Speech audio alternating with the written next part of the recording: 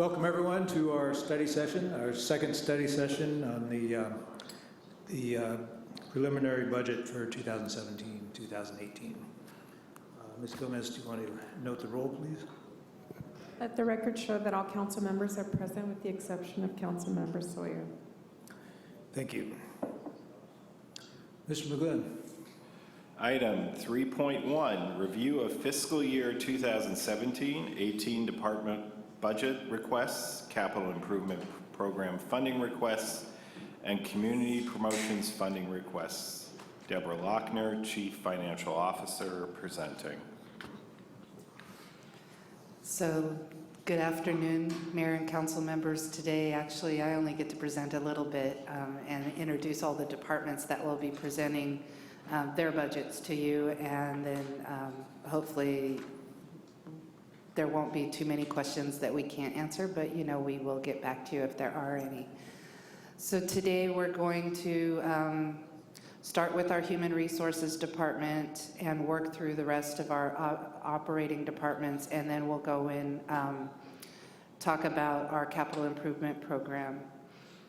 So with that, I will introduce our Human Resources Department to go over their proposed budget.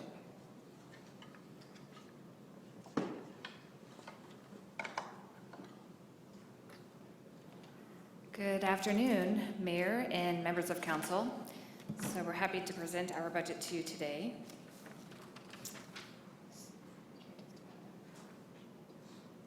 All right, so there's our short little org chart. Excuse me, Ron, I'm going to just interrupt you for 1 minute. If there are members of the public here today who haven't been to our budget hearings before, public comment will be taken after the staff presentation, which is several departments, so it will take a while.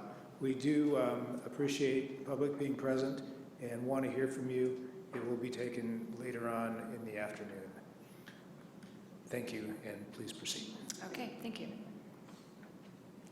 So Human Resources Program contains the Labor Relations, Employment Services, Recruitment, Selection, Classification, and Compensation Studies, Performance Management, Policy Development and Implementation, and we ensure that we're in compliance with state, federal, city rules and regulations, city code, and the charter.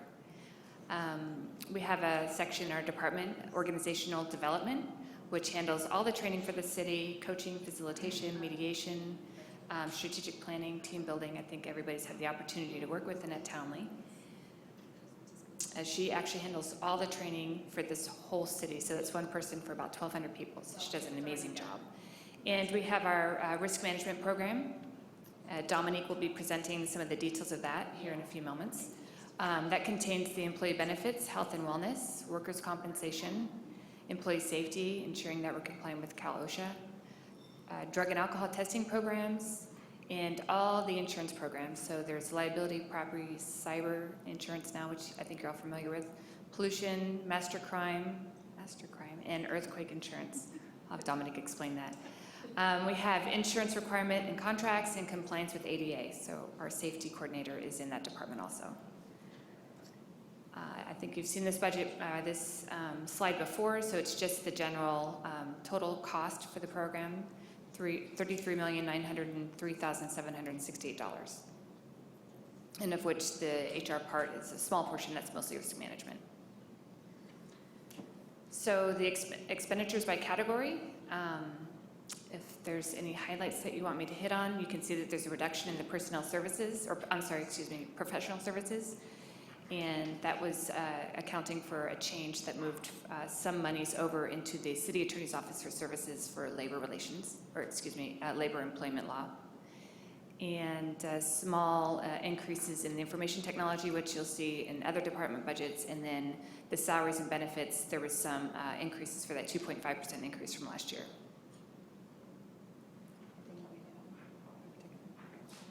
Okay, if there's no questions, I'll go to the next slide. Here we are. I'm going to turn this over to Dominique so she can explain to you a little bit about the costs, which have not risen too much, and maybe what to expect in the upcoming year. Good afternoon. So the top, I think it's the top 5 are all the city's benefits that we offer. So health, dental, vision, our EPO plan, PPO plan, and Kaiser. And also under PERS is the safety health. So that's our safety officers. The liability insurance has done a small increase, and that's due to the fact that we're no longer getting redistributions or as much redistributions on our premiums as we were in prior years. So typically what would happen is a fiscal year would close, and then once those claims are closed out, they would apportion out money back to the different cities or agencies that participated. But because the claims have risen in the cost, we are not seeing those redistributions anymore. So going forward, we're probably gonna slowly see an increase in liability for our CalTIP, which is the transit, JPA, and then our general liability. And earthquake will remain pretty flat going forward. And then property insurance, I'm actually renegotiating that, so we should see a reduction of about $143,000 in that budget, which, of course, we're still in binding, but we are looking at a significant reduction. Excuse me, Dominique. A couple of slides forward, you mentioned significant pool losses in this category. Can you explain what that is? So we participate in 2 joint powers authority for general liability for tort claims, and also there's another separate JPA for transit claims.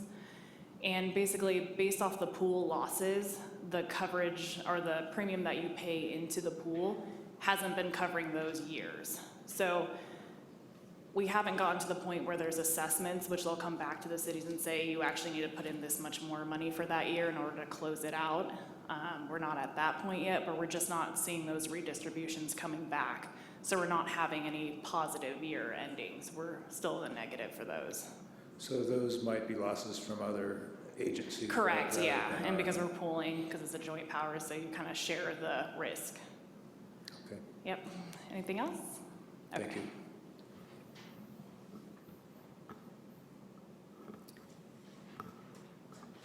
So this is basically just another slide that looked a little bit like the slide from earlier, but you'll see that there's a percent change in total of 3.2% for both the HR fund and the risk management fund.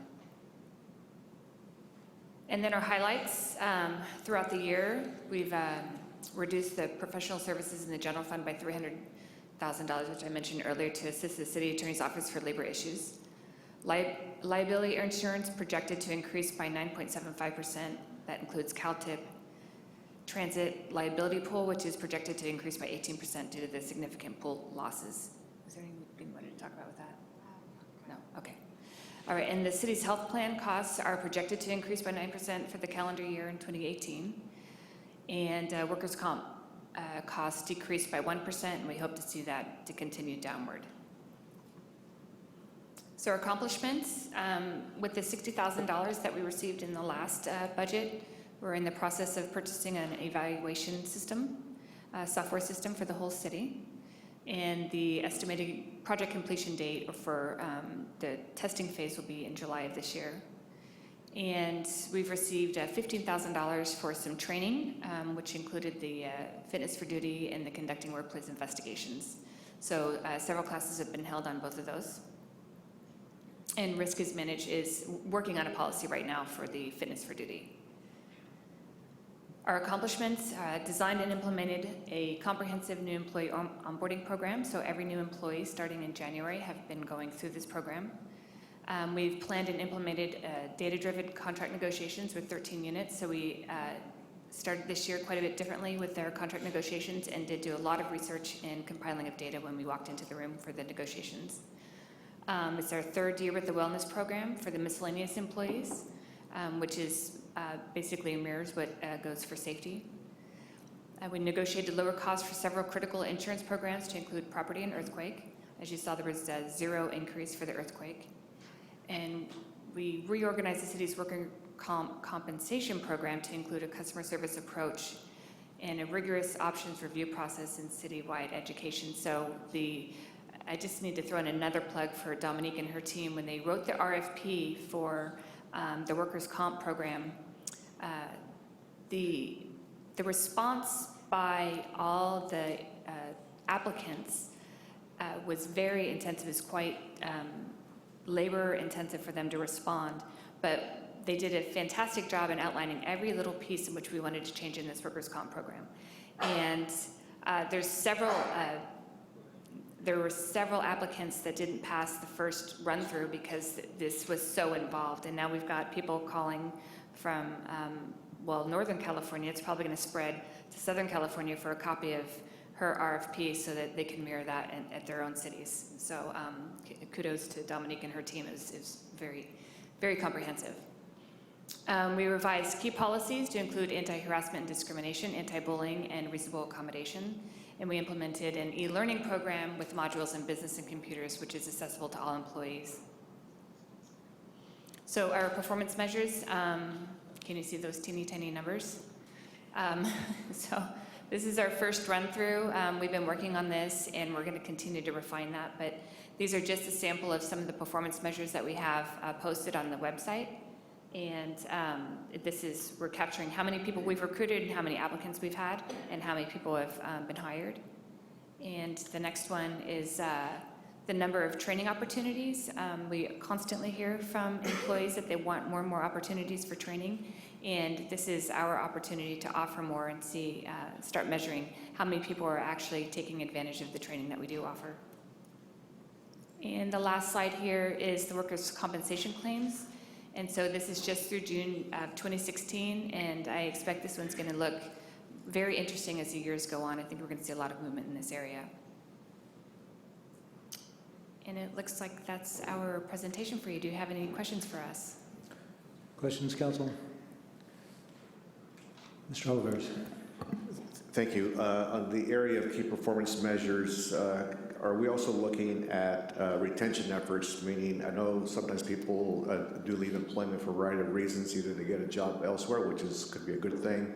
I know we have some that go out on injuries, et cetera, and retirements. So are we going to be able to measure, as employees leave, the reasons for, so we can track whether people are leaving because they're dissatisfied with the city? Again, they got a job someplace else, so we can look where we need to focus on some of these specific areas.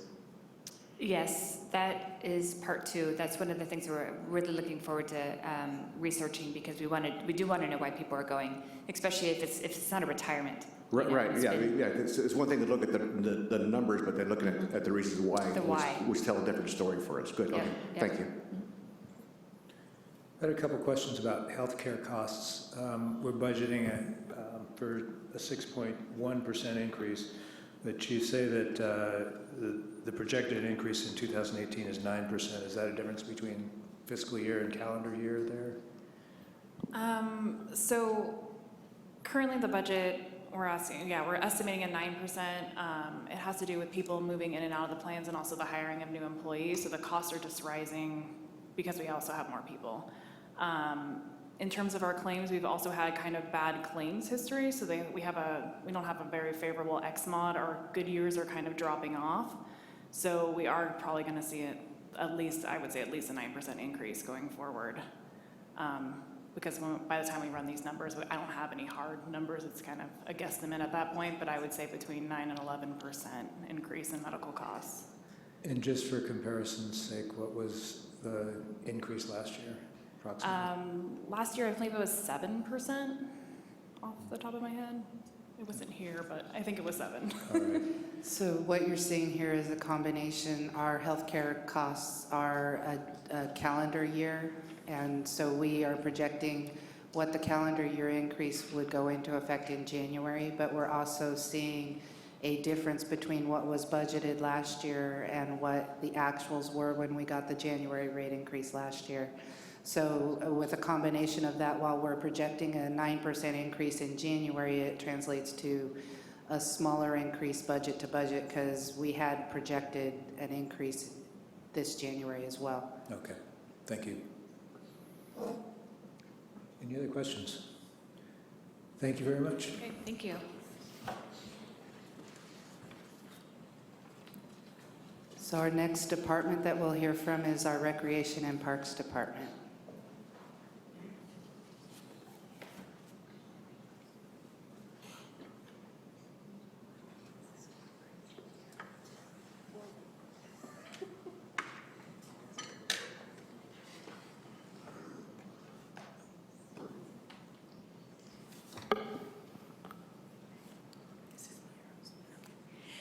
Good afternoon, Annette Smikle, Recreation and Parks Director, and with me is Jason Parrish. He's our Administrative Services Officer. As well in the audience, we have our two Deputy Directors, Kelly Magnuson and Jen Santos. So if you have questions that with this group, we'll try to get them all answered. So first of all, the major service units, as we have organized them for this fiscal year coming up budget. There are 9 units that we budget in for services, and you show them displayed here. We're a traditional recreation and parks department. Parks Division, Recreation Division, and Administrative. And so we have 3 service units for the Parks Division, 5 service units for the Recreation Division, and then administration, which is the overall support for the department. 3 slides to show some descriptive, narrative descriptions of those service units and what's contained within them. So administrative, as I said, it's our department-wide, but we also have a few services that are best suited to reside in administrative, which includes things like our public art program, which straddles both the built environment and the recreation activity environment. Citywide special events are administered there. And then, of course, we do our marketing and outreach for the whole department, as well as provide financial and personnel support. Aquatics features our 2 year-round, every day of the week type of operation, outdoor pools, and our regional parks unit is a little bit reconstructed for the upcoming year in that it definitely includes our largest park, Howarth, with its seasonal amusements. But we've also captured within there the idea of administration of park permits, as well as our volunteer program. Prior to the upcoming year, we have had the volunteer program reside in admin, and we're seeing a closer and closer alignment with the park operations with that. Still going to provide support, but we're just seeing so many service days happening that it makes sense to sort of capture all those resources there. Another little change coming up is in the service units is we've established what we're calling our fee-based recreation unit. And it captures camps, sports programs, our tennis programs, our leisure instruction, really a lot of our fee-based programs that aren't particularly aligned with any one facility. So these programs could occur pretty much anywhere. Sometimes they are affiliated at a location. We pick a site. But we're grouping all of those together because of the administration and effort that comes into the fee-based ideas with our programming and services. Bennett Valley Golf Course, a big service area, as everyone here knows. It is third-party operators. However, we do have the contract administration and oversight within the department. Our neighborhood services unit and also violence prevention. This is both the general fund support as well as Measure O for our at-risk programs and family-oriented programs, very aligned with the scorecard, with the violence prevention partnership, and just keep on trying to enhance those services and making sure we're targeted in the right areas for those.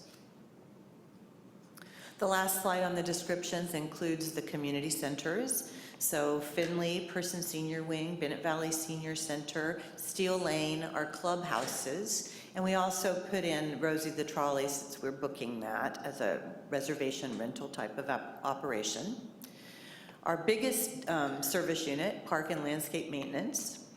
And here you might be interested to know that there's 755 acres of parks that we currently have, and we have another 195 acres of open space and landscaped areas along the streets and around city buildings. And then we also administer contracts through that service unit as well. And last but not least, Park Administration and Development. This is oversight of that Parks Division with particular emphasis on planning for our new parks, making sure that we acquire land, that we work with developers as things come through, and that we're very much involved in the design and implementation of our new parks. So here's the numbers, first slide. And this first slide shows our budget request divided up among those service units that I just outlined, the 9 major units, as well as there's a 10th line that captures the CIP and the O&M aspects of the budget request. You can see, as I mentioned, Parks and Landscape Maintenance, certainly the largest service unit.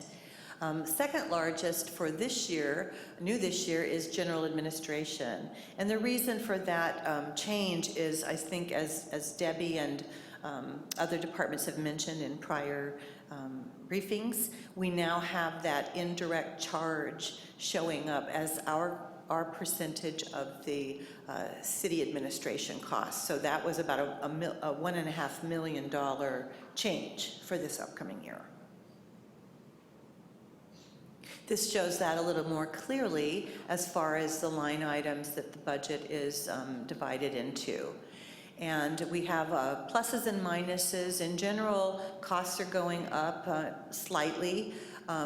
Something that I would point out would be, for us, the temporary workforce is a very big element of our salaries. And so we are incorporating the annual January increases to minimum wage throughout the state of California. So you see that reflected in the numbers. You see some, I think a big change to point out would be in the vehicle expense area. And that is in large part just status quo vehicles and the numbers as far as current budget is concerned, but the costs for maintaining that fleet have gone up as far as the fleet maintenance is concerned, and we're reflecting that as well as the cost to replace those vehicles. So that was very much brought up budgetarily to actual needs and costs. Another area to point out that looks like a big jump, but really isn't too huge with the numbers, but the IT costs, which you know are passed on to each department, and that's our share reflected there. And then last but not least, the general fund administration, which is third from the bottom. Again, that's that new charge that each department is, each general fund operating department is now having that reflected in our budgets this year. So overall, there's an increase of almost 14%, but a good chunk of that is that general fund administration. So here's a slide that shows that although we are a general fund, largely a general fund supported department, we do have a revenue offset that is returned to the general fund, and that is our fees and charges. I mentioned that we're capturing in a service unit the fee-based recreation programs, and it'll really help us track things better, but we have money coming in from aquatics fees and charges, community center fees and charges, but programs as well, just a variety of items like that, and almost $4 million in the upcoming year is what our forecast is. Excuse me, Nanette. Do we provide any scholarships or subsidy to low-income kids for camps and sports and things like that? Yes, we do provide a scholarship program for these fee-based activities that we offer. It is the reason we're able to do that and underwrite registration is because of 2 fundraisers that our department conducts during the year. One is the golf course the golf tournament every September, and the other is the 5K run at St. Patrick's. And those are programs that are meant to raise funds for the scholarship fund. And so we're able to do that for low-income families. At some point, it would be good to have the amount of money that's raised and the number of kids that benefit from that. Right. This year, I believe our target was, I want to say 18,000, 20,000? 20,000 was our target for this. It kind of straddles the fiscal years because of when registration happens. So right now, everyone's registering for summer activities. And then, so that'll be like June, July, August is a big push for that. But we set aside the 20,000 goal. And I can say that, you know, if there's a little bit bigger need than that, we can probably handle it. So it's, historically, we've been able to sort of stabilize that. And so that's a very good thing. The other thing I would mention is, so those are for fee-based programs. The neighborhood services programs for the at-risk youth, largely those are free. Right. And so those are targeted, those are very strategically targeted with almost zero cost to the participants because we really want to be in alignment with those in need. So. And for the scholarships or the discounted fees, how are our residents made aware that those are available? Through our website, as well as through our marquees. We had that advertised, the marquees at Finley and Steel Lane, scholarships available, inquire. And we also send out targeted mailings available through our newsletter. So the variety of marketing and outreach that we have available to us is how we let that be known that those are available. Okay, thank you. Can I ask a follow-up question on that? Yes, Mayor? Mr. Oliver. Thank you. Do we do anything to do direct marketing on some of the scholarship programs to the youth that participate in the neighborhood service and violence prevention programs so that they would have access to other activities like Camp Watam and Eugene? Yes, we definitely do that. You know, we feel that that's an important component, is to have our neighborhood services participants also enjoy and experience the other types of programming available throughout the city. So we do provide that advertising. Good. I think it's important that that information get home to their parents, and also if we could ensure that it's going home also in Spanish if possible. Thank you.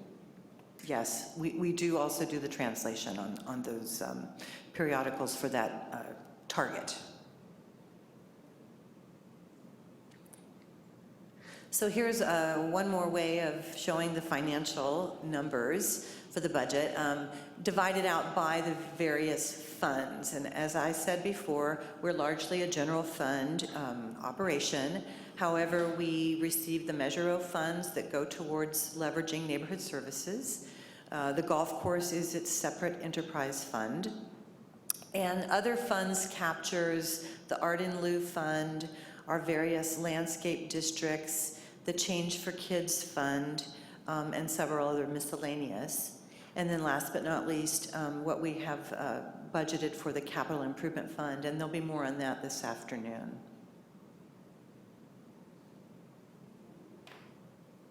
May I? With regard to the golf course, will you be showing us the expenses at the golf course versus the income from the golf course, so that at some point in this process we can see how the golf course is doing? What do we pay from the golf course and what are they covering as part of a when we third say party? we, What is the city? the general fund, General the general fund is not providing any support for the golf course enterprise in this budget proposal. So what you see there as the 518,000 expenditure plan, that is revenues coming in from the golf course and then expenditures on behalf of the golf course. So, Okay, so that is the budget. there is not additional $500,000 of general fund involved in the golf course? No, there is not. Thank you. Thank you. Just a quick follow-up. Are we up to date with the loan with the golf course to the Parks Department? It isn't paid off. There's still annual principal and interest payments. So we have 3 different items of debt for the golf course. There's the payback of the park dedication fees, which was the loan from park to park. Right. And then we have the bonds, one which is the interest-bearing and one which is, no, I'm sorry, one which is the taxable and one which is not taxable. And I think we have another good 10 to 12 years still left on those. Okay, thank you.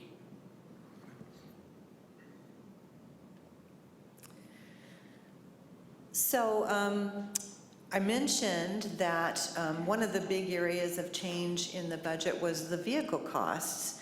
And so that's been captured in the operations. However, on the additional needs front of things, one of the things that has been requested and submitted for your consideration is 2 additional vehicles. So currently, the number of pickup trucks primarily for our park maintenance staff, we do not have enough to deploy our staff singularly. So we have 6 different staff members doubled up in vehicles currently. And so that's great that's great when you need them 2 people to do the job, but when you need to deploy them separately and do more jobs, divide and conquer, it makes it kind of difficult. So we're trying to get the resources, the tools and equipment in place for our staff. So we're requesting 2 pickup trucks in the upcoming year, and then we'll only have 2 staff doubled up. So that'll be a really great relief if we can get that going forward. So that's on the additional needs request. One-time costs for the vehicle purchases.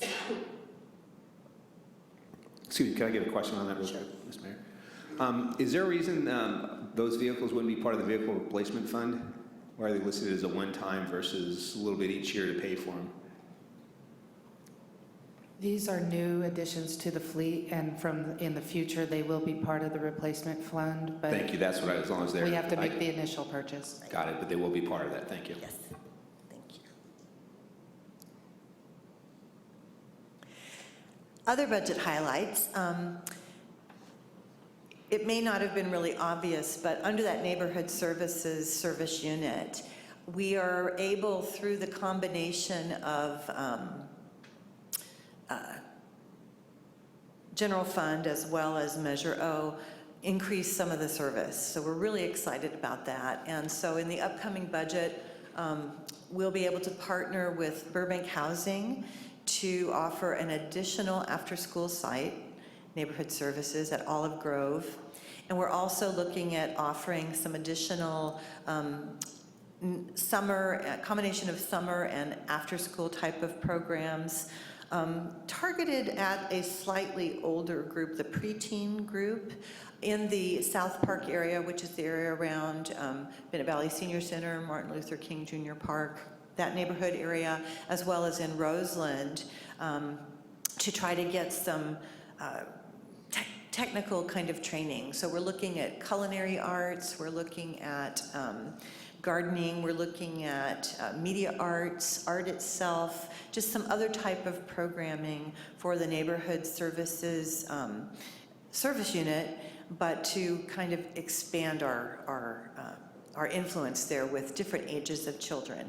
And so that is a highlight that's incorporated in the numbers. The dollars themselves aren't huge, so they probably didn't jump out at you when we were going through all those numbers. But it's really meaningful just from a programming standpoint to say we're going to be able to increase services in this upcoming budget, so that's very exciting. I also mentioned to you earlier the tiny bits of reorganization where we're just taking existing work groups and aligning them under the fee-based service title and the recreational regional parks title to just give us a little bit better organizational structure. And then we're also consolidating Howarth Park maintenance with overall park maintenance. I don't know if this group knows that for the last at least 20 to 25 years, Howarth Park maintenance has really been aligned with recreation, and that's kind of an anomaly. And so, as I mentioned, we're a pretty traditional park and recreation department. And this tiny little change in organization and just kind of really being able to see where the costs are is sort of another step towards lining that up so that we can really judge from the data, from the numbers, and also from the work products, the impact that we're having. So that is part of the budget structure. Excuse me, Nanette, can you tell us where Olive Grove is? It's in the vicinity of Marlowe and West Steel Lane. Olive Grove Apartments, Olive Grove. Northwest Community Park on the west Steel side. Okay, thank you. So this first accomplishment slide is on additional needs that we received in the current budget. Just wanted to give you a little highlight of where we're at. And so in the current year budget, we had received some funding to restore ZAG. And so we are working through the Art and Public Places Committee. It's their job to advise and to make those decisions on the public art and the collection. And so we received the funding in the current year budget. The Art and Public Places Committee, through a series of meetings, deliberated on accessioning that piece, and they did approve that. And they also approved, in collaboration with the artist's recommendation, that it would be a good idea to relocate it. So the plan is to move it from one bridge close to the Hyatt, where it currently is, to relocate it onto the bridge that is closer to Prince Gateway Park, and will be then visible from the park, from Santa Rosa Avenue. And so that is the scope of work that's underway right now, and that is how what the plan of action is for restoring it and bringing it back to its neon loveliness. And so we're anticipating, those expenditures have not fully taken place. We're anticipating that will happen this winter. Is that the A Street Bridge that you're talking about? Is that the A Street Bridge? You As get far back as to its me on current or its future location? The future.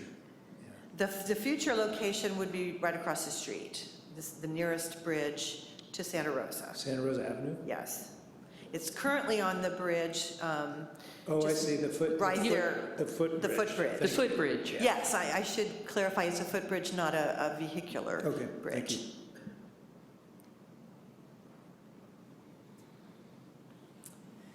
So some accomplishments not regarding additional needs.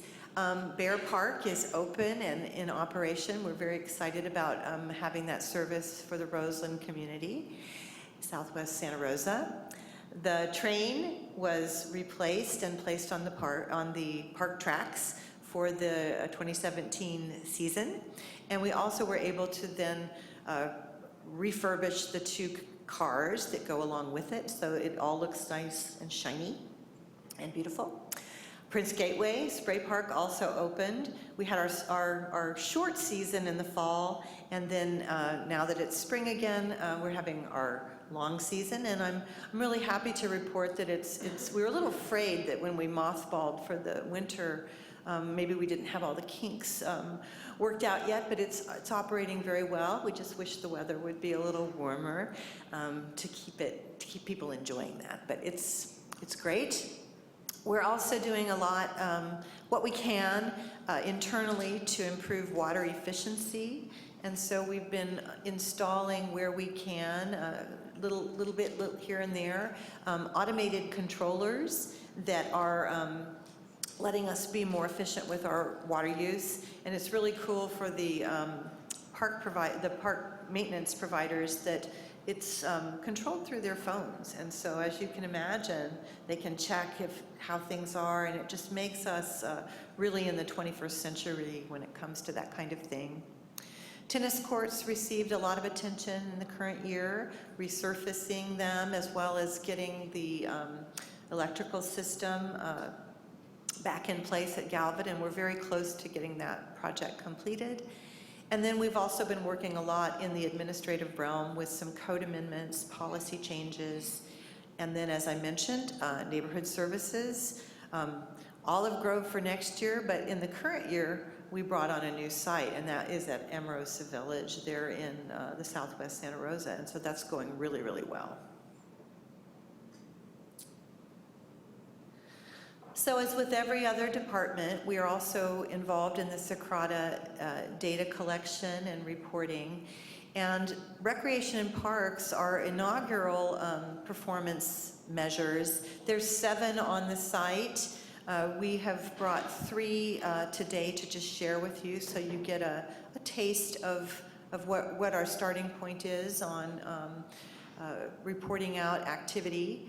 The first one is activity registration. So this includes anything where the participant makes a deliberate action to register for the program. And so this would include not only fee-based, but some of our free activities as well. So although neighborhood services is free, it is session-driven, participant-driven, and we want to capture that data. So our participants actually do register for that. And so this is something that we're actively getting a handle on, making sure our software feeds into this. And then ideally, we'll have some year-to-year comparisons available. And when you drill down on the slide, if you go and you're looking at Socrata, there's much more involved than just this initial slide. But to give you the idea that, you know, it's important that we know that how many people are participating. So this is one really good way of observing that, measuring that, and then trying to understand where the changes are from year to year. Another measure is on the park side. So in general, we don't have staff out there counting who's in the parks, you know, trying to get an idea of participation that is self-led. That's a little bit beyond our ability to staff something like that. But we can capture a certain segment of that, and that is any activity in the parks that's related to getting a permit. And so when people come forward and ask for a park permit or a group picnic area, they identify for us what their attendance is, what is expected with their attendance. And so that's how we're able to capture this measure. And not only are we just collecting the data, well, how many people, you know, are involved in these reserved areas and park permits, but kind of setting a goal each year too. You know, can we hit 500,000? And so that's what we're doing the current year is seeing that we would have 500,000 patrons involved in those permits in this current fiscal year. Mr. Mayor, if I could, really quick, when the permits are applied for, does the amount of individuals that one claims is going to be there, does that determine part of the fee? It does. So is that a vulnerability in the data then, that somebody could be under-reporting because they don't want to pay a higher fee? It is the potential consequence of that.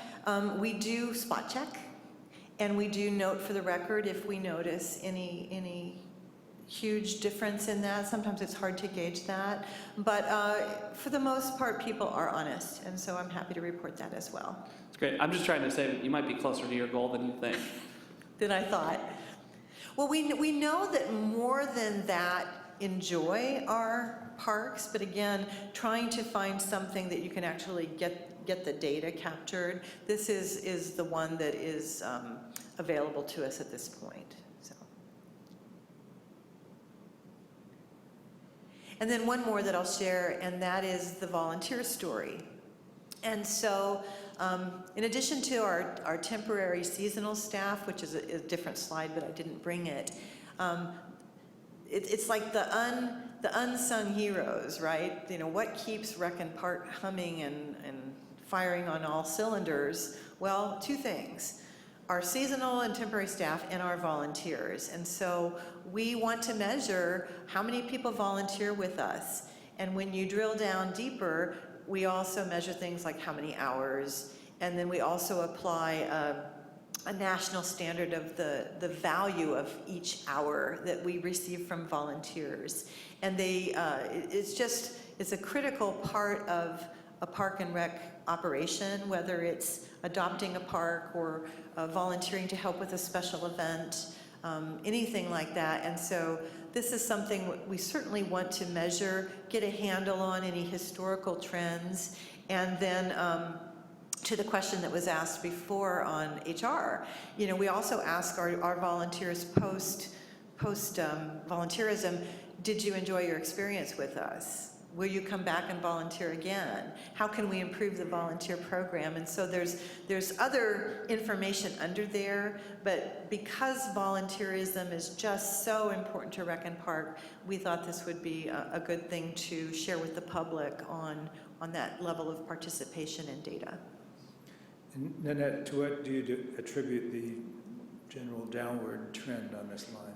Just that we haven't finished our year because we're reporting quarterly more than, and it's at the point in time that this slide was taken from the system, it continues to be dynamic, but we report quarterly. So I would suspect that come the end of June, that it'll show the uptick that we're expecting. There's a little bit of, I think, as we've shared, as each department has shared these with you, the Socrata system itself limits a little bit how you display that data. And so we're kind of beholden to that. But come June, and then when we're able to show year to year to year, I think you'll definitely see a difference, because it says current as of June 17, but we haven't actually measured June 17. Okay. Does that make sense? I hope you'll come back to us with that at some point. And that's the end of my presentation. Questions? Mr. Rogers. Yeah, Mr. Mayor, I also suspect that volunteerism is probably harder to do in a rainy season like we just had, so that might be part of it too. So I'll be interested to see the numbers on that. My specific question was actually about your staff handling the cleanup of homeless encampment issue. So I just learned recently that it was your staff that's doing most of the cleanup, not some of the other departments. Have you seen an increase, and is that reflected in any way in the budget? Well, I would clarify that it isn't just the Rec and Park staff. Recreation and Parks does cleanups in parks and at other areas that we're assigned to, such as I mentioned the statistic about 195 acres of open space and medians. So we're very engaged in maintaining those areas, but certainly other departments, Public Works, the Water Department, Stormwater is also very engaged in homeless encampments. And so first I wanted to clarify that. And then, so you asked, are we noticing a change? Or? Has there been kind of an increased demand in any of the areas of your budget related to that? And have we seen any reflection in the numbers that we're looking at to account for either additional training or additional hours that we think this could be taking as this has become a city priority? I'm not sure if someone else wants to answer, but so the budget that we have proposed does not include additional staff or additional, like labor hours for that. We are measuring our efforts and trying to capture the amount of time that that is involved in that, and so. So what we have is we've put together what we call an operational status quo budget. So as they've had different demands on those operational expenditure line items, they've been allowed to increase those. Mostly the management of these encampments and cleanups has been done with current resources. So while the departments may be tracking offline what some of their additional costs are, we've included some of that in the budget just because their costs have gone up, and we track it on that way, looking at the operation they're currently providing, and we know that those costs go up. So some of that's captured within what we call the status quo budget, and some of it may be outside of that, and we just don't have that data yet. We continue to watch those impacts to the departments, and what you would see is if there is a large impact to this department or any other department, when we come back at mid-year, we would then explain the need for additional appropriations and why that would be the case. So it's included, but maybe not entirely captured at this point. Okay, thank you. Ms. Combs? Thank you. I have two questions. One's a follow-up from my colleague. I am concerned about it being a biohazard, or that there are, for example, needles to be cleaned up. Human waste is a biohazard. So I am concerned that our maintenance staff that are doing these kinds of cleanups have the proper training and equipment that they need to do this safely. And I just want to make sure that we're following good practice in cleaning up biohazard. So that's kind of not fully a question. If you have an answer, or if there's a way to put that in a future request, then we need to have that conversation. The other request, I think last week, and this is not directed to you specifically, if you look at your slide 9, it's I think our slide 19, but your slide 9. What is is it a numbers or a? Recreation and Parks organizational chart.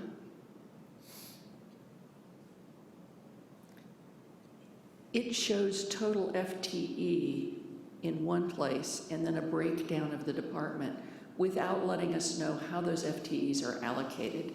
And I think last week I asked if we could have the allocation of those FTEs shown when charts like this are done. And I've seen it, it's all the way through the same this week as it was last week. So if when it comes back in June, we could have it made more clear here. Absolutely. Thank you. Other questions? Mr. Olivers? Thank you, Mayor. A couple questions. First, related to the completion and opening of Bear Park and Gardens. Could you remind us, give us an update on the day-to-day management and maintenance and programming of the park? Is that something that we are totally responsible for, or is that a shared effort with other organizations? The overall operation and management of the park is the responsibility of Recreation and Parks. And so since it's been opened, we now maintain it. That includes getting our mowing contractor out there and mowing, and having our parks crews getting it on the routine for, routine and basic cleanup. We handle all of the so-called park permits. If someone wants to request a permitted use, we handle all of that. But as you know, the north section of the park incorporated the gardens, the community gardens. We continue to have Land Paths as an affiliated operator of the gardens themselves. And so it's I would say it's a partnership, but it's very, very much directed at Land Paths. Emphasis is on the gardens, and then utilizing those gardens for their mission, which is educating and instilling the love of the outdoors and the land. And so they use those gardens to fulfill that mission. And so it's, I wouldn't say it's a co-managed park operation, but Land Pass is very much affiliated with the garden section. And so we're working together to, I think, still figure out what else it could be now that the park is open, and what else might there be as far as either shared responsibility or emphasis and focus, collaboration, working all of that out still. Great. I think it'll be important that that does get ironed out for long term, so there's no confusion as to who has what, because I like the fact that there is a partnership. But as long as we know who's doing what in the park would be great. As it relates to the key performance measures, one of the things I would like to see because you have a total number of registrations. I'd like to see if we can get it drilled down a little bit to maybe show us over time the number of seniors that are using our services with recreation and parks, and then also the number of youth that are using all the services that we do have. And again, in my interest, more specifically down to the neighborhood services youth that are being offered services. What does that look like over time? And a question would be, is there coordination with the folks over at the partnership to ensure that we're meeting the needs of those impacted areas as far as locations? And with that, of course, goes the evaluations. But I know during the summertime, there's a lot of need for summer programs for a lot of the youth in some of these impacted areas. So again, I would ask, I guess I'd ask, is there coordination with the partnership that also oversees community-based organizations that provide services, Boys and Girls Club and others? Because it has been my experience that with some of these organizations and the work that we do, even with the effort that we put in, there oftentimes are still waiting lists for kids who want to get into programs. So I'm interested if there's a way of identifying what that waiting list looks like, and if there's some way of collaborating with the other providers so that we know, so that over time we can start reducing that, because I think summertime is very important. We have a lot of kids who may not have access to certain services, which I think contributes to summer learning loss. So they go back to school and they've been out and haven't really been engaged. So to the extent that we can, I would like to see us try to identify some measurements to be checking that on a regular basis, and how can we chip away at those waiting lists, because I know that they're long. And again, it does impact some of the kids that we're trying to serve. Is neighborhood services, that is both funded by general fund and Measure O, correct? That's correct. It's a combination, good. So again, just making sure that there is continued coordination with the partnership in identifying the needs and locations where the services need to be provided, and if we can identify what the impacts are or what is currently going on as it relates to waiting lists, with not just our programs, but other summer programs that are available in some of these impacted areas. Right. And so I can assure you that we do coordinate very closely with the Office of Community Engagement, the Violence Prevention Partnership. To your point of being more aware of their waiting lists versus our waiting lists, I think more could be done, but fortunately we also we attend the operational meeting every month, and that's a really great forum for bringing that kind of an issue forward and figuring out maybe what the mechanism would be for identifying, respective agency waiting lists. So we do try to meet those needs. So I really like that suggestion, and Kelly's here. I think it'll help us identify any gaps in service that we have out there, so we can work to fill them or recruit more nonprofits to help us as well. Right. And to your point, we offer the 3 summer programs, and they will be full. If they're not already, they will be, and there will be people on waiting lists. So it's absolutely true that that's a great way of trying to figure out we can close some of that gap with other providers. Thank you. Other questions? Thank you. Thank you. So our next department will be the fire department, and while they make their way down here, I just wanted to get back to what Councilmember Combs said about the FTE list. When we publish the book, which will be available, the actual proposed budget book, which is available to all of you on June 1st, that information will be in the book. So we didn't have enough time to put it on slides for, from last week to this week, because it was already uploaded and everything. But it is included in the budget book, and you will have that data on June 1st. And we'll also include it if we get to the, we won't be getting to this kind of level of detail in the budget adoption phase, but we'll have that information available for you then too. Hello, Mayor, Council members. My name is Tony Guzman. I'm the fire chief for the city of Santa Rosa. To my right is Left Brown. He's our administrative service officer. This will be Left's last budget for the city with us, as he's retiring later in the year, so he's excited to be here, as I am, and we're going to go through the budget one last time for with Left, and have a good time. So, see if we hit the right arrow. Nope. Already. There we go. Here we go. All right, with our organizational chart, as you know, you just heard the explanation why that'll be fixed, but we have about 148.75 FTE employees for the fire department, and it ranges between 4 divisions: administration, operations, fire prevention, and Major O. One component that's not on this is emergency preparedness. They fall under the operations part. I just wanted to make sure that everyone was aware of that. And these are some descriptions. I believe everyone has seen these. So we got administration, they take care of all of our hiring, our citywide emergency preparedness, all of our administrative functions. So it's our office staff. It's what makes, it's the backbone of the fire department, making sure we get out there. And the operations portion has they're able to do their mission. Fire prevention is exactly that. They're to prevent fires, all kinds of fires, as well as do safety inspections for hospitals, schools, buildings, things like that. So they look at enforcement of regulations and codes.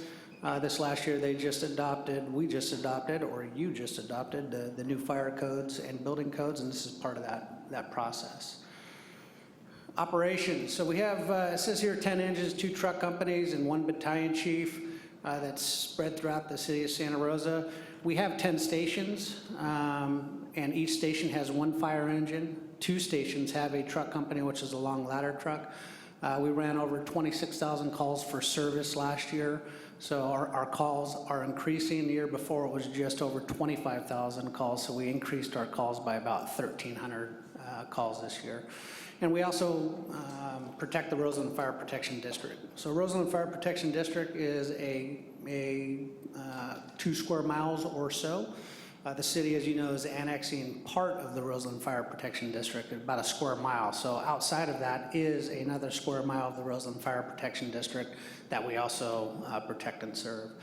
And Major O is basically an extension of our operation. So we have 10 employees assigned to Major O, which is 1 engine company and a training captain, and part of it an EMS battalion chief. And with this, I'm going to turn it over to Lef. He's going to go over our numbers real quick. Thank you. Thank you. So the first slide breaks out our costs for the 4 divisions, programs that Tony just talked about: general administration, fire prevention operations, and Measure O, and then another category of our CIP and O&M projects. You kind of see the breakdown. So with you looking at operations and Measure O, those 2 together, that's about 80% of our, or a little bit more than 80% of our operations, which comprises all our fire stations and handling all the calls. The next slide. So this is a kind of a more detailed breakout of our expenses, and you can see that salaries and benefits have increased. Salaries, we did add 1 employee this year for the Roseland, an inspector, fire inspector for the Roseland annexation process. So we are adding that 1 person come July 1st if the budget's approved.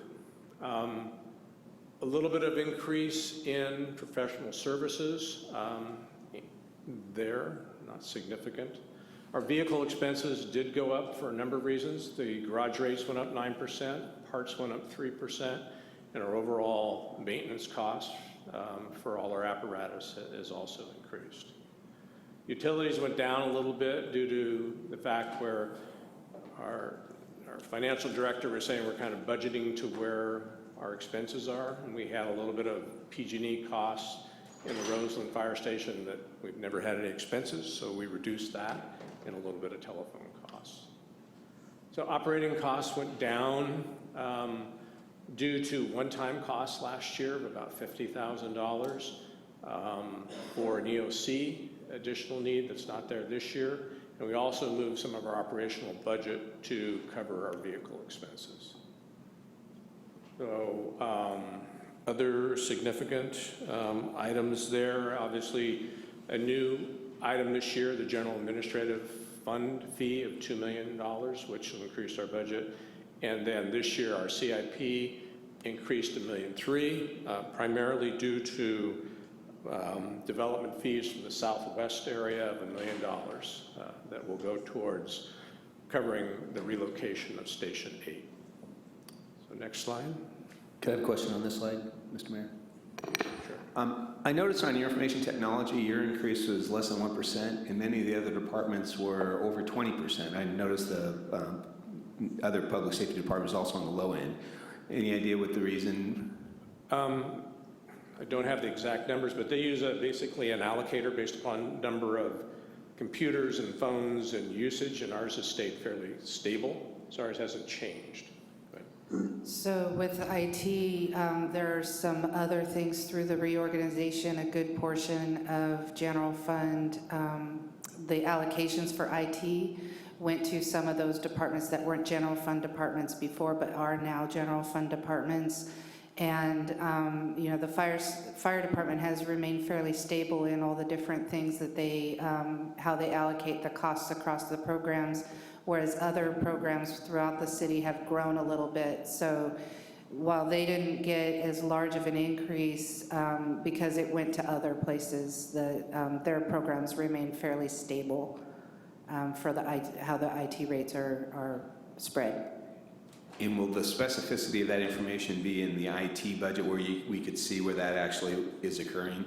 We have a cost allocation plan for IT. It's a fairly lengthy plan. Be happy to provide a copy to the council so that you can see how those costs were split and how they got allocated to the departments. Great, thank you. Next slide. We're frozen. We're frozen. We're done. Maybe you should pay more to IT. So this slide shows our general fund expenditures and then general fund revenue.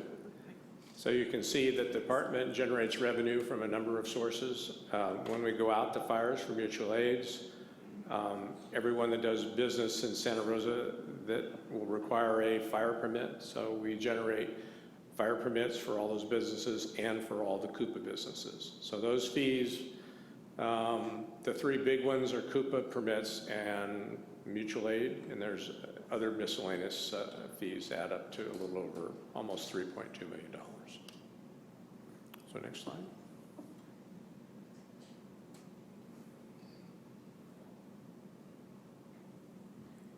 And again, another breakdown of our budget based upon general fund at $38.4 million, Measure O, administrative hearing, and then the capital improvement fund for a total of $42.6 this year. Increase of 12%, and most of that 12% is driven by the administrative costs this year and the capital improvement one-time costs. So our actual increase of operational salaries is around 4%. Mr. Rogers. It's a really small number, but can you talk a little bit about where the Environmental Crimes Investigation Fund went? Where it went? Yeah. It disappeared.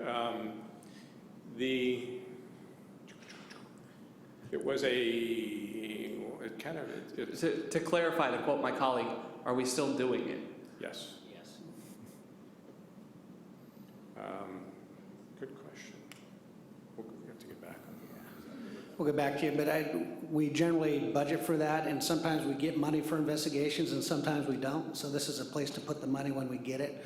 So we may not have gotten any money last year, so that's part of that, what is your true need? So, but we'll get back to you with a more clear answer moving forward. All right, thank you. Most of our recoveries for environmental go into a separate program, not this one, go into what we call our Coupa program. And we have a project that we budget the following year that we receive funds. So this year, as we receive funds in the prevention department because of environmental crimes, this is kind of a miscellaneous account that's been closed out.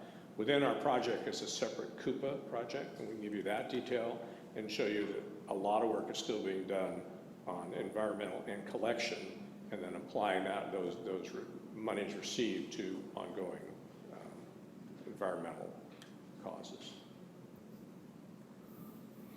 Yes, all right. All right, budget highlights. So we are adding one additional fire inspector for the Rosa annexation. We do expect there will be some significant work on the hazmat side of the annexation, so we're gearing up for that. We've asked $1 million for the relocation of Station 8. So part of our standards of coverage, they noted that while you do need to build Station 9, if you move Station 8, you can slow down the build out of Station 9. So we are looking at moving Station 8 right now. So with that, we need to buy property perhaps. So that's why we asked for the $1 million. And if we do move Station 8, instead of building Station 9, we're using our resources a little more efficient. We don't have to hire people. We just have to move the station, which will help cover that southeast portion with the Hearn overcrossing. But at a certain point, when we do build a Station 9 or add another station, that is 9 additional people. So we're trying to be as efficient as we can. We're always looking at grant opportunities. We have 2 grants out currently with $750,000 grant for SCBAs, which is our self-contained breathing apparatus. We have a number of them throughout the department. That's what allows us to go into hazardous environments with heat, smoke, and other items. So we're looking at that. We have a safer grant out there for 6 additional people, potentially for a squad, which will help districts 1 and 11, who are the busiest engines and stations in the city. So we're constantly looking at grant opportunities. We're fully moving forward with our strategic plan and standards of cover. So as you know, we did a strategic plan. It's a 5-year strategic plan. We had 24 members of the fire department throughout all divisions that spent 2 days going through this process, and we've noted 7 initiatives. And the standards of cover also takes a look at our deployment, where we're at, where we're going. It looks at today and 20 years down the road. So that's the hard part is, you know, when you build a fire station, you just can't move a fire station. So it's got to be in the right location. It's going to be there 50 to 80 years. So the standards of coverage helps us look at that moving forward. And then one of the other items, we're going to get $75,000. It's going to go in the IT's budget, but it's for EOC hardware. So our hardware is, we use a SharePoint right now, and it's not really, it's not as effective as we would like. The new program would allow us to talk with county EOC and state EOC, be a lot more in tune with each other, and it's something that the city really needs to do, so we're happy to make sure that's in there. We held a multi-day EOC incident management team and training. You know, that was a citywide process that we completed, or is going to be completed in October.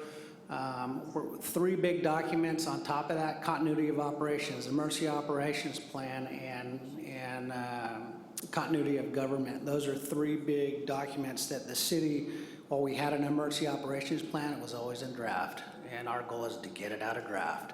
And continuity of operations and government are plans that we've never had, so that's something that we're moving forward with, and that should be completed here fairly soon as well. Should we be worried? Continuity of government? Just show up. We'll make sure everything works. So as part of our accomplishments, again, we completed our 5-year strategic plan. This is a living document for us, so every year we'll look at it, and we tried to redo it every 8 to 10 years, but as we move out every year, we'll extend it out a little bit. Standards of coverage is the first one we've done in this style. Last time we did a deployment analysis was 2002. So part of the standards of cover also says, you know what, stations 1 and 11 are very busy. You need to get a squad to help with calls in those areas because they're just too busy. By the way, you need a 2nd battalion. You need to start looking at, you need a 2nd battalion chief for the city so you can make sure you operate and manage the city appropriately. So there's a lot of good things in that, and it's a lot of work moving forward, and all of it is expensive. So we're trying to figure out how to move forward as efficient and as smart as possible. We just completed our Coupa evaluation every 3 years. The city of Santa Rosa, our Coupa division, and the fire department goes through. They bring in, I think, 6 different entities: Department of Toxics, State Water Board, government entities like that, and they do an evaluation of our process, so we're just finishing up with that. We've purchased 1 new ladder truck and 2 new fire engines. So the ladder truck they're expensive. They're $1.1 million. The last time we bought fire engines, we bought 4. We got them for about $450,000, $460,000 a piece. The 2 engines we're looking at today are between $550,000 and $600,000, and nothing has changed other than technology is different, materials are more expensive, and things are just more costly. So we're really trying to sharpen a pencil on both ends, our end and the people that are working with the RFP, to make sure that we get the best deal possible. We've hired 4 firefighter paramedics, lots of promotions throughout the department, and we completed the ADA modifications for Station 5. So Station 5 is completely done. Again, I talked about this earlier, we adopted a 2016 fire code. We had a 2-day, I'm going to talk a little bit about this, we had a multi-day company officer academy, which it's 2 days long. We had every company officer in the city for 2 days, and it was a great way to make sure all command staff and the company officers were in the same room, making sure we're doing what we need to do to make our department run as smooth as possible. Look at our shortcomings, look at where we're doing really well, and just make our department better. So that was a really great 2 days for us. We're continually working on fire training center improvements. So we added a building with the driver simulation. With that, we are working with police. The other side of that building has the force simulator option, which I'm sure Hank will talk about. And we're also moving forward. We constructed a new burn area where we have live fire drills and Rescue 2 components. So it's where we do a lot of confined space. We have some underground props. These props will be above ground, and it'll be USAR oriented, so urban search and rescue, and a lot of different training above ground. So that's very good. And the last point there is we're just collaborating with police on shared projects throughout the tower. So the police use it quite a bit for some of their training needs, which is good. This is a snapshot of all of our key performance measures that we're looking at, and I'm going to talk about the first 2 in the next slide. But training hours, so I'd just like to note that the top 3 squares are real time, meaning they're updated every day. And as far as the training and the inspections, those are all quarterly type or year-to-date measurements. So generally last year we spent over 25,000 hours on training. We spend a lot of time in training. It's very labor intensive. So it says 7,000, but it'll be quite a bit more by the end of the year. And same thing with the inspections and community outreach. We'll be close to 80 touches with different events.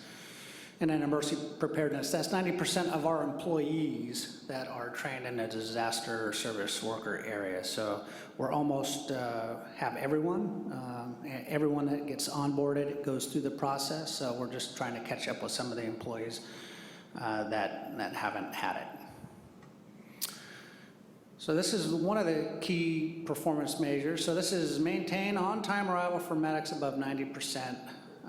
We're currently the standard, we follow the NFPA 17 standard for urban and suburban fire departments.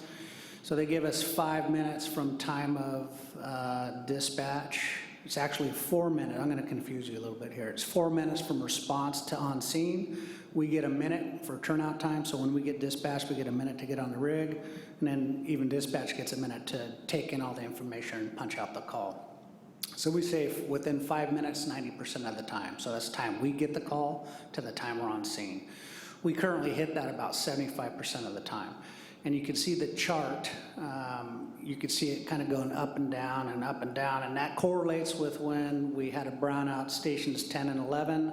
You'll see the response times climb up. When we got the SAFER grant and it came back in around 2012, you see it going down, and then it's peaking back up and leveling out. And a lot of that is just we're busier than we've ever been in the fire department. So 10 years ago, we were running 16,000 calls a year.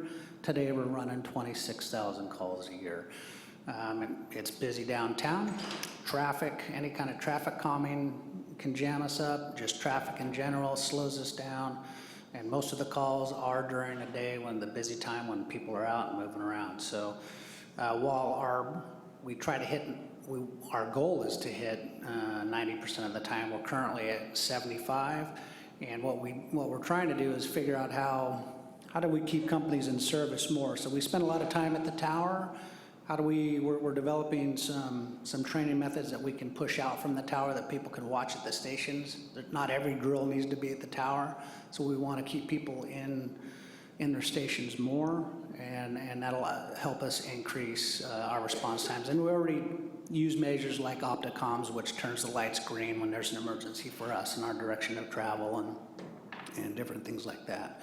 So we're really starting to try to leverage technology to help us in the training aspect to see if we can get those numbers to go up. I will say at 90% of, I'm sorry. Go ahead. Before you move on to the next one, I have a question. I will say that we do hit our 90% mark 5 minutes and 55 seconds out, so we are real close. You're talking a lot of calls, and the numbers in that 55 seconds is, we do hit everything within 5 minutes and 55 seconds. I'm wondering the significance. Can you explain the significance of 5 minutes? Why is that the target? Well, there's a couple of reasons that, when you have a heart attack, your heart, your brain, if you don't have oxygen to either one of those, within 4 to 6 minutes, your brain starts to die, your heart muscle starts to die. So on the EMS side, that is why we want to get there as quick as we can. On the fire side, with the new construction that we have, with the new products in the houses, we used to see flashover times. It would take, if that fire started in a house, it might take 15 minutes before that room flashed over. Now we're looking at times between 3 and 5 minutes, depending on the construction of the house and what's in it. So the sooner we get there, the sooner we can produce, give oxygen and get those people, their heart and working and their brains pumping through with oxygen and blood. And on the fire side, we need to get there as quick as we can because these materials burn so quick and so fast and so hot. The sooner we get there, the better off we are in terms of saving property, life, and things like that. Okay. Did I understand you correctly in saying that the 5 minutes is from the time that the firefighters receive the dispatch at the station, so it doesn't include 911 and actual Correct. time on the phone for dispatch? And do you know how much that averages? They have up to, our dispatch Redcom is, they hit all their marks. They're within their standards. They're accredited as of a couple months ago, so they do a really good job. Redcom is a secondary dispatch center. Santa Rosa Police is the primary dispatch center. So all 911 calls that come into the city go to Santa Rosa PD. And when it's EMS or fire related, they punt it over to Redcom. And then how it works is Redcom figures out the type of call. They push out the information. So they'll dispatch, if it's a medical aid, they'll dispatch an engine or a truck and an ambulance. And then what they'll do is they'll talk to the person on the phone to see really so everyone's going code 3, lights and sirens.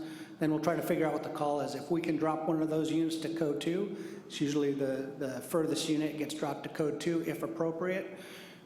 Not every call is like that. Not every call gets dropped to code 2, but usually, there are some that do that. So there's 2 trains of thoughts. One is, before you dispatch, you find out exactly what the call is, you dispatch appropriate. There's places like San Joaquin that do that now that they're finding trouble dispatching the right resources, not getting there quick enough. They're having issues over there. So what we elected to do is punch out what you need and then pull back what you don't need after you figure it out. It just gets our equipment out there a lot quicker so we can help people in a more timely fashion. Okay. But that actual 911 call time is in addition to the 5 minutes and 55 seconds that you're... Right, so about another minute. They have up to, yeah. So they say, the NFPA standard says you get a minute to process the call, you get a minute to get on the engine, and you have 4 minutes to respond. So there's really 6 minutes there. What we count is we have no control over the dispatches, but we have control over when we are dispatched to the response. So that's what we track, the 5 minutes. Okay. And as you move on to the next slide, I hope you'll explain why there's a difference in medical and fire calls. I Why- will, why it yeah, takes longer. yeah. And so this is the same slide, but for structured fire. So you will see that it's a little bit slower. Part of the reason, well, the majority, all of the reason, is because when you go to a fire, you have to get all your gear on. So before we leave the station, everyone's getting on their turnout pants and their jackets before they get in the rig and respond. What you don't see here is, on one of the other slides that had all of the squares, what you don't see is the other thing that we measure is we want all of our units that respond to a structure fire to be on scene within 8 minutes. And we hit that about 77% of the time. It's come down. We were as high as 85% a couple years ago, so we're still trying to figure out this system, why is it different? But that is why we do such a good job at keeping the fires as small as we can, because we get everyone on scene as quick as we can so we can all go to work. We all have seat assignments, everyone knows what they're doing, everything happens in a very quick fashion. So while it takes a little bit longer to get suited up to go responding, so which you know shows it in this slide, all of our resources get there in a timely fashion so we can actually stop the spread of fire and put it out. So. Mr. Mayor, I had a question actually for the last one. So Chief, thanks for the reasons that you indicated. You're busier, additional traffic, and busier during the daytime. Have you looked at the actual different staffing models? Because we're looking at, can you go to that last slide? So if our goal is 90%, that's about a decade's worth of data, and I didn't hear a staffing methodology. And again, something that I'm familiar with, because you had mentioned it's busier during the day, but your current staffing methodology is consistent staffing, calls for service go up and down. Have you actually done any examination, or just so we can see what would the numbers look like if we changed the staffing methodology? The staffing methodology that we're looking at is adding a squad. So it's adding a 2-person unit as opposed to a 3-person fire engine. We still need all our fire engines. They're part of our effective fire force. That's part of our ISO rating, which we are a Class 1 as of November of 2016. And a lot of ISO is on how many people you have and how quick you can get to the scene to mitigate the problem, as well as dispatch and the water system. So this is the first time we've ever been a Class 1, so I'm very proud of that. But so in answer to your question, we need everything we have now. What we need to do is add resources. So what we're looking at is maybe adding a squad that will run downtown. A 2-person squad will help with emergency medical calls, car accidents. They'll go to fires, they'll do all that, but it's in addition to. So the only way, that's the only scheduling difference that we're looking at is a 2-person squad. There is, in my view, it needs to be 24 hours, because while a majority of the calls do happen during the day, I know Station 11 gets pounded at night and Station 1 gets pounded at night. So they're getting up anywhere from 1 to 5 or 6 times a night. And you do that 2 nights in a row, it's hard on the body. So we need to somehow help those stations. So while a peak staffing model looks very enticing, it doesn't really affect the whole operation. I mean, have you done that research or analysis, or are there other cities that have a different staffing model that we're not doing that we could show they're able to get to their calls within 5 minutes with this staffing model versus this model here, notwithstanding with what you just said are the impacts? So there's some departments that do use squads. I know Riverside Fire's using squads. LA County and LA City are starting to. Squads used to be a thing in the early 70s. They went to engine companies because they needed to expand, and now what you do with squads is we can't build it's not appropriate to build another station between Station 1 and 11, but it's appropriate to add equipment and staff to meet the need of the downtown. So there are other departments doing it, but they're not doing it. They're not taking engine out of service to put in squads. They're adding additional equipment to meet the need. And then they're housing those folks at stations that are already built. So then, from the global perspective, the strategy that I'm hearing you suggest is that we'll add a squad, and that should have a positive effect of the 75.36%. Correct. And that's because Station 1 and Station 11 can't even hit their 90% because they're too busy. So. Ms. Combs? Thank you. And again, with all of these, I appreciate the opportunity to look at the key performance measures that you've provided. That's really helpful. So thank you, City Manager, also for working this out so that we have this opportunity to talk about these. I think I regularly request at this time that we receive a map showing the response areas and locations of stations, sort of a contour map that shows, you know, we're making 5 here, but we're making 8 here. I think that would be really helpful. Eventually, I get the map through the course of the year, but it would be really nice if it came with these key performance measures that we saw the map of, because it's a little tricky to make a judgment about who is and who isn't getting the speedy performance, and it can depend on just odd road configurations. I know there's an area out west that isn't that far from the station, but you can't get there from here, so you have to go around a way. So I'd really like that. My other question is, if you can just clarify, you've mentioned $1 million for a fire station relocation, 8 or build out of 9. Mhm. Is 9 Kawana? Yes, 9 is Quanah Terrace. Okay, and 8 is on the other side of the freeway. 8 is on the other side of 101. Right. Right now, it's located at Burbank and Sebastopol Roads. Okay, and I think the map, again, would help me understand why 8 would solve a problem instead of 9. Do we already own the property at 9? No, yes, we do own the property at 9. Okay, but you're suggesting purchasing property instead of building out 9? Yeah, well, what we're suggesting is to move Station 8. Station 8 is a building that's 60 years old. It does have other issues that we're concerned with, so it needs to be updated. So this is an opportunity to move it to a location that will help the city in future years, as well as work for today, and build a modern facility. And that way we don't have to hire 9 additional people. We're just putting the station where we think it should be, and we use those existing people to staff it.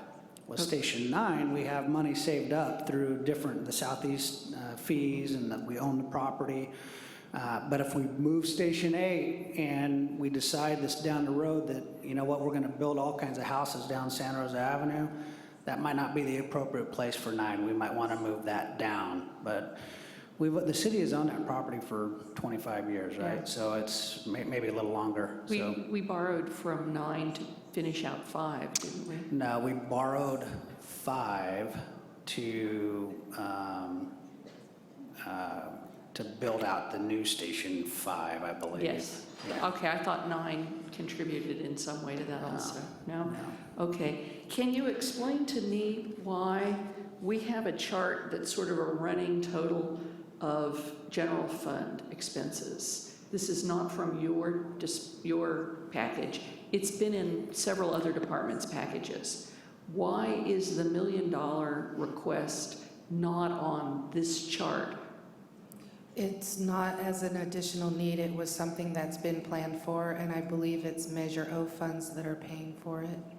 Okay, so it's not coming out of It's general not fund? a general fund additional need. And it's considered a regular savings up for fire Right. stations? So what Left just corrected me, it's coming from the development fees for that project, but it's a different fund that's funding it. So it's, what we've given you there is just showing you a general fund tally of what's been applied as additional needs within every department. Okay, so this $1 Fire million is not department. viewed as an additional need? No, it's part of what's been budgeted, and you'll see it in the CIP budget later today when we talk about how those funds have been budgeted for the coming year. So it's not, what we've shown you here on that chart is really general fund additional needs by department, just so that you can kind of see how that flows in when we showed you that picture where we're overspending our money, and that's part of that picture. Yeah, well, that's why I thought the $1 million would be here, but Yeah, but it's not It's a not. general fund, so that's why it's not there. Thank you for clarifying that.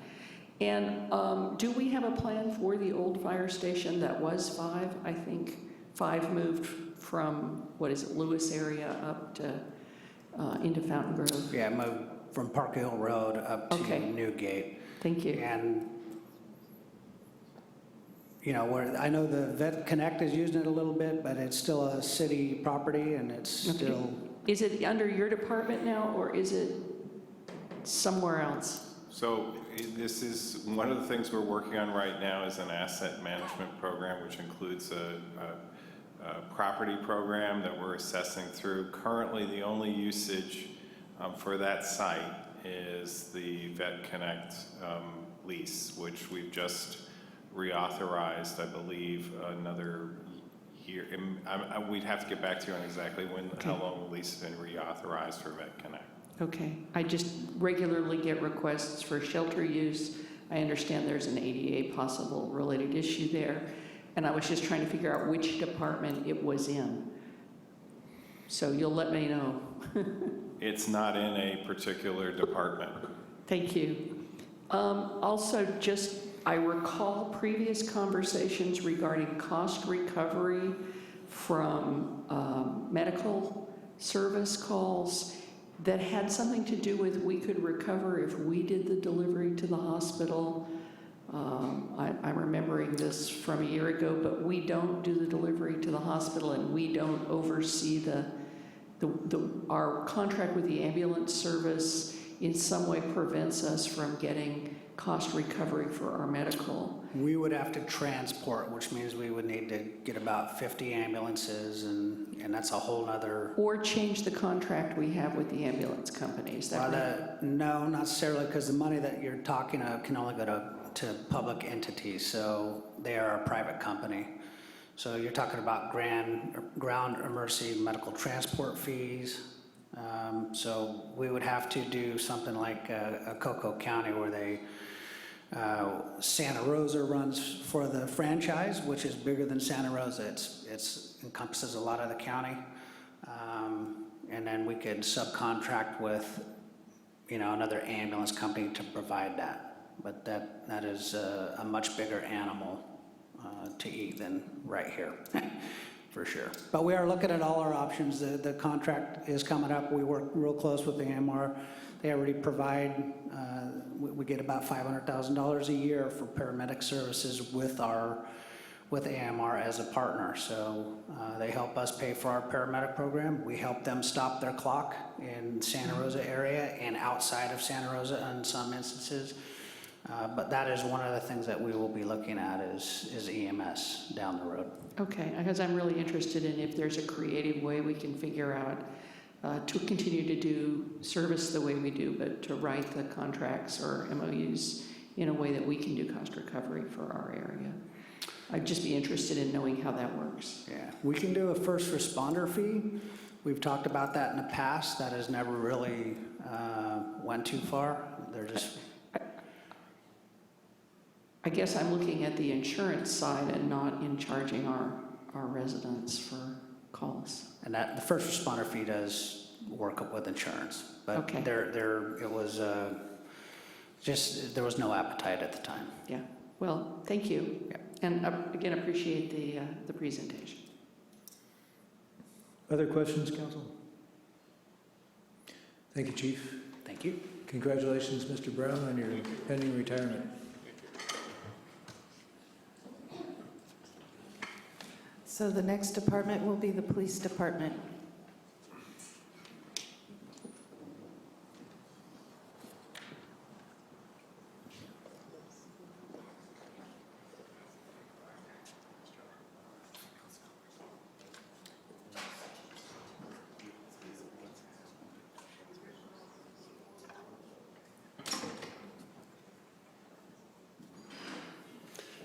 Mayor, council members, Chief H. Reader, Police Department, along with the Housing and Community Service Manager, Megan Bassinger, formerly known as the Police Department Administrative Service Officer. She's graciously willing to help us through the process this year.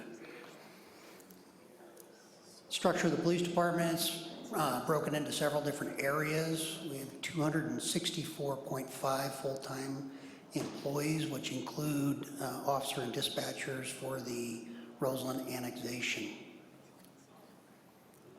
The general breakdown of the department is the general administration side, which is the Office of the Chief of Police, facilities, contracts, grants, and those areas. Our field services is really looking at all the uniformed officers, our downtown enforcement team, traffic sections, our tactical teams, any of the canine and variety of other resources, the vast majority of resources in the police department.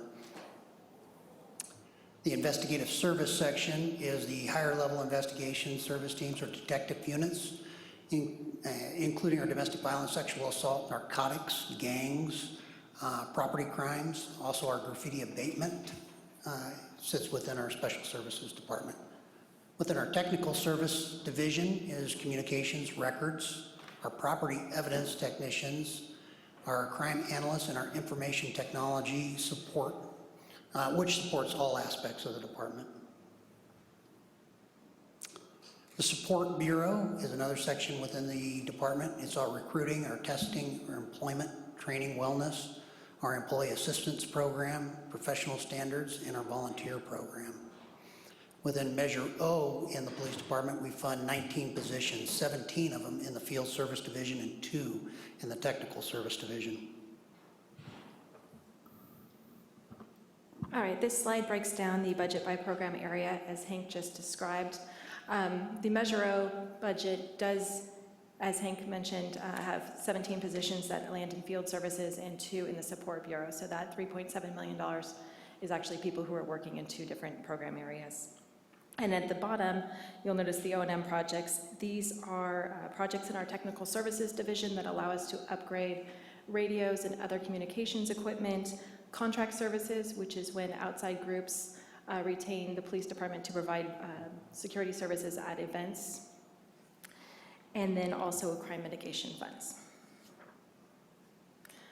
So this is a summary of the expenditures by category. Some of the larger increases that you'll note are the salaries and benefits. A good portion of this is attributable to the 8 positions that are being added for the Roseland annexation, and Hank will get to that later in our presentation, but again, that increase is primarily driven by those, although we do have a slight increase in overtime to keep up with the wages of our officers.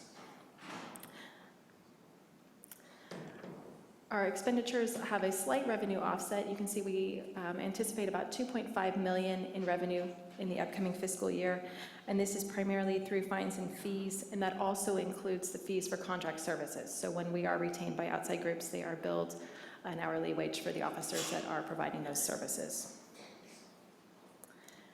And then finally, the expenditures by fund. As you can see, the department is primarily funded by the city's general fund. We have a slight contribution, about 7% through the Measure O fund. And then on an annual basis, we budget in the asset forfeiture from the federal and state. As you can see, there's no change in federal asset forfeiture.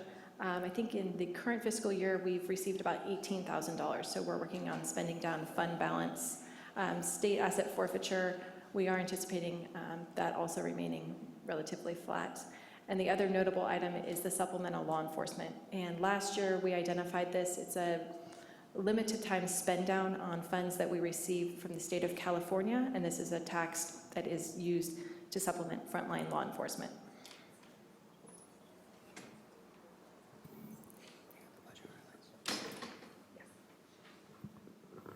Okay, some of our budget highlights is the addition of 5 police officers and 2 dispatchers initially for the Roseland annexation process.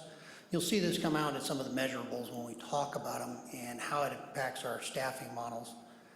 Also an increase in professional services by $100,000 for the background investigators that previously were charged in another project code. And it allows us to actually bring in background investigators when we need them for staffing to get people through that process, and then let them go when they're not needed. It's a little more effective. Vehicle expense increase is due to the number of vehicles replaced, adding them into the vehicle replacement fund, and the costs associated with service at the department, at the garage.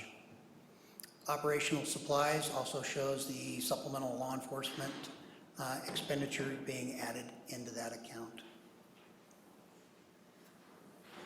So some of our accomplishments are, last year we responded to, on average, about 18,000 calls for service per month, which shows an 11% overall increase over 2015, despite the number of times I read this presentation. It should be 2015. 11% increase, that's a substantial increase. Still maintaining it with the staffing that we had. We maintained full staffing in the majority of the positions throughout the department. This becomes important as we step towards annexation of Roseland, so that we have the staffing in place that's servicing the whole city, and as we go into annexing Roseland, we can absorb those calls for service. We continue to work with our host partners, several community-based organizations dealing with the homeless issue and those experiencing homelessness. We talked about this a little bit in the auditor's report. We started collecting data on homelessness, and about between 10 and 11% of the calls for service are identified as homeless related for us. We've increased the department's transparency and accountability in a couple different areas. One is in measurables, and we're going to continue to expand some of those slides.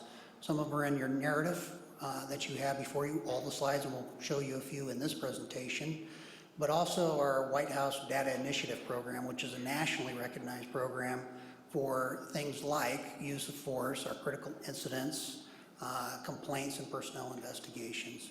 Also from the auditor's report presentation, we're going to be developing additional reporting in this area that we can carry on year to year based on council input.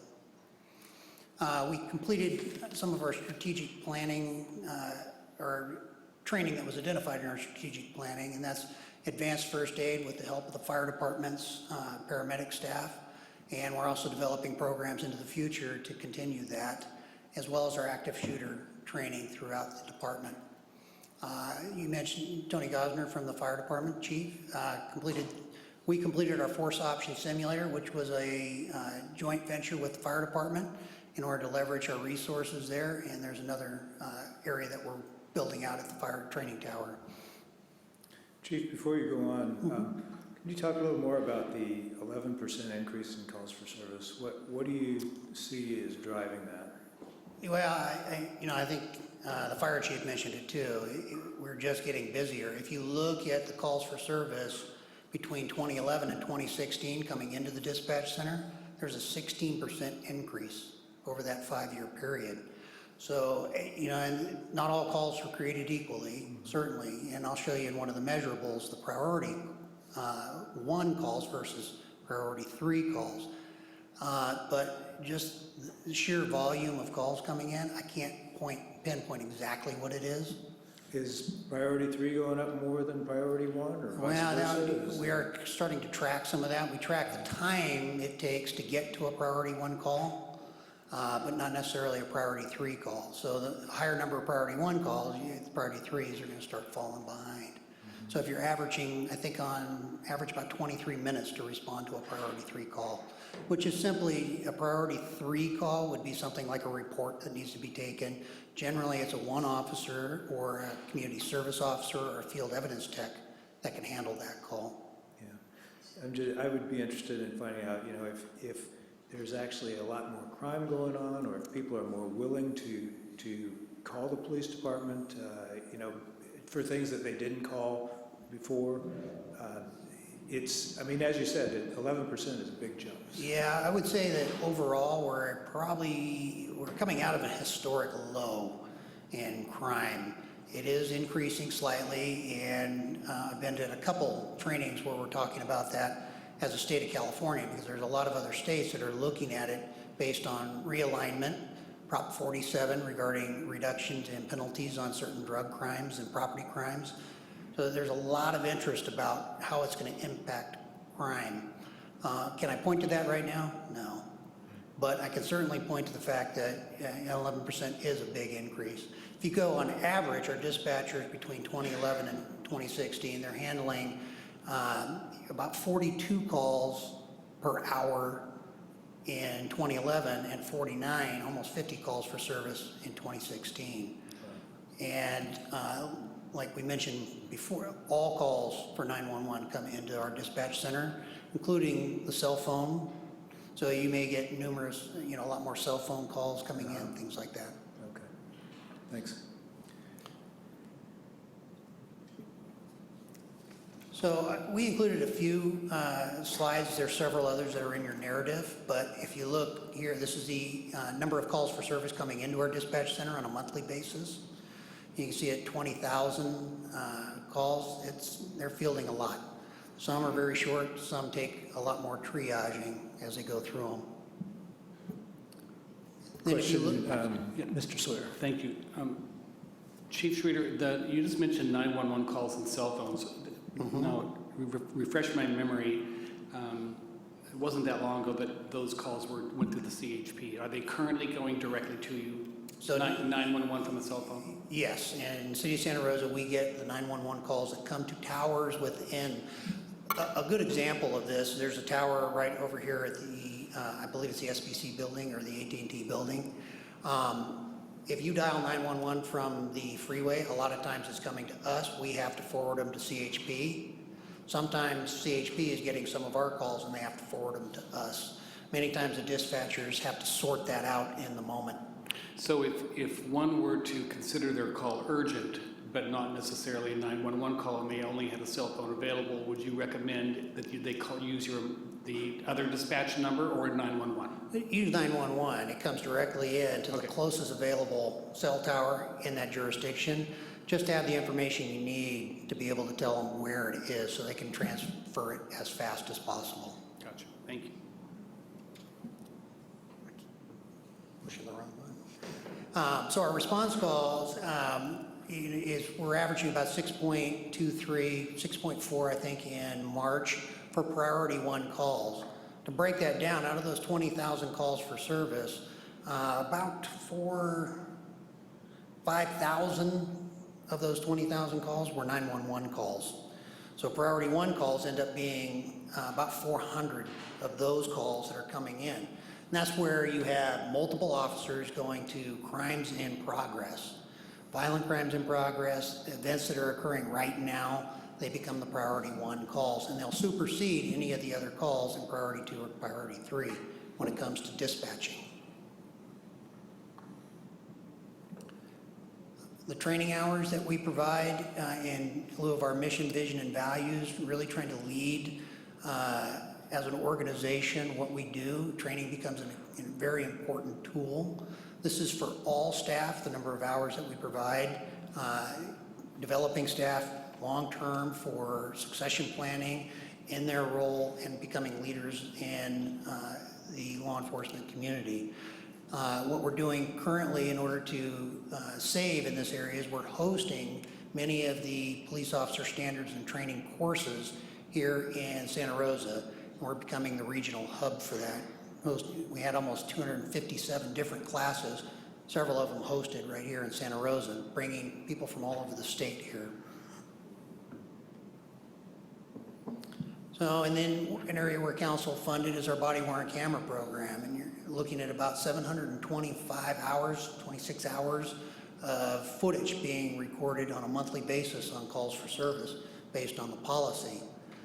Where that is, as far as measurable, is it effective? We still need more data to really show it.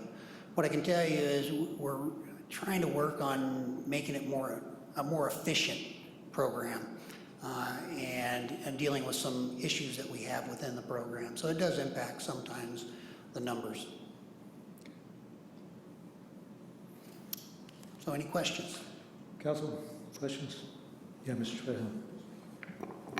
Thank you, Mr. Mayor. Thanks, Chief. I just had some questions on some of the key performance measures. In dialing, you had mentioned mission, vision, values, like the total calls for service. I'm trying to equate, do we want to see that number go up, go down, or how are you using that figure? And then similarly with the number of hours of training, how do you use that? Now, I could see maybe some assistance if it was 29,000 training hours. It's out of context for us, but if you maybe did per employee, it might be helpful. So we do have numbers per employee. It doesn't average the same way because there's mandated training for certain staff members, whereas others there isn't. But when we look at the number of training hours that we provide, what I don't want to do is get to a point where we're providing the bare minimum. We're always striving to provide the highest level of training for our employees and staff. So that's great. I would love to be able to see that information. I don't think 29,000 tells me just what you were saying, what you don't want to see. So I guess maybe just recalibrating it might be helpful. And same thing with the body-worn camera usage. You know, and I know it's new, this is a new technology. I don't know what 725 hours is. Is that good, or how do you use that in the performance of your organization, I guess is my question. And what I'm saying, yeah, I think that's exactly right. I think we have to get more data in that particular area to see. If I'm looking at compliancy with a policy, then I'm looking at as long as we're averaging and we're fairly consistent. That's one measurable that we could take a look at as we look at how many hours we're putting into the system every month. Also based on the number of calls for service, you have to compare. You'll look at the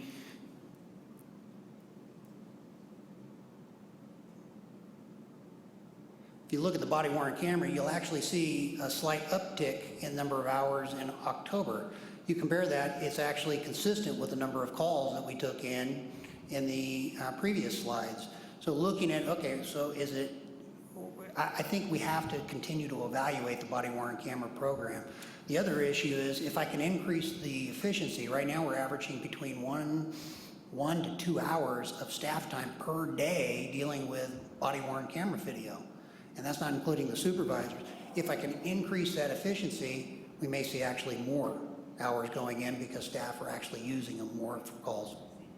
Okay. And then some of the other metrics that aren't on this slide but are on the open data portal, specifically like you have traffic collisions and then citations. So it would be helpful for me to see, and I don't know if that'd be the annual report or some report back to council saying, we saw traffic and here's our response and here's some other performance measures that we could say our strategies were effective in reducing this number. So And traffic is a perfect example. If citations go down and your accident rate goes up, there's direct correlation. That's been shown over time. So where would we see that data or that analysis? So where we're going to look for it as a department is if we're looking at our citation numbers and they're going down and our accidents are going up, that's where we need to start putting efforts within our staff to start increasing the number of citations being written and educational citations. No, I get that. So where would we or a member of the public see that analysis and that information? Would that be in the annual report or would that be next, same time next year? Well, I think ultimately I'd end up probably in the annual report as we start looking at ways that we, programming that we put in place based on the data. I think at this point, many of the data points that we're looking at, it's our first shot at trying to figure out, okay, so what does it mean? And then how do we use it? And really evaluating the performance of the overall organization. Okay, thanks. Other questions, council? Thank you, Chief. Thank you.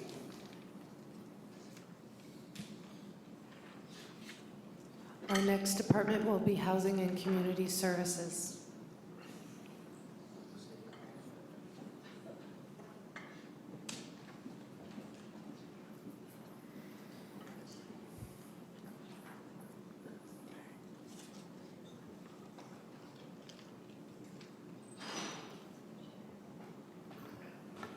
Afternoon, Mayor, members of the City Council, Dave Gwine and Kate Goldfrein, Housing and Community Services. So here's our department organization, where there's currently 33 of us. We are supporting 7 division program areas. The bulk, 12 or more, are in the Housing Choice Voucher Program. But I'd like to start our presentation today just by reminding the council, this is the department as it stands today. There's 2 large program areas that currently aren't reflected, and that would be rent stabilization, should it be supported by the voters in a few weeks, and the other would be the new rental inspection program, should that be supported by the council when we premiere that in a study session in July. I want to make the point, though, for rent stabilization administratively, we have to prepare for its eventual passage, or at least information, before the event occurs. And so we are actively involved in preparing our website, a dedicated phone line, updating the frequently asked questions and so forth, so that should it be supported, immediately we can push out that information proactively. And secondly, as you heard last week by the team here, is we just yesterday released a request for proposal soliciting a nonprofit or a for-profit or another governmental agency service provider that is due now June 9th.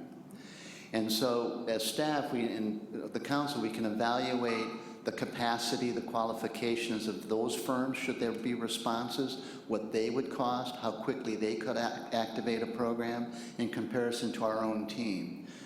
My final point there, regardless of whether we contract out for the service or hold it in-house, should this ballot measure C pass, there will be an administrative gap before we can start considering petitions for capital improvement programs, disagreements between rent increases, et cetera. And then, of course, the other is the rental inspection program. That is not currently reflected in the budget either. And so if it is supported by the council, we'll be returning with an ordinance for your review, probably this fall. And then, as the city manager reported previously, a separate report on the cost for that program, whether we solicit proposals to administrate it or do it in-house. Hope that makes sense. So quickly, touching on the existing program areas, certainly we have administration. We have our neighborhood revitalization program, which is an interdepartment task force we coordinate through our shop. We run the city's code enforcement program. We operate the mobile home rent control program. We operate homeless services in partnership with the county and our service providers primarily, and we'll talk more about these programs in a bit. And then, of course, certainly the Housing Choice Voucher Program. That is almost 70% of the department's budget that generates just under $1.7 million a month in rent subsidies for over 2,000 households.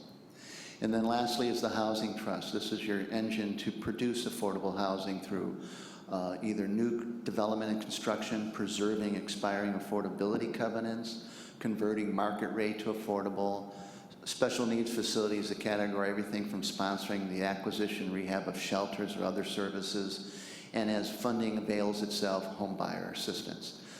And so with that, I'll shift it over to Kate so she can go through the numbers. Thank you, and good afternoon, Mayor Corsi and council members. So this slide shows the proposed budget and the percentage of the department total for each of our program areas.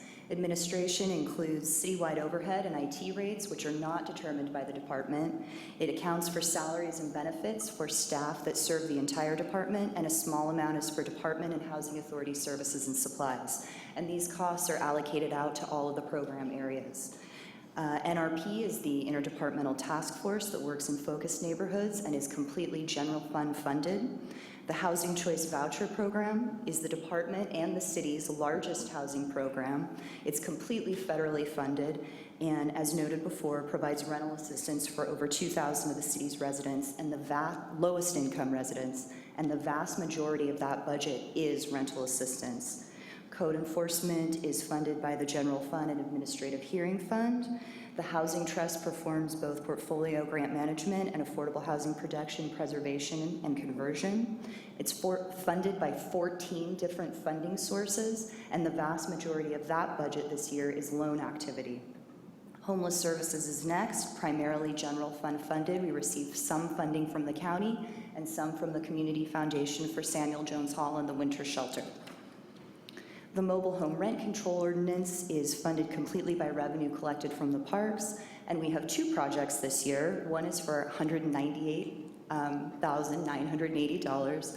That's this portion of community development block grant funding that's federal that can be allowed for public services, and so you have chosen to use that money to fund the Homeless Services Center and the Family Support Center this year. The other $100,000 in that budget is in the Code Enforcement Administrative Hearing Fund, and that's in case we are able to bring houses into receivership in the coming year for 17-18. Could you really quickly talk just a little bit about the Housing Choice Voucher Program? It's 70% of the budget, and am I reading this right, that it's about $25 million that we receive from the federal government for 2,000 people? So that is correct, and actually on the next slide, you'll see that the rental assistance line is that which is going to landlords for those people. And then the other piece of that is our salaries, benefits, and overhead and such to run the program. And just a minor correction is it's not 2,000 people, it's 2,000 households, so a household could be one person up to whatever number. So that's a good lead into this slide because I want to focus on 3 areas here, which are subrecipient funding, loan activity, and rental assistance. So those 3 line items account for 79% of our department's budget, and they directly address council goals for homeless services and housing. Subrecipient funding of $1.5 million is for the service contracts we have to run the homeless services programs.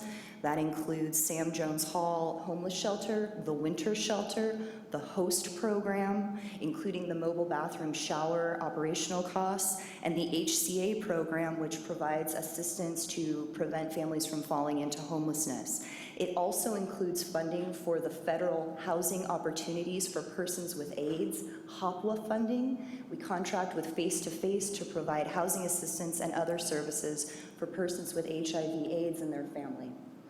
Second, loan activity is at nearly $4.1 million this year, and that's an increase of $1.5 million over the prior year. This is the money that the Housing Trust provides to developers and affordable housing providers, and the increase of $1.5 million occurs in 2 local funding sources primarily. First, real property transfer tax. For the council members that were here in September, council voted to increase the amount of RPTT going to homeless services and housing from 20 to 25%, and the city's finance department is projecting that we'll get more of that revenue source in 17-18. So we are getting a larger portion of a larger amount of revenue and utilizing that primarily for loan activity. Secondly, in housing impact fees, we received revenue in excess of what we had budgeted in the prior fiscal year, and we're utilizing all of that towards loan activity in the coming year.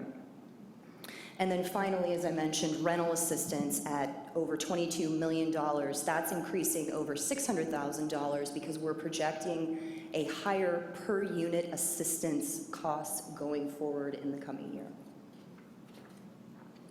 All right, and this slide shows a different view of all those expenditures. The general fund here contains the general fund portion of the code enforcement program and the neighborhood revitalization program. And the reason that it is showing a decrease is that we have devoted resources in the coming year to the administrative hearing process in code enforcement. And so we're budgeting more of our salaries and benefits there in order to bring more cases to admin hearing, because that's one of the primary tools we have to gain compliance from our residents. And so you'll see a corresponding increase in the administrative hearing fund. That's about $183,000. The other $100,000 is that project, the money that we're putting in the project in case we're able to bring houses into receivership. In homeless services, that fund is showing a decrease for one reason only. In 16-17, we budgeted $100,000 to fill the gap of state ESG funding, I believe, for Samuel Jones Hall operation. That's not repeating in 17-18, and the difference is some additional administrative support the department is putting into that program. Mobile home rent stabilization, the only difference is an increase in salaries, benefits, and overhead. And then the housing authority funds, that actually encompasses 17 funds. And the biggest change in that budget is that we are not receiving $3 million of general fund funding that we received in 16-17 for the Housing Action Plan. That's offset by the increases in loan activity and rental assistance and some increases in administrative costs and overhead. Is that $3 million that you're referring to, the NOFA that we're going to be taking a look at next Yes. week, I think? Okay, thank you. Okay, and then finally, this is the cumulative additional needs, and you can see at the very bottom there's the administrative secretary and reclassification of a limited term HCS technician to permanent. That administrative secretary is being added primarily to support the housing authority and the director. That $15,000 that you see there is the general fund piece of that that's going to support code enforcement and homeless services. And then the limited term HCS technician is in the code enforcement division. You may remember last year in August, we asked for a limited term position to focus on the Category 3 nuisance violations, working on the backlog of those. So that allows our code enforcement officers to focus on Category 2 violations, which are like substandard units, illegal dwelling units, construction. So that has been successful in that division, and so we're making that position permanent this year, and that's already included in the budget, so it doesn't show an increase in cost. And so I'm happy to answer questions or turn it back over to Dave to talk about our highlights. Any questions at this point? Thank you, Kate. Okay, so the budget highlights for the department, we reclassified a program specialist position to be the manager of our homeless service programs. We are seeking program funding to sustain homeless services. We'll talk a little bit more about that in a moment. We're asking for an administrative secretary, primarily to support the housing authority and be the, I call it the administrative glue for the department. Kate just mentioned the technician in the code enforcement division, and she reviewed the increase in the loan activity and rental assistance for the trust and voucher programs. Some accomplishments to note, of course, it's the $3 million incentive program. The NOFA is up for review. We had Councilmember Rogers and Vice Mayor Tibbetts join the City Attorney's Office, Planning and Economic Development and Housing Community Services, and reviewing the applications. Our recommendations coming forward to you next week.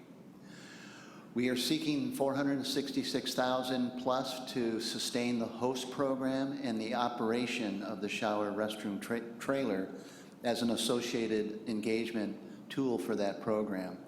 And of that amount, $200,000 roughly is to be a housing assistance, which gives our provider the option to either use that resource to rapidly rehouse a person or family they find experiencing homelessness, perhaps a hotel voucher or other resources to get them off and into shelter. Kate mentioned the replacement of the Emergency Solutions Grant funding, the $100,000 of which $12,000 was used. We restored 2 part-time technicians to full-time in the Housing Choice Voucher Program, and we added a deputy director to help knit together the code enforcement, NRP, and future rental inspection program. Continue with accomplishments. First, the Neighborhood Revitalization Program, still going strong, over 1,000 inspections and a lot of engagement, some of which is listed here. The most notable and popular is the holiday food baskets, where we circulate many meals, over 500 meals to our focus neighborhoods, and involves volunteers from police, fire, and other departments. Code enforcement closed over 800 cases that Kate mentioned in the backlog. We received a favorable judgment in partnership with the City Attorney's Office on a 550 Richmond, a drug abatement case. And Bodine went finally to administrative hearing. We had to go through the State Office of Administrative Hearing. We expect the judge's ruling in the next 2 weeks.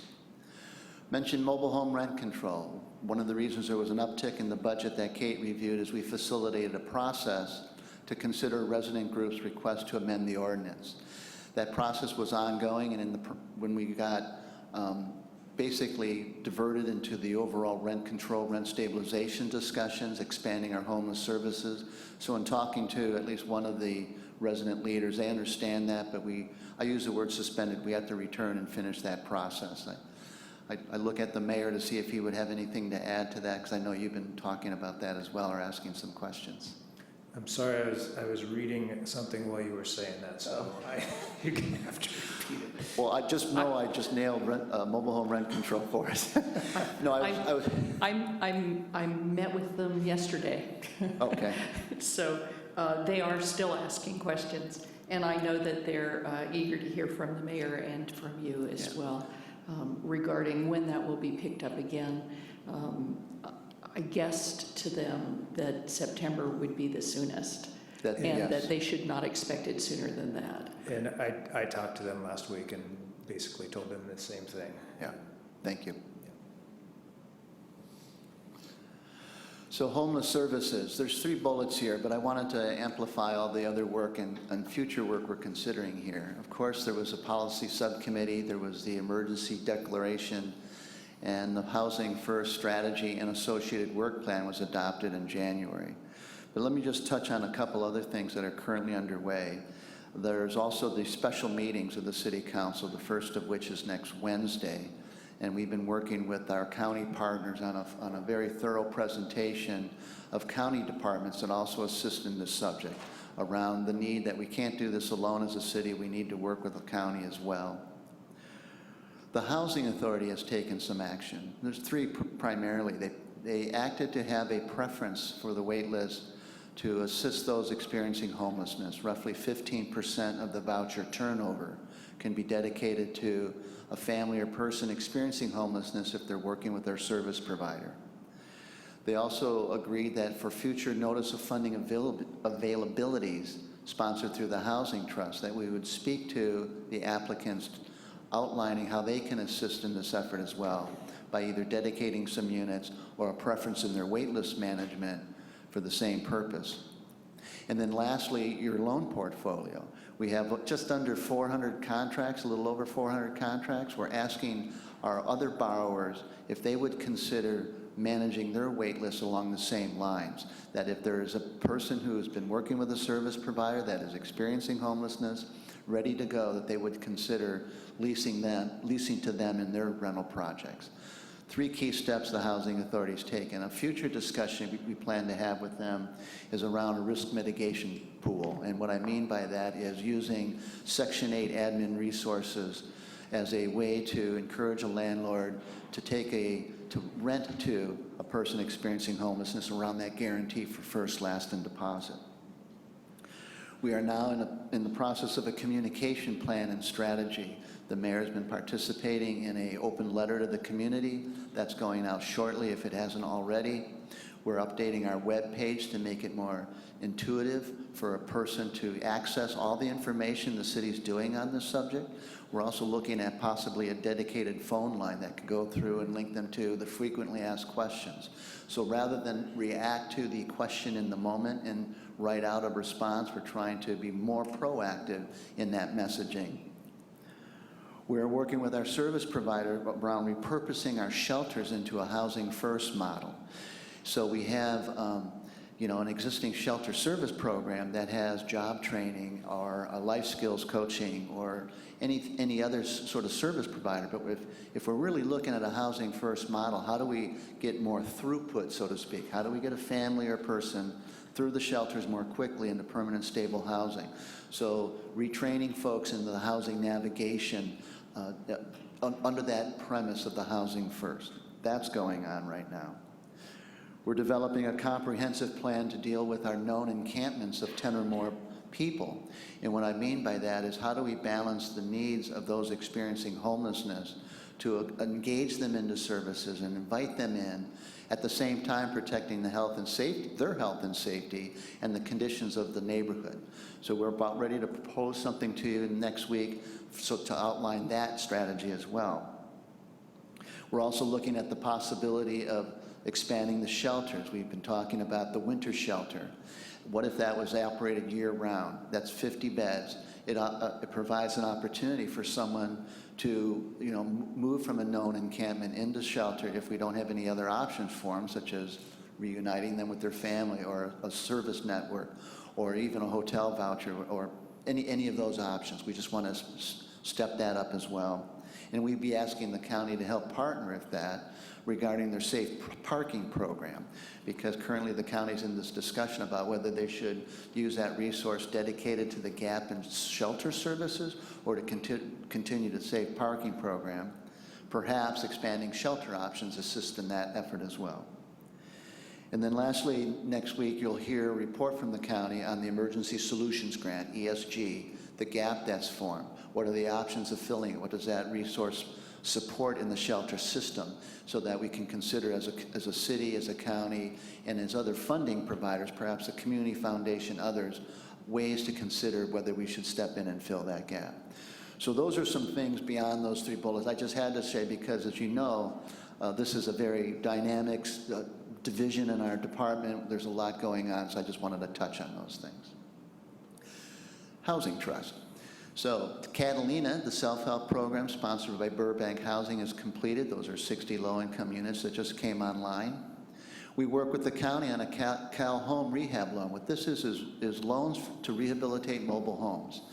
And that's another thing we've been working with the mobile home group about, is promoting this loan program, getting interest in that.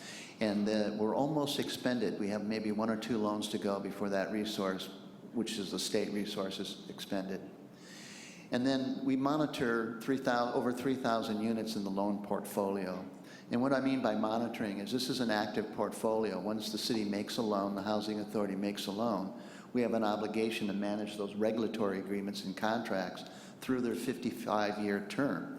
And so we have to make sure the property owners are leasing to the eligible households, that it's well maintained, that the units are decent, safe, and sanitary. You know, there's refinancings that occur. There's limited partners that are taken out. There's new tax credits. So it's a very active portfolio management plan.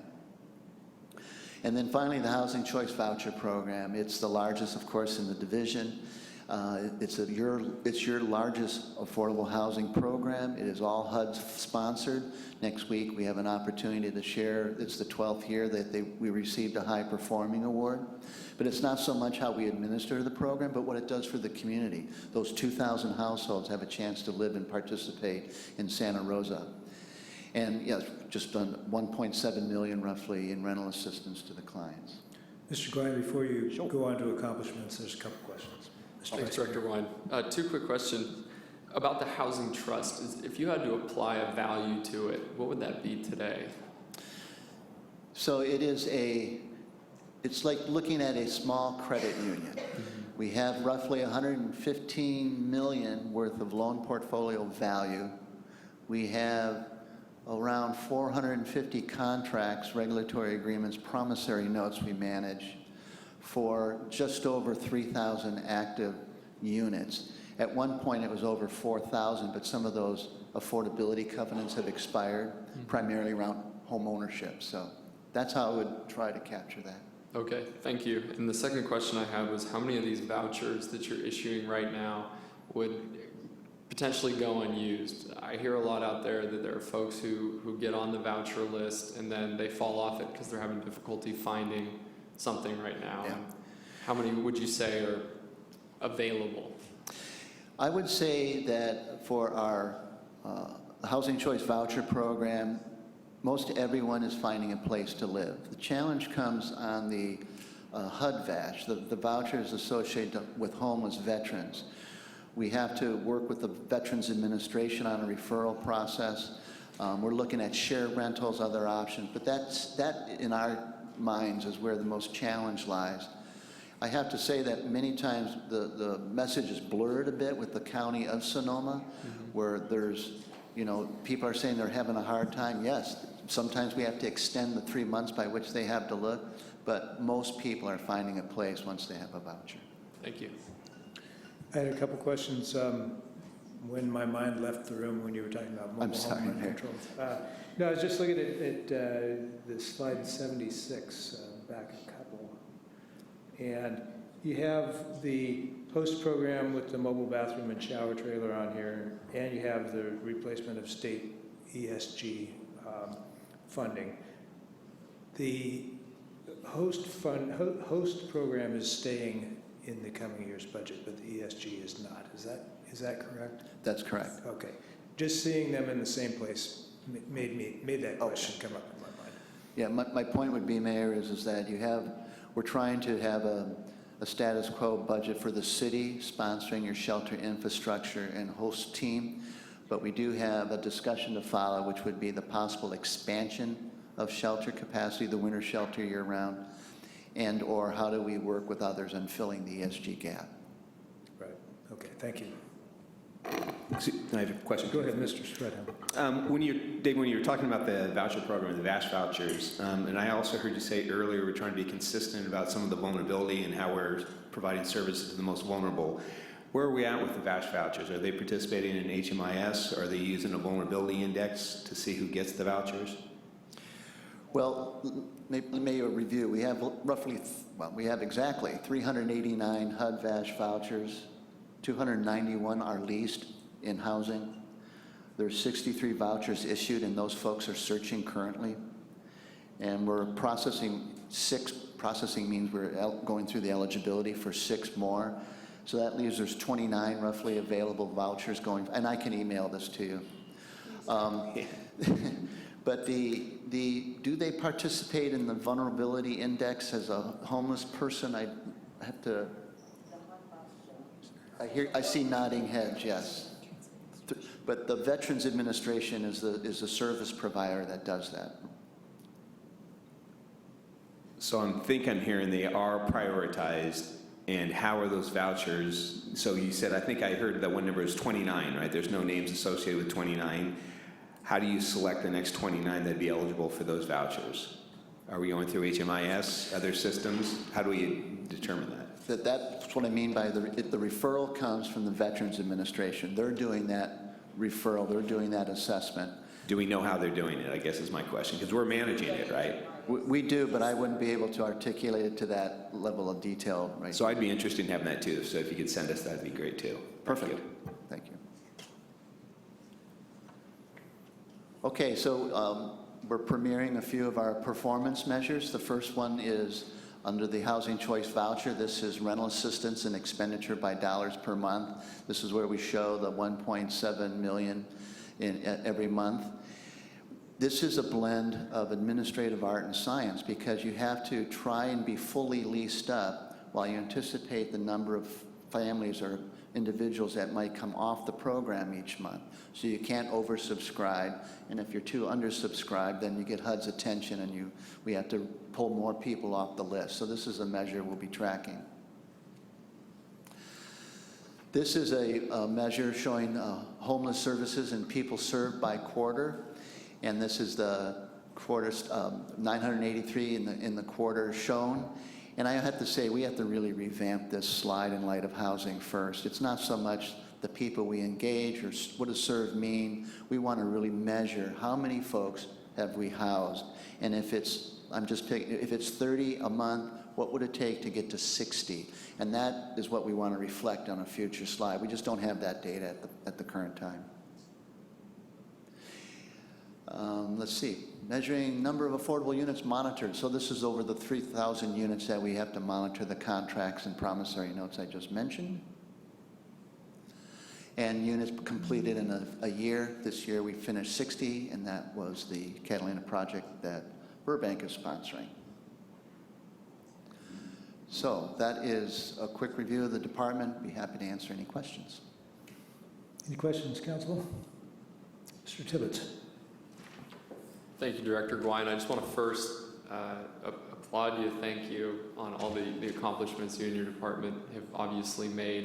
And I also want to specifically highlight that I really appreciate the way in which you're measuring your metrics about specifically targeting how many houses you have built using what I assume is housing trust money, and specifically targeting how many people we're going to be getting into homes through a housing first strategy. I think that's really awesome. But what I want to bring up today has to do with the RPTT. I believe that stands for the Real Property Transfer Tax Funding. And I think it's amazing that the council took action to appropriate 25% of those funds to Housing and Community Services back in September. But my understanding of the history of the RPTT was that this money was originally intended, and this could be debatable or not, but the common understanding is that it was intended for affordable housing construction.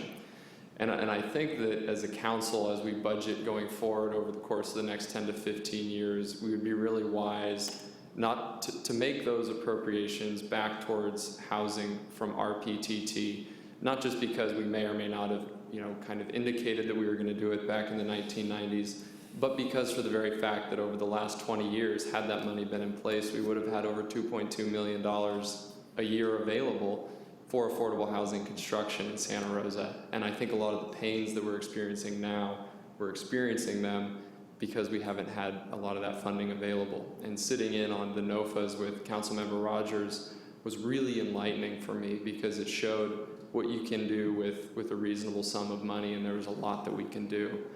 So I wanted to present to my colleagues here on the council a proposal that over the next 10 to 15 years, every year when we go through this budget cycle, we try to appropriate just 5% That's not a lot of money. It's about $220,000 a year of the RPTT money back into the housing trust to fund affordable housing construction. Because boom or bust years, I think this would really help us ensure that there's always going to be money available for affordable housing. And of the $56 million general fund budget that we have, I'd like to hope that we could find $220,000 every year to appropriate towards this program. So I'd love to hear my colleagues' thoughts on that.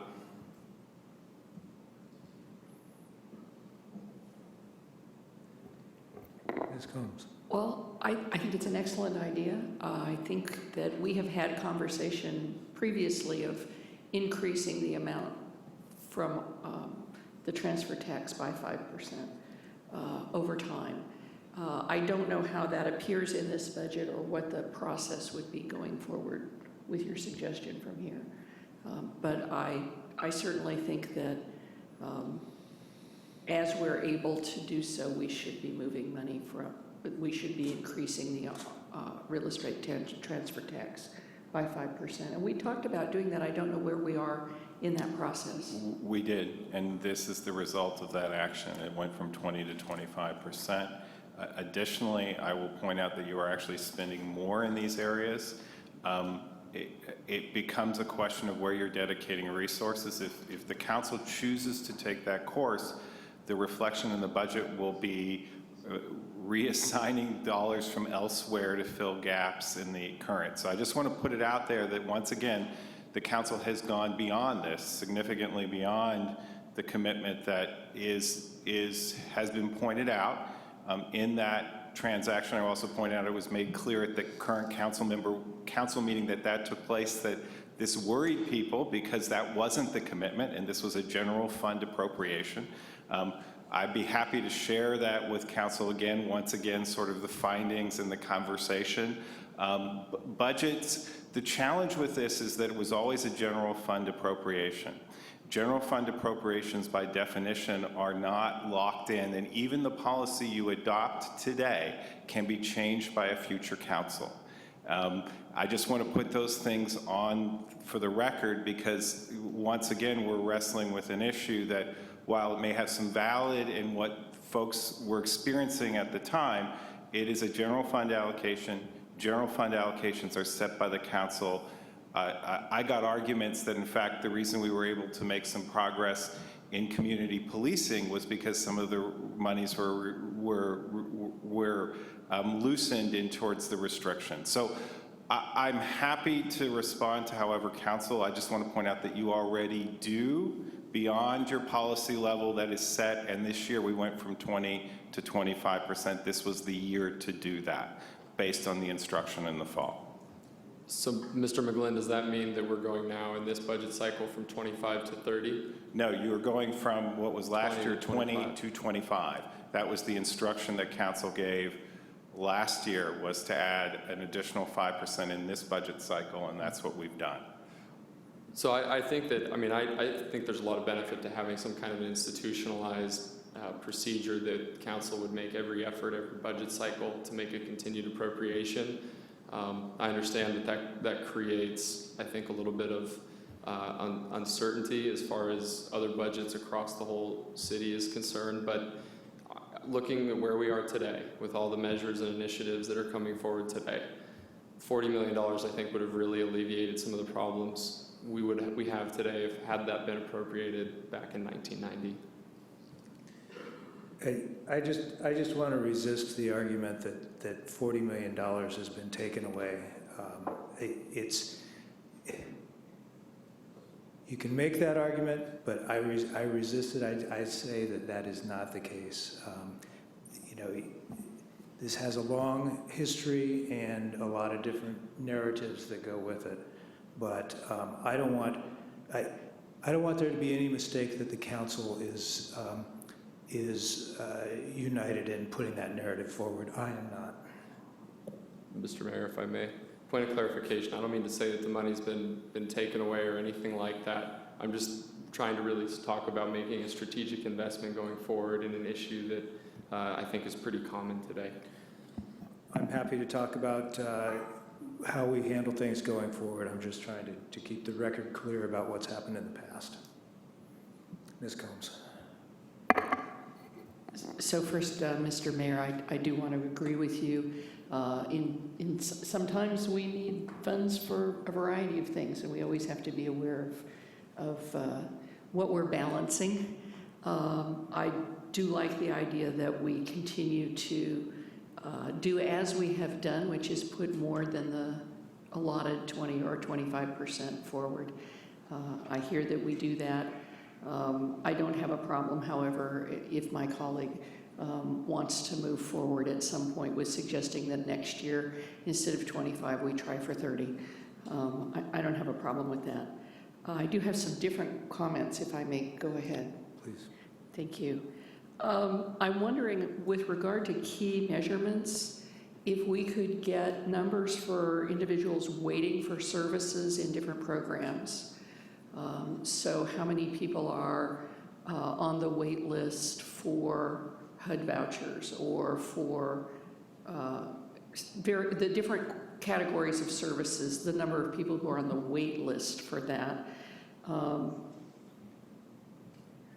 I guess, I think you mentioned, and I appreciate your mentioning, I think in slide 80, that we did serve 983 people, but it's not clear what that means. And I think you mentioned it, you know, actually measuring housed and retained in housing. I think are good measurements that work with our Housing First model.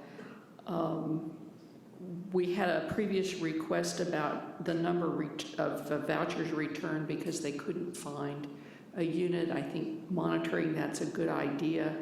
And the length of time in the search would be useful also if we have that or can get it.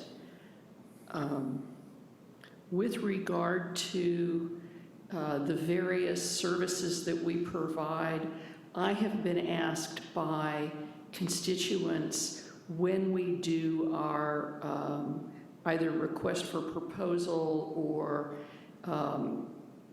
I'm not sure what the similar document would be with our third-party service providers. So we fund a variety of services. I have no problem with the services we have provided or who has provided them, but I am being asked when do we put that for RFP so that other persons can possibly apply. I know that we would love to have someone step up, for example, in the storage area, you know, providing storage for homeless people. I think we'd love to have somebody step up for that. And I would just like to know when those are go out. Is there, we have a very tiny fund for our CHAP program now. Is that fund moving forward? Does it hasn't been used yet to my knowledge. Is it moving forward in this budget?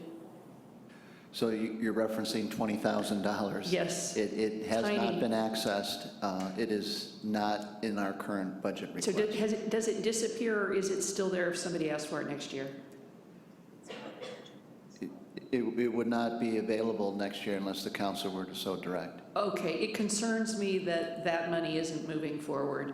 And I would like that money to move forward just to give folks another chance at it. I think there's some virtue in that program that is not yet attained. With regard to the mobile home rehab loan, my understanding is that we've had some applications come in from individuals. I think Brookwood has had 2 come in. I think another local site has had 1 come in. They were eligible, but they couldn't get the property manager or the owner of the park to sign to allow the work to be done. So I have some concern about, and this may not be the venue for that conversation, but I would really appreciate having legal and you work together with the folks at Brookwood to see what can be done so that we can overcome the obstacle of the individual who owns the property not permitting the senior to repair their home. And let me make sure. I think that was it. And I want to appreciate the nimbleness of this department. There's been a lot going on here in the last year. It's been tough, and I just have really appreciated your hard work. So thank you very much for this report and for the work you're doing. Council, any other questions or comments? Thank you, Mr. Klein. Thank you, Ms. Colfine.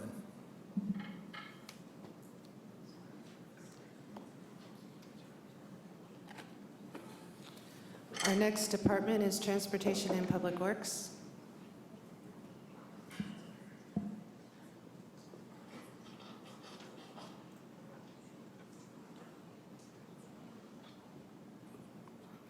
Good afternoon, Mayor Corsi, council members. I'm Jason Nutt. I'm the Director of Transportation and Public Works, and I'm excited to come and present to you our budget for our department. We have about 274 employees among 7 key functional units. Just so that you know, I do have key staff members from each of these functional units here if we happen to get into more detailed questions that exceeds my detailed knowledge. And so they'll be happy to come down and provide more information. Just to kind of give you a snapshot of what makes up the 274 employees, I have 9 individuals in the general administration side. There are 58 in the capital projects engineering. I have 94 total in field services, broken up between electrical, fleet, and streets. We have 8 in traffic engineering. We have 7 in materials engineering, 19 in the facilities maintenance team, and 85 in the transit, which comprises about 80 bus operators, transit service representatives, bus service workers, and field crew supervisors. When you want to break those down a little bit further to talk about what they do, capital projects engineering, their primary focus is to design and construct capital projects. And we'll have a whole other presentation shortly talking about what the capital improvement program looks like. This is the team that delivers that. This is the team that takes a project from its inception, goes all the way through the design process, and actually gets it laid out on the street, sees it all the way through construction to the point where it's no longer a construction project, but rather now operational. Our field services division, they are the jack of all trades. They take care of just about anything non-water or parking related out on the street. We have folks that are out there doing maintenance of the streets, electrical, street lights, traffic signals. They're doing work in our facilities and buildings. You'll see them. We do operation and maintenance of 116 buildings and growing. We just added 2 more in Courthouse Square. We just added another one out here at Prince Gateway Park. And then also with field services is our fleet division, and they do a significant, and they manage and maintain all of the pieces of equipment that is rolling stock for the city. In addition, we have a materials engineering team. They're kind of a unique team. Their job is specifically to manage and monitor and provide specification for the pavement products that are going out on the street. Not only what we currently maintain, but products that both our forces as well as private forces are putting on the street. It's a pretty important job as we look at the longevity of that as an asset. And then of course we have transit. They provide both fixed route system as well as our paratransit service, and having some fairly significant changes coming forward beginning on Sunday. We'll talk about that in a little bit too. When we look at the expenditures by program, you can see that obviously field services is our largest team. When I talked about the number of staff members at 94, that's the reason that you see them as being the largest portion of our budget at about 37%, with transit being the second at 23%. The rest of the division is pretty evenly spaced out as far as the number of, the percentage of budget, with our capital projects, our improvement program being also about a quarter of our overall budget. When we go into the categories and we start looking at what's changed between this year and last year, there have been some fairly significant changes, and I want to talk briefly about some of those items. If you recall from last year, we were in the process of shifting the facilities maintenance team from Recreation and Parks to Transportation and Public Works. That's about a $4.7 million shift of staff and resources, and that has had a significant impact. In bringing that team over, we've also spent quite a bit of time evaluating what that team is responsible for, and also incorporated in this budget, you'll see some increases in electricity. You'll see increases in budgets specifically associated with each of the buildings that we manage and maintain, with contracts that we manage, things that we needed to ensure there was adequate budget to cover the cost of the services that we were paying for through an agreement. And so that's a significant portion of the increases that you see here by percentage relate specifically to bringing facilities on.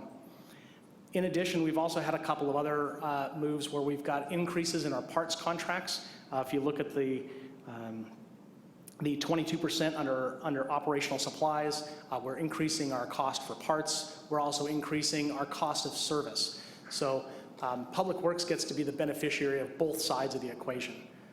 Since we have fleet as an enterprise fund, we're raising the rates to cover their cost, but that's then costing the other side of the operation money through our increased E&R equipment and replacement portions of the budget. So that's part of what you see here, and you've seen that through everybody else's budgets. The E&R costs have gone up. You've seen percentages in their operational supplies go up.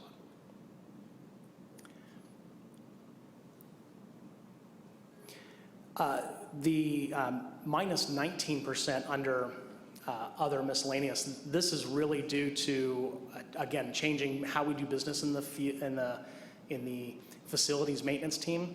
We actually significantly reduced one of their line items and moved it to another. And it was a methodology for how they procured equipment, how they rented equipment. What we found is they really weren't using it that way. So we've restructured their budget almost entirely to try to fit the method with which they're actually using their services, not necessarily because that was the way it had been laid out in the past.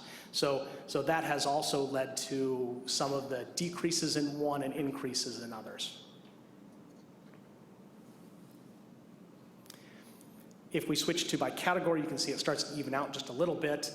With E&R being the most significant increase, we talked about the majority of what that relates to.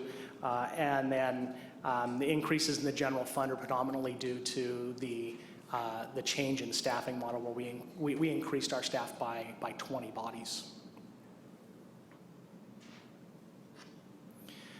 Some proposed additional needs, 3 are been proposed on the list for your consideration. One is the Transit Integration and Efficiency Study for Sonoma County. There has been some conversation about wanting to get together with Sonoma County Transportation Authority, the City of Petaluma, and the County of Sonoma to talk about potential efficiency models associated with looking at how these 3 transit operators can work better together. And that could mean a number of different potential outcomes. But in this case, the idea is we want to be able to put money towards that study so that we can determine whether or not there is a better way of providing service in the long run. The other is our fuel station repair.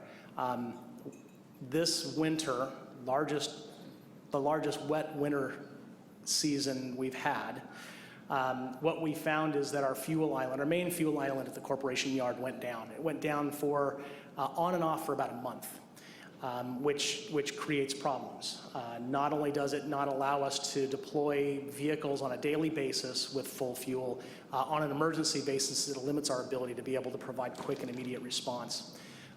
Our crew worked very hard this winter to try to make that operable. We worked closely with some consulting firms that were contractors that we have that helped us limp that system along. In order for us to make this a sound operation, we really need to make this repair. And so it's about a $35,000 cost, but it is a very important cost to make sure that those, in particular the emergency operations, have support moving forward. And then the last one on this list, we'll be working with the fire department to do some dormitory modifications, and we'll be going through more of the details associated with this over the course of time, but this is something that, as the nature of the city providing services and providing fire services, this particular item is no longer the same that it was when we built some of these stations 30, 40 years ago. And so So one thing I do want to add, the transit integration and efficiency study is money that came out of the city manager's contingency. So that's why it shows 0, is because we moved it from non-departmental into this department. It's a $75,000, but overall no effect to the general fund. I just wanted to point that one out because we talked about that a week ago. Yeah, sorry I missed that one, but thanks. And could one of you explain why the fire station dorm project is in the Public Works budget? So this is a project to do the overall plans, and because facilities resides in Public Works Department, the facilities team is what would help draw up those plans in conjunction with the fire department as to what the actual needs are within each one of those fire stations. This doesn't actually do the modifications. It's really a planning program to make sure that we have the right thing for each fire station. Each one has to be looked at separately. Something told me we were getting off easy when I saw $50,000. So, I mean, you're right, Mayor. Of course, that probably could have ended up in either. This really it becomes a capital project, and because we have the facilities management staff and capital projects to do those types of designs, it would ultimately come to them. Thank you. Some of our budget highlights, obviously the key that I mentioned is we moved a fairly significant team into the department and have been making some adjustments and changes. One of the things that we've done, it is a 20-member team. What that includes is our standard building maintenance staff. So we have 8 individuals that are dedicated to providing maintenance services in each of the buildings, and then a crew supervisor and a superintendent. We have another crew supervisor that manages a construction crew. We've had a difficult time finding contractors to provide services for small entities, such as the windows that unfortunately got knocked out at one point. Contractors don't really want small work. Even though we have a contract with them to provide service, we can't find anybody to come out and provide that on a one-by-one basis. So what we did is we created 2 construction teams. One team that takes care of the facilities specifically. They do tenant improvements. They do major construction work. They do things that are bits that require more hands than the building maintenance team specifically can handle. The other team is specifically a concrete flatwork team working on ADA-specific projects. We have a significant backlog of ADA needs that we're working through as part of our transition plan. And it seems appropriate that we utilize an in-house crew specifically dedicated to that works every day towards advancing some of those ADA improvements. So that's what the 20 FTEs is made of, in addition to the 1 facilities coordinator who resides in the capital improvement team, or capital projects engineering team, that does the design, layouts, and ordering of equipment. We have made some adjustments to our fleet rates. You've heard that probably all day today and all day last Tuesday from departments who have vehicles. This has had an impact, but it is a way for us to better recover our costs. Fleet services is an enterprise fund, and we are responsible for ensuring that all of the costs of providing those services are covered. The other thing you've seen is a general increase in PG&E rates. We have a 20% increase across the board. The only place that was adjusted differently was relating to the facilities specific. What we found is we actually have been outpacing our electrical uses in each of the buildings over the course of the last year, and so we've increased that slightly above the 20% that you'll see with all of the other services provided. Excuse me, Jason. Yes, please. On that one, talk about PG&E rates. Do we have Sonoma Clean Power for at least part of the city? Yeah, I apologize. We use PG&E generically because that's where the bill comes from. But yes, Sonoma Clean Power is our electrical provider. It's kind of like, I always say Coke instead of Pepsi simply because it's all the same stuff. But sorry, that's the way I relate it to. That's the wrong door to open, I apologize. Well, but either way, 20% increase? Yes, that's the feedback that we're getting from our provider, is that there's a couple of reasons. They've had some increases in how they provide maintenance, and Debbie may be able to provide more details, but they've had some increase in how they're providing maintenance on their transmission services. That's being spread among all of the independent providers, as well as just the cost of providing services going up. And so 20% is the largest increase we've seen to date. But this is the direction that we've been informed the cost of them providing services going. And that is on the PG&E transmission side, not on the Sonoma Clean Power Yes. rate side. Is that correct? Correct. Again, that all gets rolled up in the bill, and so they'll charge Sonoma Clean Power a higher rate to provide the transmission equipment for them to transmit their electricity over. Right, and I understand that. I just want to make it clear that we're talking about transmission costs and rates, not power costs and rates. It all goes in the same bill, I know, but we're dealing with two different entities now, and I think that we should just make that clear. Fair enough. Thank you. Thank you. Also, as has been the case over the last decade or so, we've seen asphalt prices continue to climb, which means we're putting less asphalt on the ground because we're having to increase our cost associated with that. So there is an increase for our asphalt. Many years ago, we had a great initiative. We threw out a bunch of electric vehicle charge stations around the city. That was part of a plan that we had with the County of Sonoma, and it's been very, very well utilized, especially the two here at City Hall. We did not, however, establish a long-term maintenance plan for those. They do wear out. And in fact, we're starting to see significant wear on the units that we have. So one of the things that we're doing this year is we're going to be working with the ChargePoint America to replace all of the units in the city. By replacing the unit itself, in some cases, we're going to be upgrading. We're going to go from a single charge plug to a dual charge plug. And in doing that, we're also going to establish more of a long-term maintenance plan for each of those units. So you'll see that reflected in our budget relating to that as being a city asset that we're now going to start to track and manage over the course of time. With transit, we talked quite a bit about transit 2 weeks ago. We have instituted, following the approval of the City Council and the additional funding provided, we are going to be eliminating 3 FTEs from the administration team. And that is part of this program for us to create more of a sustainable long-term plan for that division. As we discussed, there is a significant shortfall in that department. Council graciously agreed to assist us with that under this auspice that we begin to work towards correcting that long-term structural deficit.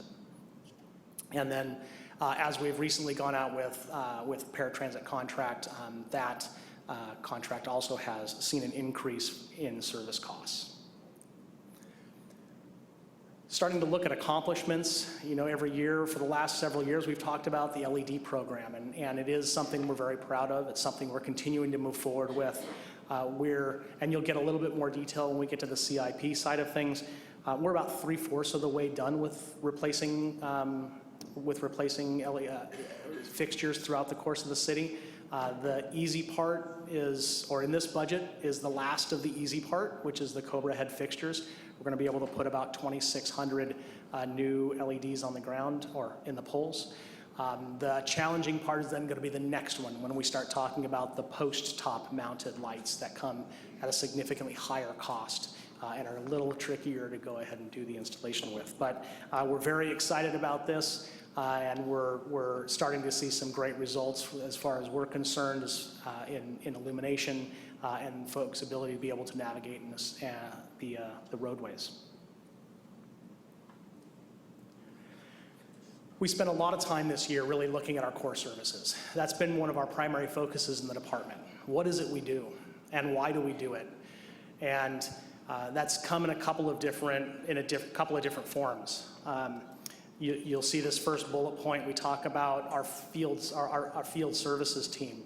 They went through and looked at each of those divisions that we discussed and started talking about what performance measures they really have. Why is it they're doing certain things? And if they're doing it, are they doing it for a certain reason? And is there a performance metric that they need to be following to ensure that they're doing it correctly, or that we have the right staffing, or that we have the right tools to make it as efficient as possible? And so among the 3 divisions or sections that are in field services, we came up with about 60 total performance measures that they not only have the capacity to track, but are going to begin tracking on a regular basis. We've already seen that bear fruit in our fleet division as we start to see them identify areas where we can do service better, where we can trim costs, where we can provide that same level of service more efficiently. And we think it's been a really great product. We're only going to start to enhance that more and more as we begin to move forward and put more emphasis in the asset management systems that we're going to be looking to purchase here soon. With that, that's going to give us more and more information to be able to input into our performance measure systems. One of the things that we didn't put up here was we just this last summer completed a study of our capital projects engineering team and how we deliver projects. This goes, as I mentioned earlier, from cradle to grave on a project. And really looking at the process. Why do we deliver? How do we deliver? What's the purpose in the deliver? Not to grave. Sorry, we do not own and maintain a cemetery. But, well, we do, sorry.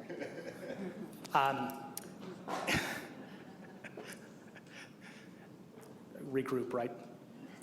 So that created a series of recommendations on how we can improve that service. The engineering team has created groups that are in the process of actively working on implementing those so that we provide, even though they're not listed as an internal service, that's really what engineering is they're an internal service. They're providing service to other departments.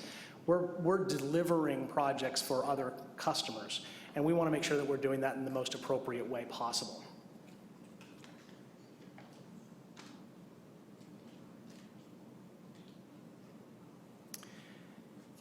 We have fully integrated our facilities maintenance team. In doing that, we've kind of utilized our other field services models as a tool to redevelop and rebuild facilities maintenance. We've changed their work order management system. We've changed how they report out to each of the different facilities. And as I discussed earlier, we've changed how they deal with certain projects by altering the teams and the consistency of the teams. We did about $25 million worth of construction projects last year, and as a function of that, we developed a survey that we would send out to each of the properties immediately adjacent to or affected by that project. I think I provided this information to you this last year. The feedback has been outstanding. We're really excited.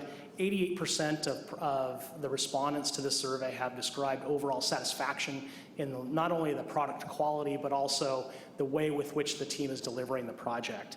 And that's pretty exciting. It's a great bit of feedback for us to get as we start to put more and more out on the ground. You'll also see on the right-hand side of the slide a snapshot of some of the other performance measures that we have.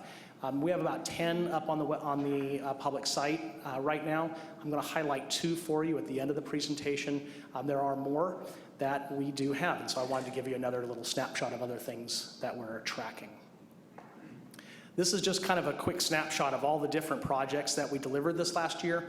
As you can see, we're all over town. We're just about we're in every quadrant and all over the place delivering projects, and we've got more to come this next year.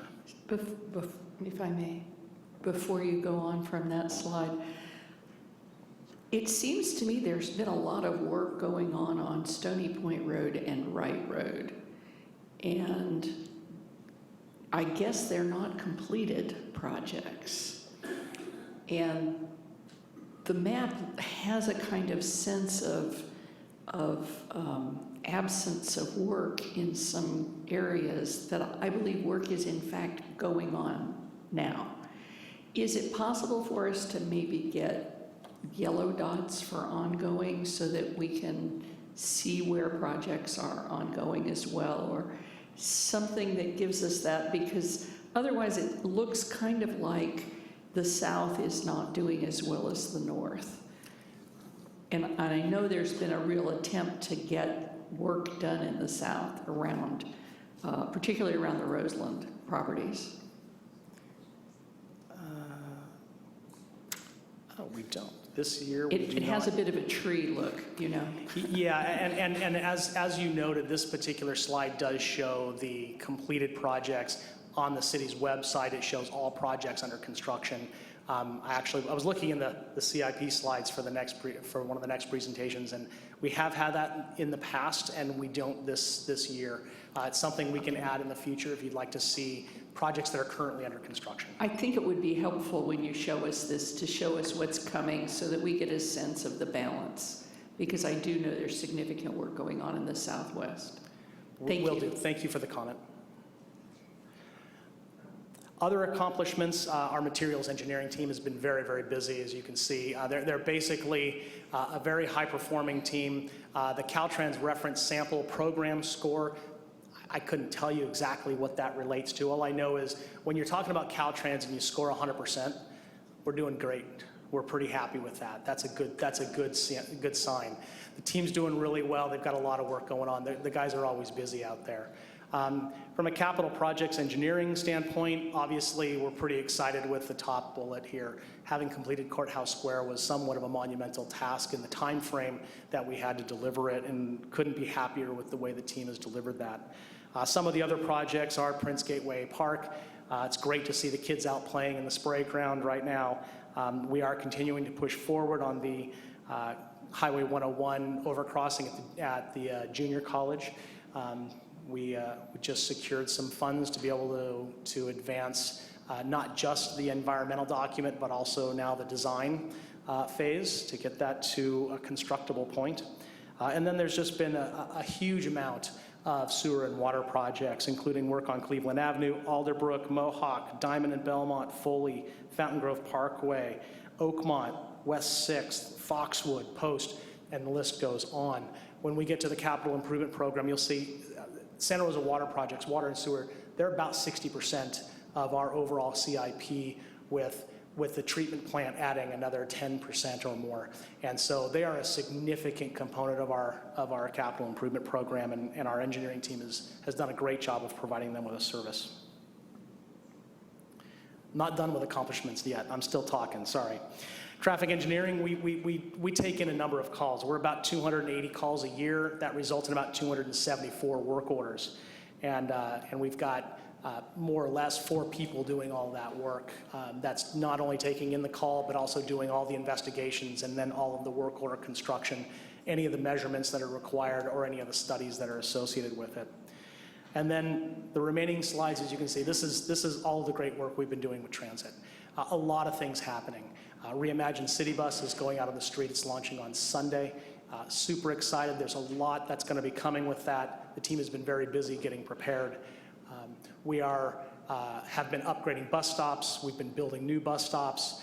We've recently brought Greyhound into the transit mall, so that we're trying to create more of a regionalized partnership. We'll be looking at other regional partners moving forward in the future. And we are going to be reorganizing how that team operates as well. We are going to be moving our administration team out of City Hall and consolidating them with the other transit operations. That is an efficiency method.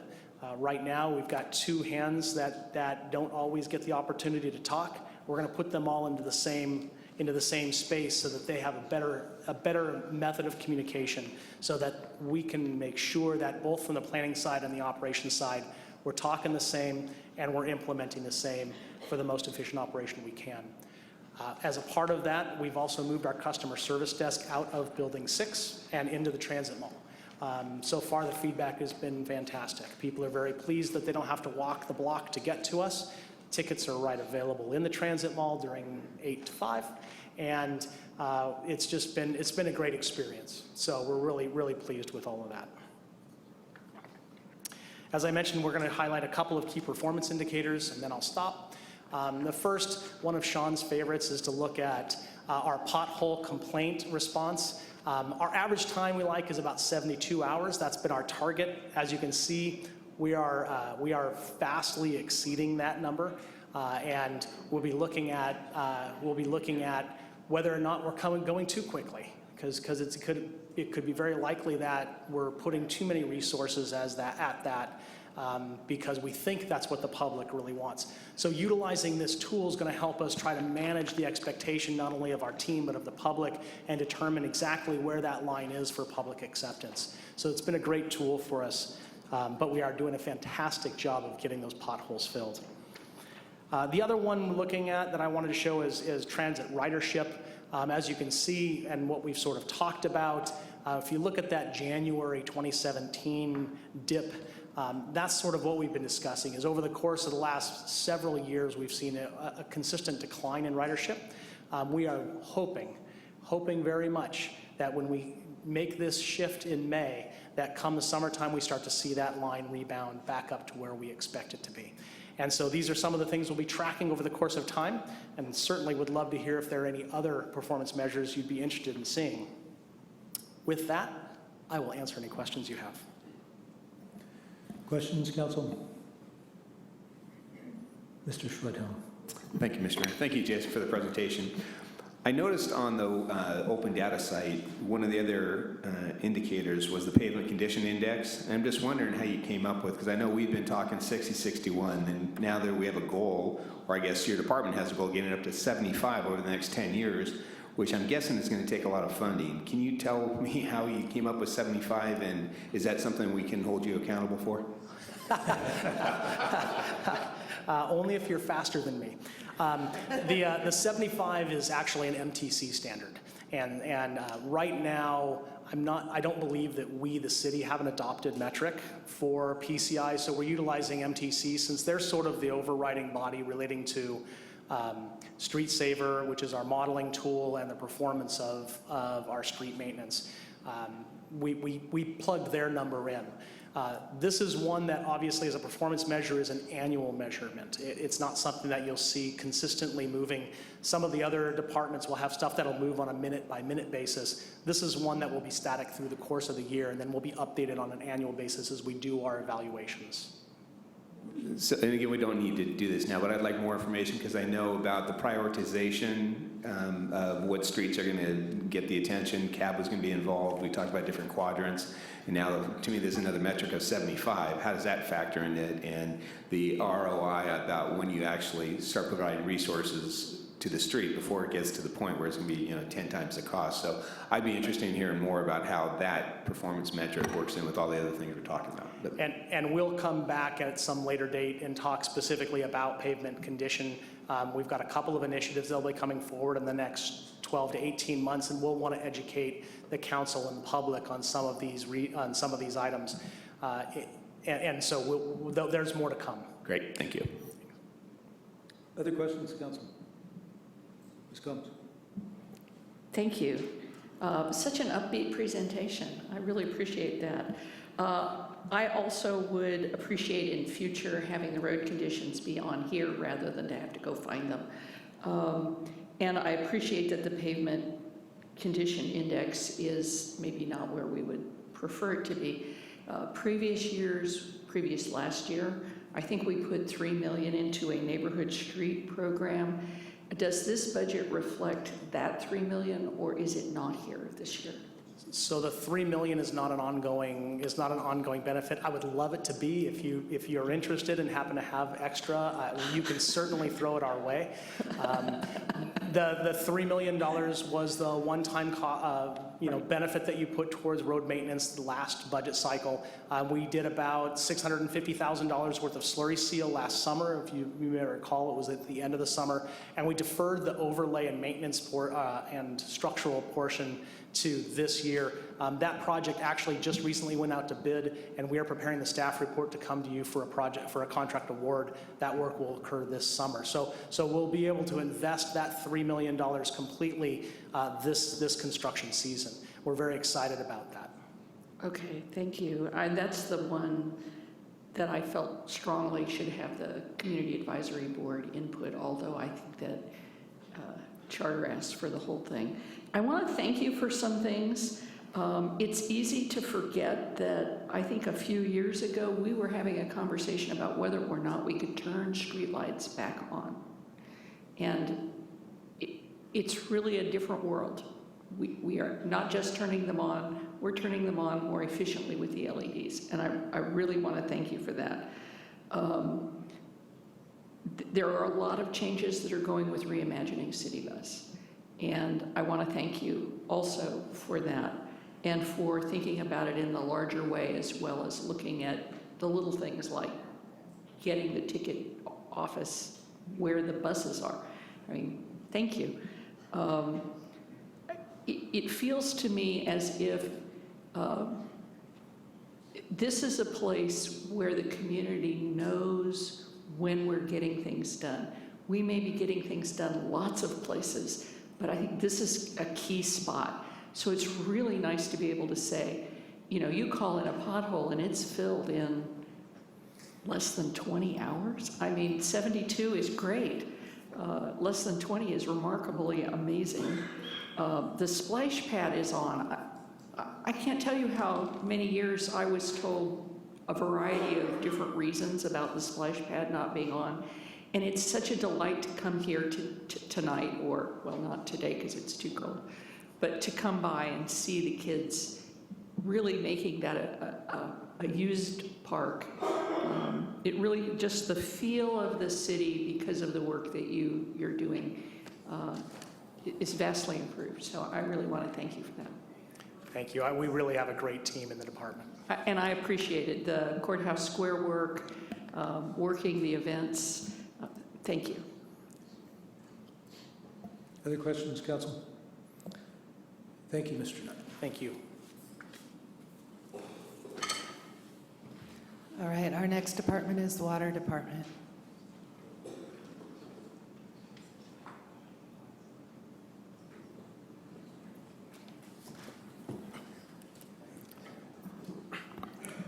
Good afternoon, Mayor Corsi, council members. Batting cleanup today. We'll be rolling through the water budget. Myself, Ben Hornstein, Director of Water, with Deputy Director Linda Reed, support here. Put it a little closer. Got it.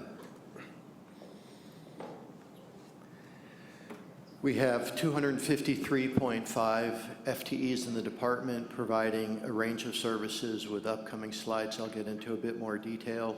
Generally, three main areas: water supply, where we ensure we have adequate water supply for our community now and into the future, and that we use that water wisely with conservation. We have our local operation, which is responsible for delivering the water, so when our customers turn on the taps, it's available, and when they flush, the wastewater is appropriately transported in the operation of our sub-regional wastewater facility, along with a range of other activities I'll get to. We have a active administration group that, in my view, is probably the most important in the department, keeping the wheels on the bus, ranging from finance support, HR support, safety and training, and the list goes on. We are active in the purchase of water, working with Sonoma County Water Agency to ensure, through the Water Advisory Committee and Technical Advisory Committee, working with other retailers to ensure that their investments are prudent and in line with our expectations, and that the apportionment of the costs are appropriate and fair.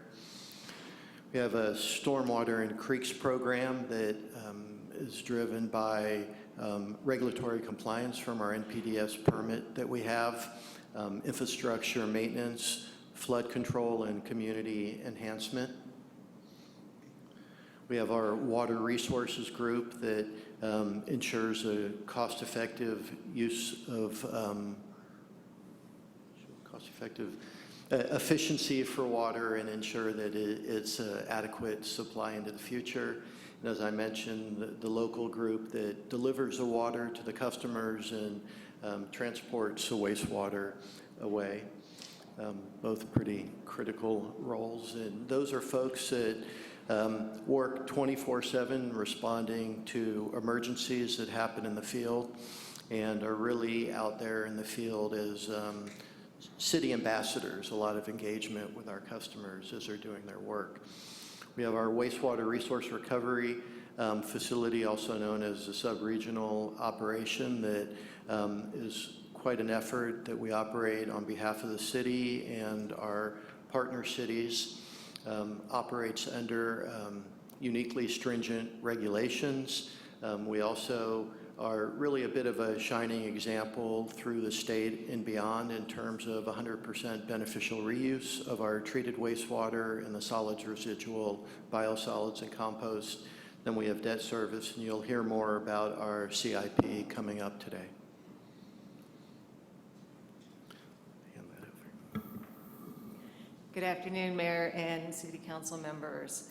This slide breaks down our budget, 100% of the budget, and how that's distributed. And I think the notable part about this particular slide is looking at our CIP and O&M projects and our debt service, which together are almost $61 million. And the great part of our expenditures are really about paying for the infrastructure that's in the ground, the debt service on that, and maintaining and repairing that infrastructure. So that's really what we're all about.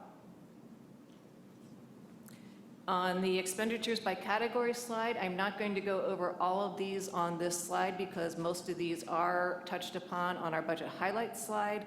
I did want to touch on a couple that are not on the budget highlights slide, and that includes our capital outlay, which was kind of notable just because of the percent increase on this one. Capital outlay would be equipment, vehicles, that type of thing. In particular, in this budget, we are budgeting $175,000 for a replacement pump at the Bear Canyon pump station. We had a pump go out this year during an extremely wet weather incident, realized that we needed more redundancy there. We're going to be having a new pump so that we do have backup available.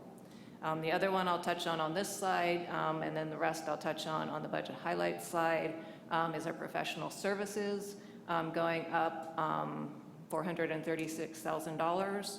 A lot of different things are in there. You think of professional services and you think of more like office type of things, but in this case, the largest single driver there is an estimate for our landscape contract. All of the lands that are managed by the city water department, whether they be tank sites or pump stations or the utility field office type area, we manage a contract for landscape services. It is a high priority of the Board of Public Utilities that we reduce the use of glyphosates to the greatest extent possible. And so we are increasing the budget there. We don't know what that will actually be until we get a bid this summer, but we are anticipating a budget. Another type of thing that is in that professional services, we did do discharge this year, which is very unusual for us. And one thing we discovered is that there's gravel buildup over our discharge outlet.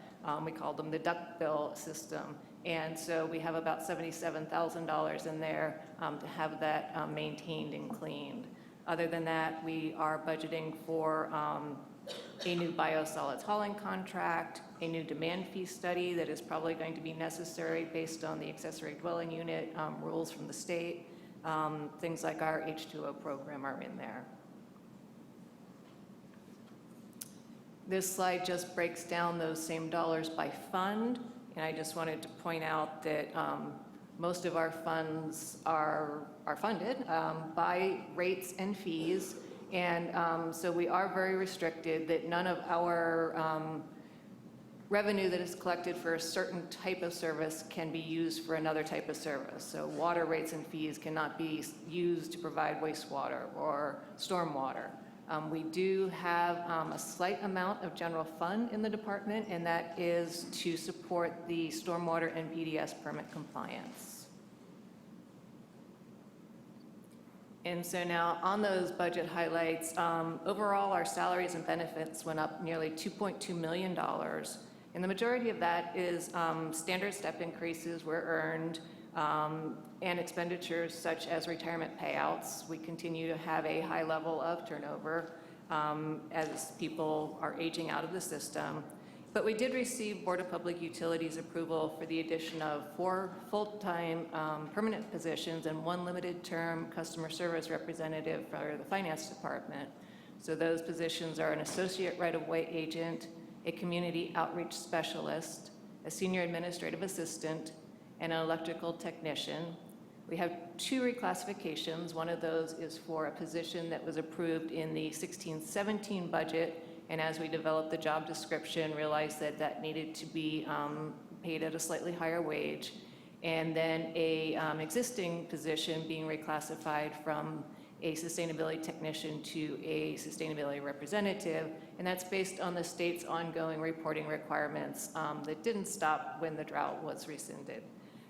In addition to that, as you've seen in other departments, and you just heard Director Nutt talk about electricity costs, actually went up in the 16-17 budget, and we are therefore budgeting for those. Those are the transmission costs that come from PG&E. And for us, although this is even with our reduced usage factor from our self-generation, and you'll see a little bit more about that further in the presentation, but we do generate the equivalent of about $1 million a year from our combined heat and power project. But even then, when your electricity bill is about $4 million, a 20% increase is a pretty big number. The debt service reduction is partially because of which bonds we pay for at which time, but I wanted to remind the council, and for the benefit of the new members, we did refinance $113 million of our debt last year in July, including all of our state revolving loans. And that refinance is going to save our ratepayers about $12 million over the cost of that debt. So seeing that kind of reduction is a good thing.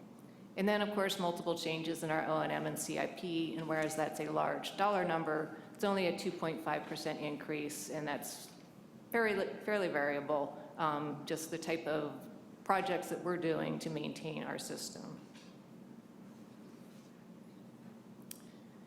Of course, for the water department, the expenditures are only one side of the equation.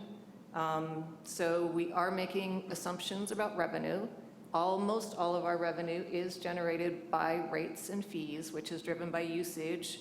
And we've seen some really large fluctuations in that usage pattern lately. Part of it's due to weather patterns, and part of it's due to behavior modifications based on drought messaging.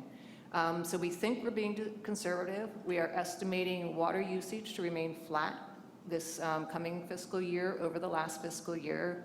And we're assuming a slight increase in sewer usage based on what we've seen in the sewer cap setting process this winter. That said, we are operating both funds at a deficit. The water fund is projected to end fiscal year 17-18 at a $1.2 million deficit, and the wastewater fund will end at about $126,000 deficit. We are looking at long-term plans for both of those, and we do have fund balance, which is available and appropriate to use to cover those deficits for the time being. We also just wanted to let you know, back in 2015, when you approved a 5-year rate plan, we promised you that we would come back at each budget session and tell you that we looked at it, that it's appropriate. Last year, we asked you to reduce one of those pre-approved rate numbers. We're not asking you to do that this year, but staff and the Board of Public Utilities does believe that the pre-approved rate increases will be appropriate and recommends no change. And then just what that looks like for your typical customer, those top 2 lines are your water usage charges. The increases in that are solely driven by the pass-through rate, the wholesale cost of water. The water fixed charge is going up 5%, and that's that next water fixed charge. And then the sewer usage and sewer fixed charges are going up 3%.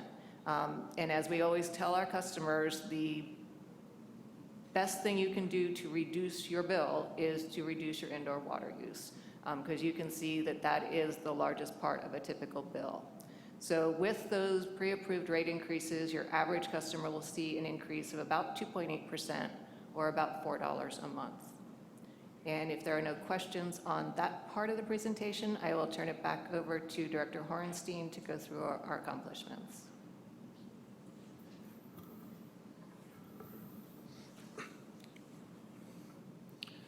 So have a impressive list of accomplishments, and for me what was even more impressive were those that didn't make the list. And I say that not in a self-congratulatory, because I've had no role being new here, but great work from our department staff.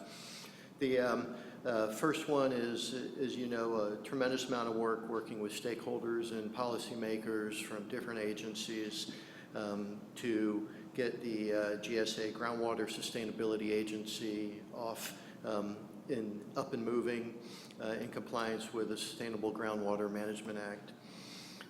We began operation this year of our high-strength receiving station, and I think the expectations that staff laid out when the BPU approved the project and shared with the council has been more than met, and we're currently developing plans on how to increase the not just the renewable energy that's generated from that, but also the external revenues that come in through tipping fees. We began implementation of a $2.5 million grant from the state to install 5,500 ultra-high efficiency toilets, aerators, and shower heads, and 250 pre-rinse spray valves in restaurants, all at no cost to customers.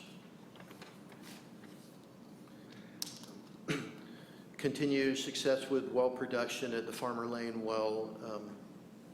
Thank you. Treatment plant. About 8% of our total water delivered came from that facility, operating 200 days at an average of 2 million gallons per day.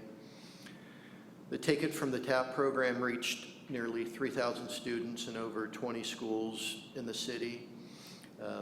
And we have our tap hydration station at many local events and have provided more than 4,000 bottles. And lastly, in June, after 3 years, as you're well aware of drought conditions and statewide emergencies, we're able to self-certify, largely due to the education provided by staff and our community's acceptance of conservation, that able to rescind the mandatory drought restrictions in advance of many communities throughout the state. With that, if you have any questions, Linda and I could answer. Oh, I have one more, two more. Key performance measures. We have a goal that in fact is set by the state of 126 gallons per day per capita, and we're well below that, again, thanks to the work of the staff and the acceptance of driving that down. We suspect the requirement will continue to be pushed down at various times, and the city seems well positioned to deal with that.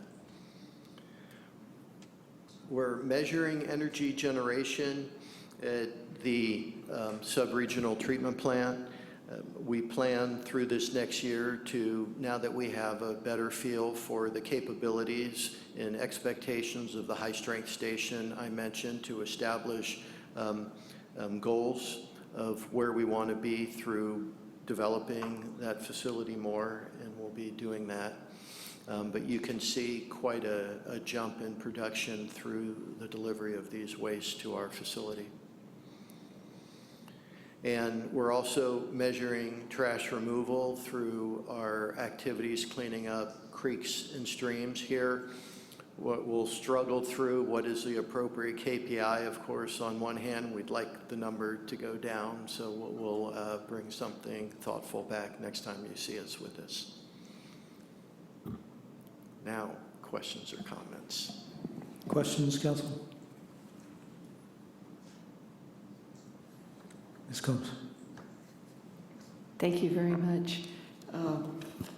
And I agree with you, there's probably a lot in your accomplishments that you have not listed here. It's quite a remarkable department, and I appreciate it.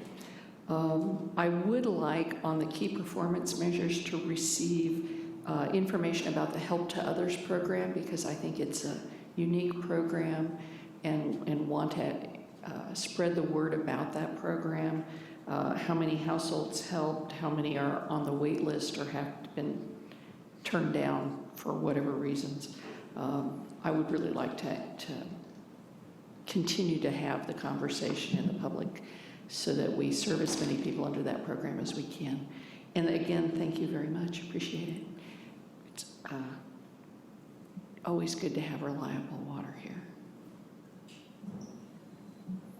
Thank you, Mr. Hornstein. Did you have a question?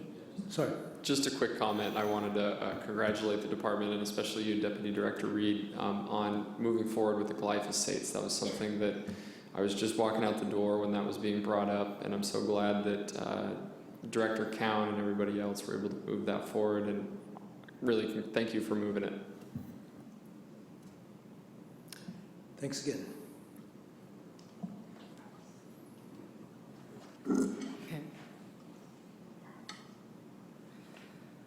So the last presentation really is our capital improvement program, and there's 3 different departments that deal with this, so I'm going to let them have my chair.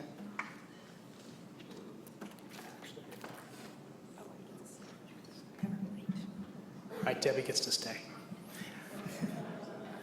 So again, thank you for having us up here. I'm Jason Nutt with the Department of Public Works. I'm joined by Ben Hornstein with Santa Rosa Water, which you just heard. We're going to tag team this event for you this afternoon and talk about the capital improvement program budget.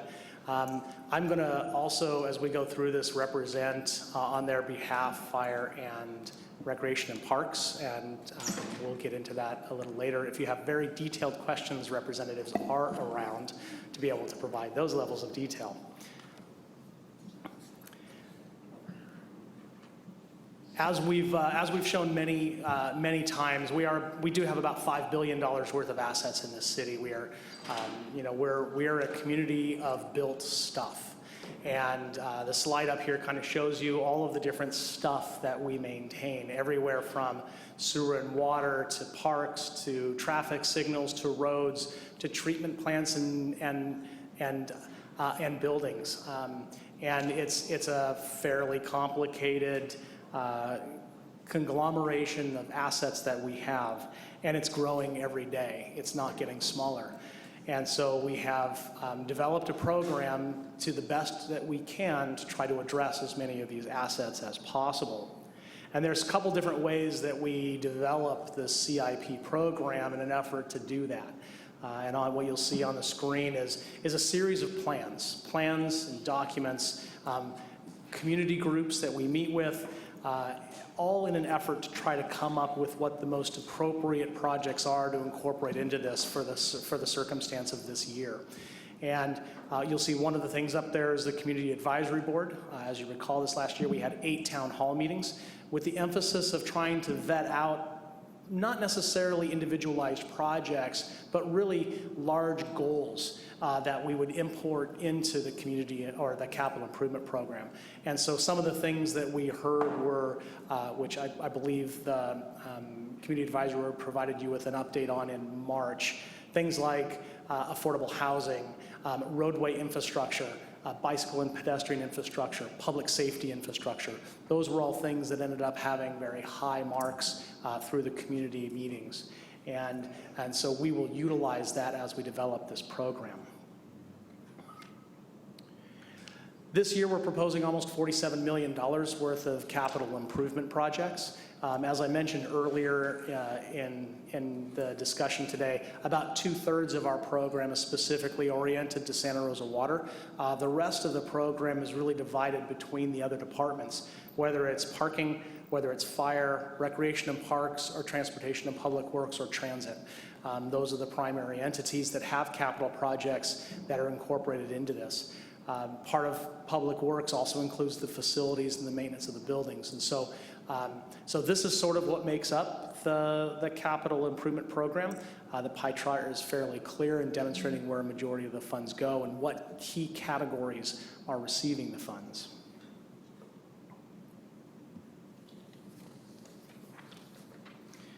We do have a series of general fund that gets put, or we do have some general fund that goes into the capital improvement program, just under $2 million, with the largest sum of that going toward accessibility improvements. This is a standalone project that gets incorporated into the CIP. We then work with risk management and our partners in each of the different departments to identify all of the different projects that we want to ensure get completed during the course of the fiscal year. Recently, for example, this last year, our primary focuses were City Hall and the complex here and Howarth Park. And we've been actively working over the last several months to ensure that facilities are being upgraded in those particular locations. We have met with risk management and talked about the preliminary list, and we'll be reaching out to all the departments to ensure that they know what our program is going to look like this upcoming year over the course of the next month or two. So that's part of how that program is going to get established. It all relates back to the transition plan. The city has a transition plan. We do need to update that transition plan. That will come off the top, the cost of updating that off the top of this $1.2 million to ensure that from a programmatic standpoint, we know exactly what we're doing and how we're implementing the program. As we did this last year and we discussed earlier, we are hoping to incorporate another $600,000 worth of streetlight enhancements to continue to replace our high-pressure sodium to LED. And then the fuel station repair that we discussed as part of the additional needs request. And then the last is something we added last year, which is we do work internally for departments, some of which are well-funded, some of which are not well-funded, more meaning the projects themselves. Some of those projects require a little bit of initial investment just to be able to vet through. For example, you're going to be talking about the notice of funding availability with Housing and Community Services. That took about 20 hours of engineering staff time off of projects in order to be able to assist them with coming up with a particular program. This is the fund source that allows us to provide that service to other departments that don't have a capital program, but that need the type of services that we have incorporated in our department. From the fire department standpoint, their project list is fairly small, and you heard a lot about that from Chief Gosner earlier today. They are looking at making some improvements to the fire training center and then looking at how to address some of the fire stations in South Santa Rosa, including the potential relocation of Station 8. As was brought up, we currently have a proposed fire station at off of Kiwanis Springs. There is a potential, especially once Hearn Avenue interchange gets reconstructed, to consolidate Station 9 and Station 8 into a centralized station that would be able to service both portions of the community. So the funds that are going into the capital improvement program this year are relating to all of those three components.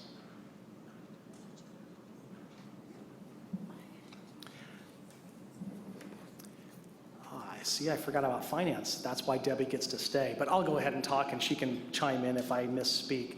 With all the parking garages and parking lots that we have, the revenue collection equipment, where you get your ticket and then you go pay, those are starting to age, and it's time to replace them. All of the mechanical equipment and the collection equipment needs to be replaced. And so this particular project will be working with finance to ensure that gets delivered appropriately. And then, of course, we're constantly looking at how to replace meters. And so this is a $300,000 meter investment into the city. With recreation and parks, the primary focus of this, and you've heard this for several years, is we're really utilizing funds that come in through the Quimby-Ac, and we are through development impact fees, and we are inserting that into our long-term programming. There are a couple of specific projects that we'll be working on. For example, you'll see the Finley Aquatic Water Play. The department is looking at incorporating a water feature, an interactive water feature similar to what's at Ridgeway Park over at Finley, with a hope that we provide additional services to families that are coming to enjoy it. A majority of the rest of these are being invested for future improvements at those parks. There will be projects coming forward at another date when they feel they've accumulated enough funds to be able to implement specific projects. And if I've misstated, I'll let them come down. Nope, looks like I did okay there. With that, I am going to hand over to Ben, and he's going to talk with you about Santa Rosa Water. Okay, we have a relatively high CIP in the city, yet another way to look at it, considering the $3 to $4 billion in assets that we have, is actually a fairly modest capital program that we'll look to in the future. On, thank you. Stormwater and creeks, a number of projects that are funded through various ways, none through the general fund, through grants, some property tax development fees. Lower Colgan Creek Restoration Project that is recreating natural channels and habitat features, and also putting in a bicycle and pedestrian path and addressing some flood conveyance in the creek. We have a project that's addressing a number of infrastructure issues of broken or damaged storm drain pipes. We have a project that is focusing to meet permit requirements to improve habitat and water quality in a few creeks. Of course, the City Hall demonstration project that was largely grant funded, and Pioneer Creek improvements that came from a fine for illicit disposal of hazardous material. Within the water enterprise, we have a $13 million capital program proposed that's the same as in previous years. There's an increased emphasis on groundwater to move forward our emergency groundwater backup program, and also doing some large pipe replacement. On wastewater, it's $12 million proposed in the CIP. Continue to focus on conveyance, on pipes, on trunks. The dominant asset in this wastewater enterprise are the pipes underground that do need constant rehabilitation and replacement in a cyclical fashion. And our water reuse, our wastewater facility, for the size of that asset, it's relatively a small capital program. This is, the total is increased by $1 million a year. We're trying to, at the behest of the BPU, increase our cash funding of capital for that enterprise, and we continue to do that.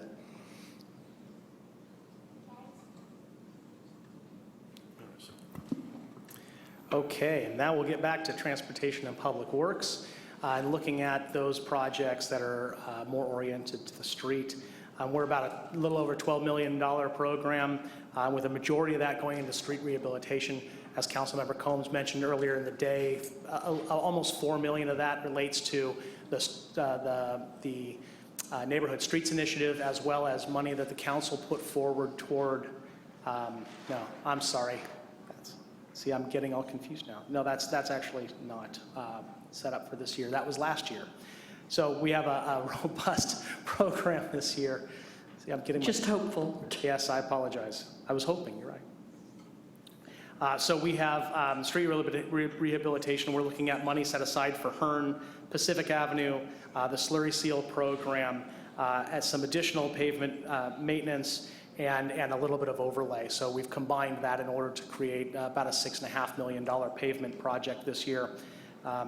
With our traffic projects, we've got a little bit over $1 million looking at retrofitting our traffic signals with flashing yellow arrows. If you haven't seen those, they're over out on Dutton at West 9th. And it's a great tool. We hope will improve traffic safety as people come to better understand what it means to yield before you make a left-hand turn as a permissive tool. We'll also be doing some improvements at McConnell and Mendocino Avenue. There's an existing flashing beacon that we're going to convert to a hybrid flashing beacon. This has been termed a hawk in other communities, and it will actually stop traffic at a certain point so that pedestrians can cross before ultimately allowing vehicles to go through a stop and then proceed mode. They've been very popular. We have one over on Montgomery Drive near Spring Lake Village, and it's been a great tool. As well as we're going to be looking at doing some bike detection, and also going to be putting money toward the McDonald area traffic calming project. As I mentioned, one of the feedback items that we've been utilizing are the community advisory board meetings. This particular project is a function of that. We received a request to improve a pathway along both Franklin Avenue and North Street, and this is part of our program to begin to address that. And so we're putting money towards that this year with hopes that we'll be able to address a component of that request. In addition, we've got ADA work, as we were talking about. There will be some carryover from this last year.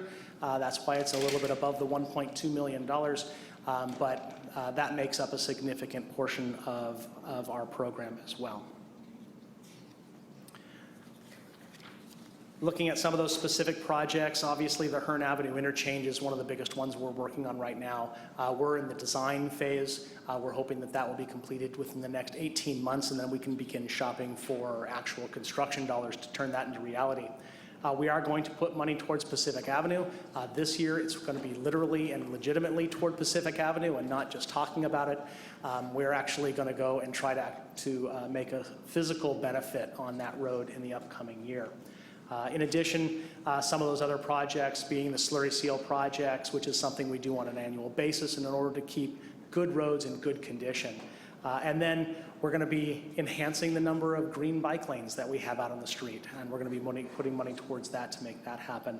And as I mentioned, McDonald Avenue or McDonald area traffic calming is another one. And with that, I will open to questions from you. Questions, Council? Mr. Schwedel.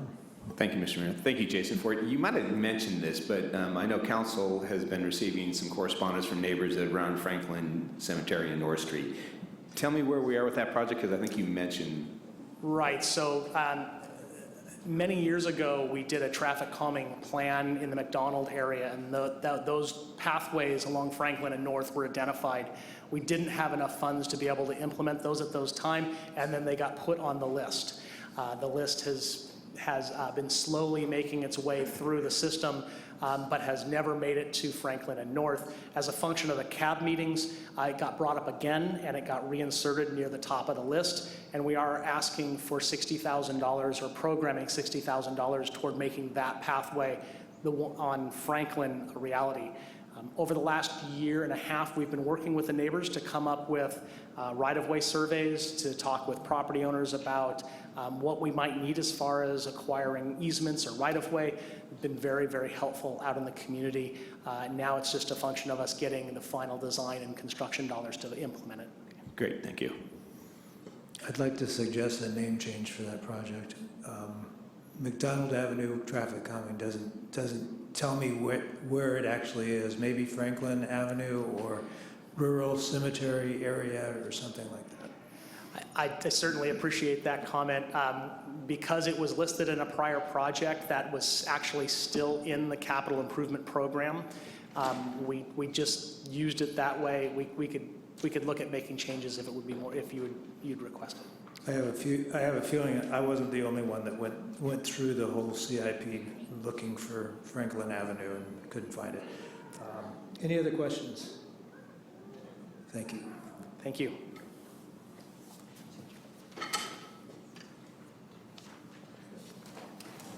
All right, so now you're going to get at our closing comments from our city manager.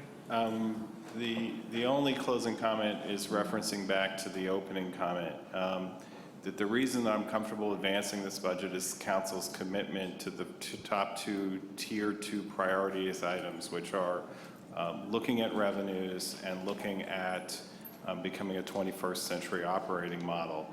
As long as council advances those two things, I think that this is a manageable situation we find ourselves in. But we have to do those two things. We're already moving into territory where we're expending above our means. That's in the budget. But so we have to figure out how we're going to adjust the organization and adjust future revenues to meet those obligations moving forward.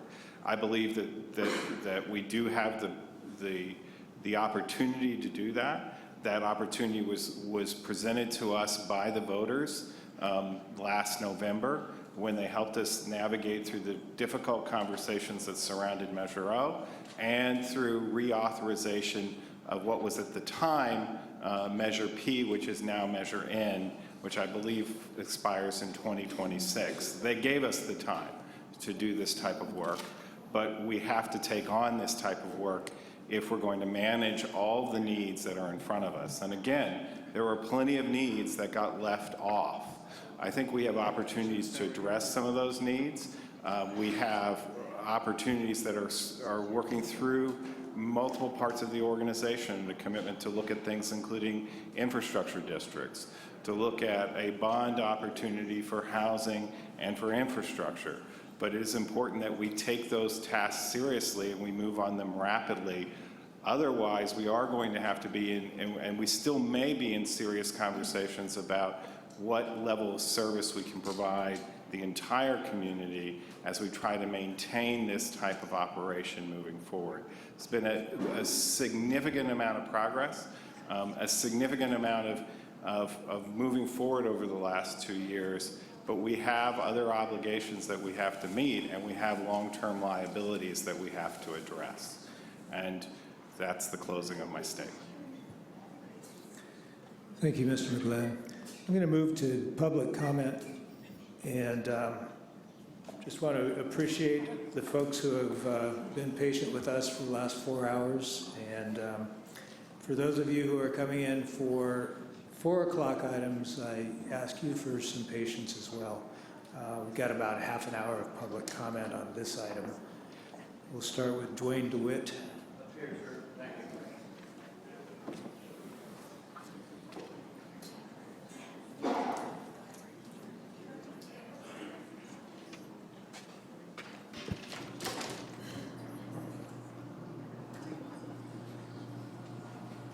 Hello, my name is Dwayne DeWitt. I'm from Roseland, which may be in the city by the end of the year, so I think my comments will be quite pertinent. You have a park over there that was funded by taxpayers with the Sonoma County Agricultural Preservation and Open Space District funding, and today you heard some mention of it through both Recreation and Parks and the Water Department. The park in question is called Roseland Creek. We call it the Neighborwood, you call it a community park. We believe it came about largely because of the efforts of the public, and we want to make sure that you folks understand that the Recreation and Parks Department is understaffed right now, and they need some more maintenance people, and we hope that you'll look at perhaps giving them some more funding so that it's not just volunteers taking care of this park. When we helped to get the funding, volunteers put together a set of maps. This is 9 years ago we put these together, called a Park Equity Study, which pointed out that the west side of town doesn't have near as many parks as the east side. The east side is sitting pretty, and over in the west, we're having difficulties still. Matter of fact, big no trespassing sign on the southern parcel of Roseland Creek Park. So we want you to get more staff so we can open that park up. It's now been 7 years we've been waiting since it was funded. So also a big concern for myself and others is the Roseland Library. And we hope that you folks would look to your unencumbered general fund reserves. We know you have some, you rarely talk about them, but whenever you want something, you find them and they come up and it gets done. And so I'm like, okay, let's encumber some of those general fund reserves for the Roseland Library. About $1 million would be nice to get started. That could help us really make a difference. And then housing issues. Last night I was at a environmental impact report scoping matter for the Southeast Greenway. And they don't want to hear about more housing. They're basically looking at it like, oh, we'll get by with as minimal amount as we can. I asked for the scoping of the EIR to look for at least 4 times the amount they were speaking of, which is only 1,000 units along 57 acres with numerous roads and multifamily housing. We get it over in Roseland a lot like that. I know you could do it over here too. So spread the housing far and wide. scattered site affordable housing. That's what will help us more than just putting it all over in one area and then us coming down here pleading for some funding for a library and the things that we'll need with so many thousands of people once the annexation takes place. And last but not least, my condolences and thanks to you for having gone through 4 hours and now another half an hour before you get to stand up and stretch it out and stuff. That's really a good thing on your part. Thank you so much. Shirley Cheel, and she'll be followed by Samuel Cox.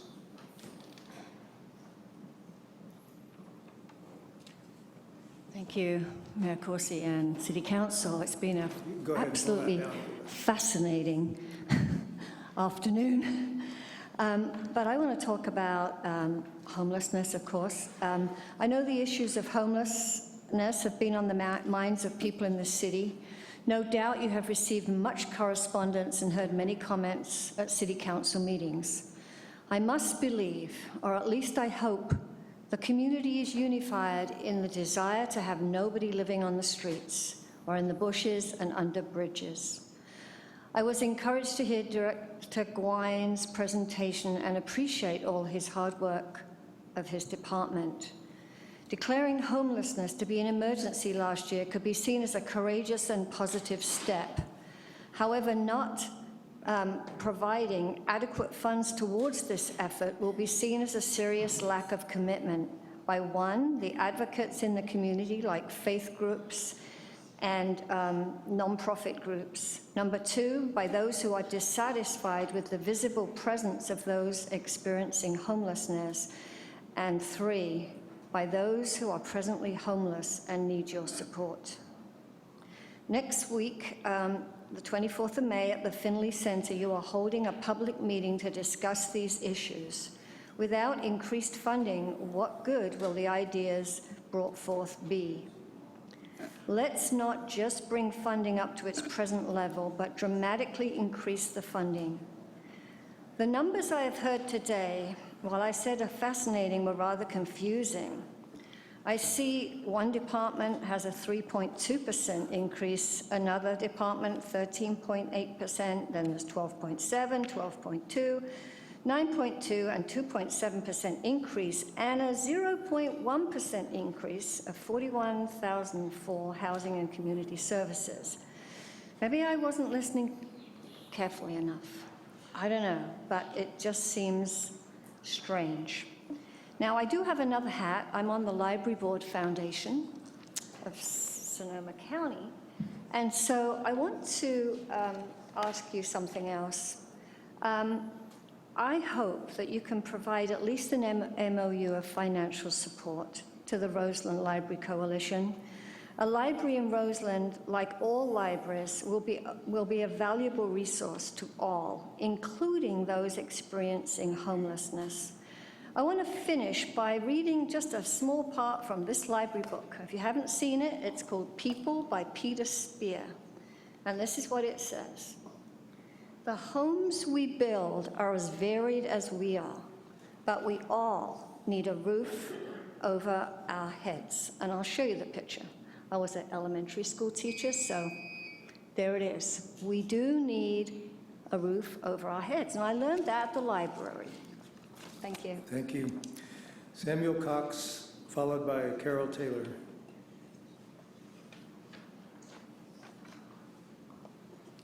Thank you. I'm a member of First United Methodist Church's Task Force on Homeless Ministries, and we do appreciate the encouragement and support you've given us in our various projects, and particularly the last several months, our proposal to provide transitional housing to people as a small piece of the solutions that we're all seeking. And as Shirley said, we commend you for continuing the emergency declaration and for listing the issue as a Tier 1 activity.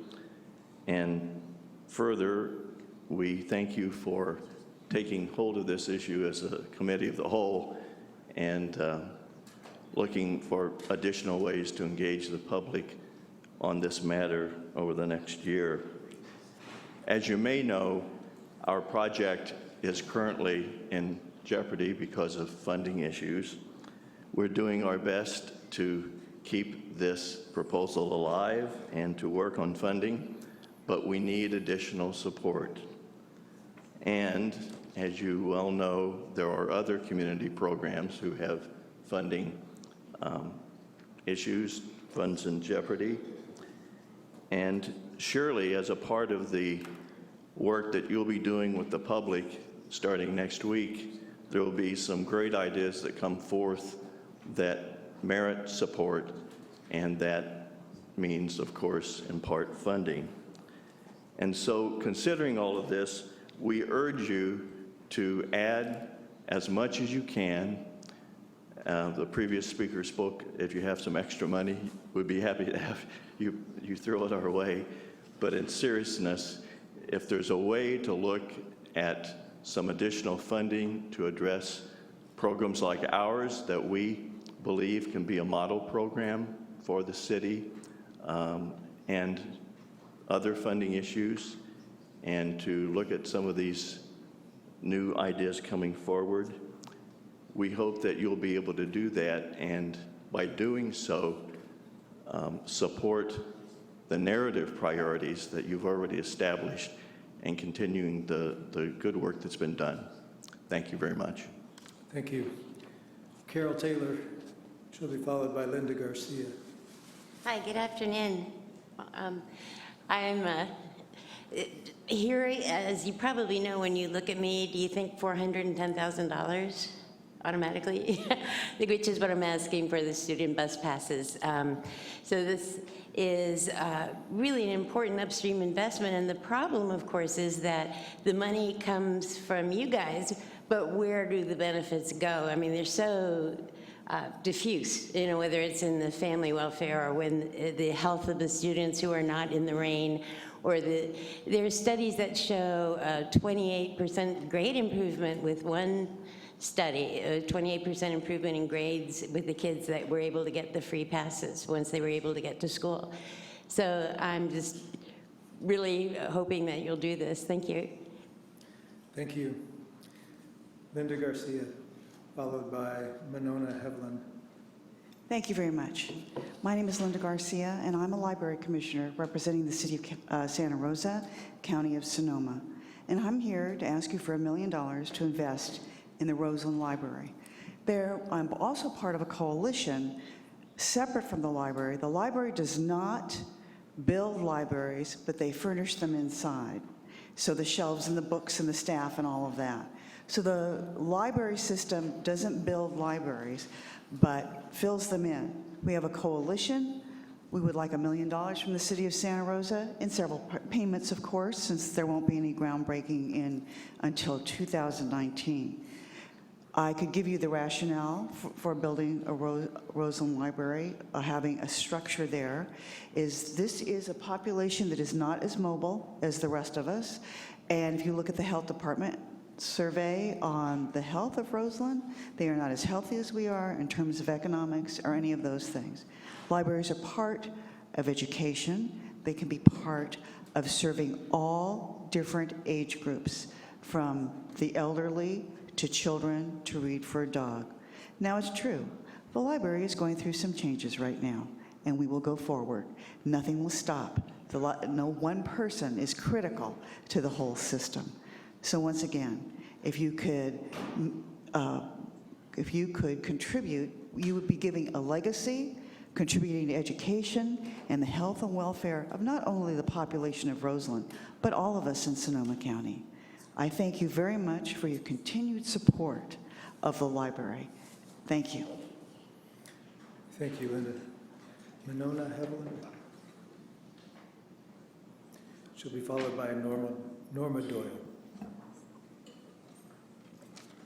Good afternoon. I'm Monona. This is my daughter, Zinnia, and we live on Franklin Avenue, where you've received numerous emails from people asking for a path to be designed and then implemented along our street. I want to thank you for looking for it in the capital improvement budget. I also looked for it and had to realize it was under the McDonald Avenue traffic calming item. I've lived on the street for several years, and I've observed many people using the street. You wouldn't think that people are walking on the street, but they are. Many people are walking, riding on strollers, jogging, walking their dogs. I've even seen a couple of blind people with white canes navigating the street, rollerbladers, people in wheelchairs actually navigating the street. And most of these people are not, like, we walk off of the street in the dirt, but many people are actually in the traffic lanes, and then traffic has to swerve around them into oncoming traffic, which then slows down. Or anyway, it's a very dangerous situation, so thank you for considering it and putting it forward. The traffic engineering staff has been great in going over the easement issues that we need to negotiate. And I also wanted to say this is within 1/2 mile of Proctor Terrace, and which is a recommended walking distance. And there are a lot of children that actually live along North Pacific in the junior college neighborhood that go to Proctor Terrace. And this would be the route that they would use if it were safer. And it's also near the Town and Country Shopping Center. It's a really good example of an area that's near downtown that would benefit from a complete streets program. So thank you for approving it as part of this budget. And I just wanted to say further that there are a lot of room for improvements for sidewalks and bikeways throughout Santa Rosa. Also in less affluent neighborhoods that would benefit from there being more comprehensive effort given towards sidewalks and bicycle accommodations throughout the city. I know the master plan is going to be redone soon, and hopefully that will create more focus on it. I think it would be really wonderful to have someone in the Transportation and Public Works Division that was just focused on bikeways and sidewalks, because there's places where there aren't people as actively invested as me in trying to push through a project, and they also need to have projects. If there was someone, really looking for those. Right now, I was part of the Bicycle and Pedestrian Advisory Board, and there isn't really someone in Transportation and Public Works to focus on that advisory board. It has to go through transit. And we'd be better if there was someone focused in the city who was really focused on it. Thank you. Thank you. Norma Doyle, followed by Carl Jackson. Good afternoon, Mayor Corsi and council members. My name is Norma Doyle. I'm here from the Roseland Library Coalition. An article in 2015 Rotarian magazine possibly said it best. A library is perhaps the most successful of all of our civic institutions. It's uncompromisingly successful. The library is an adjunct to preschool, elementary schools, high school, college, a place where you can read, research, do your homework, a daycare center of sorts when preschoolers come to story time. Senior citizens, gang members, can sit next to each other. They're safe. They get into conversations that are very important. The value about being able to use a library for free cannot be underestimated. You can hang out in a coffee shop or a diner only so long before you have to order something. You can go to a park, but maybe it's going to rain, maybe it's cold, maybe it's 5 o'clock in the winter, it's dark. You can be safe in the library.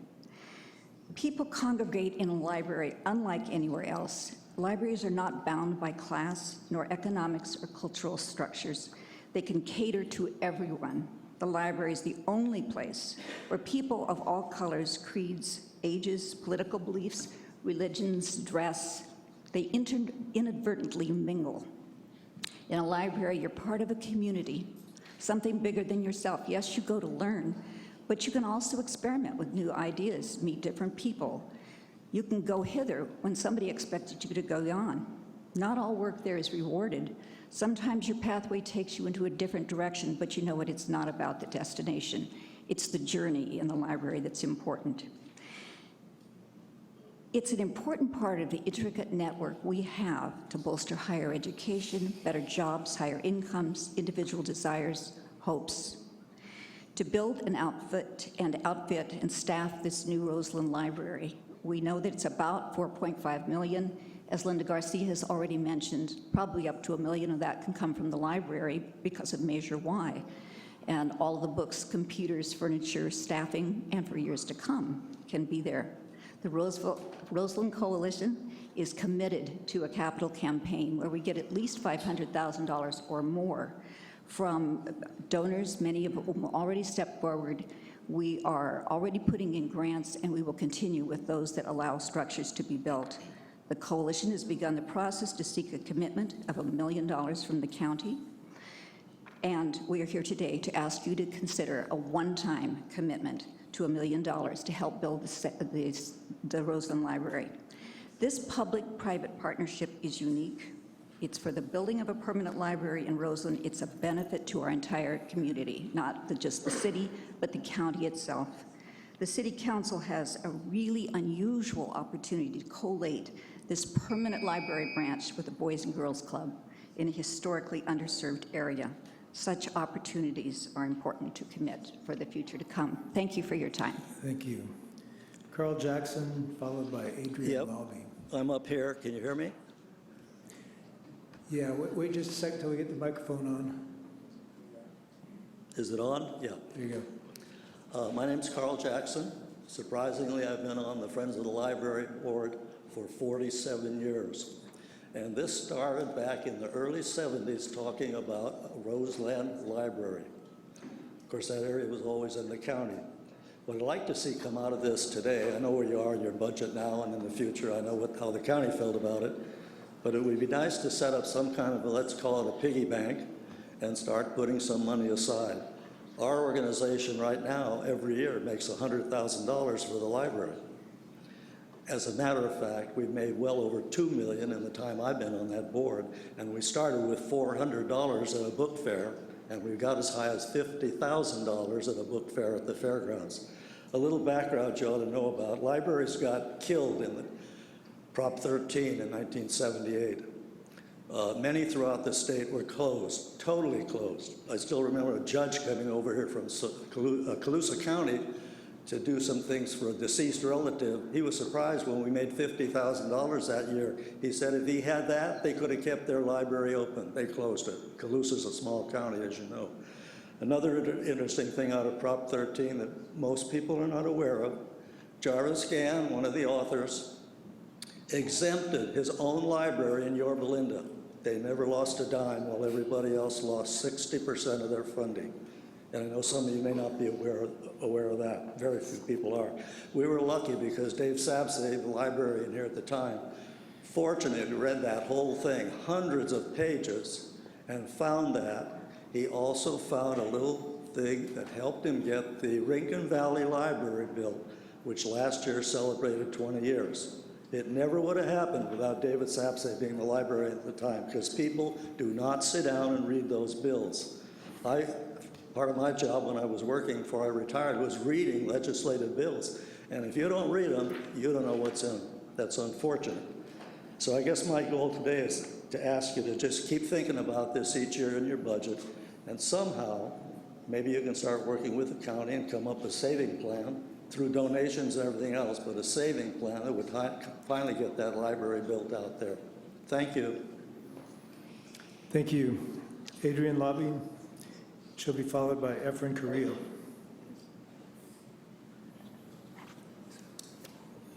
Good afternoon. I'm Adrian Lobby. I'm here with Homeless Action. I wouldn't be here today without the library. I grew up in a working class family in a rural county, and I just plain wouldn't be a lot of places without the library. But what I'm really here for you to talk to you is about the homeless budget.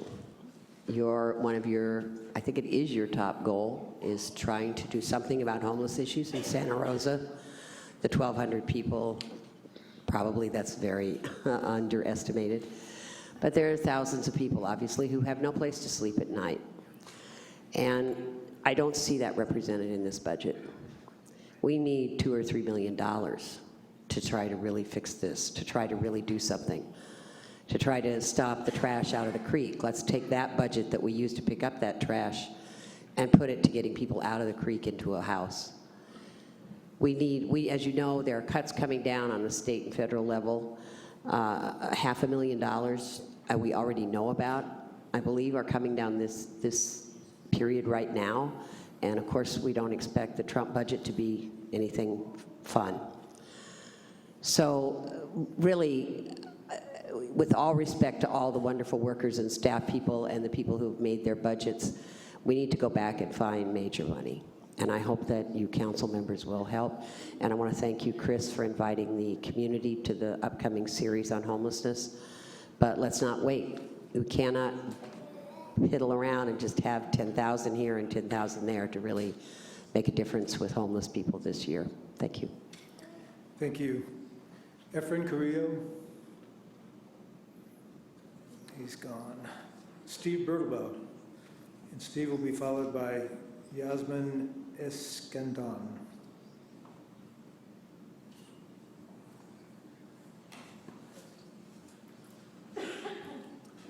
Thank you, Mayor Corsi and members. Steve Bertelbaum with the Transportation Land Use Coalition.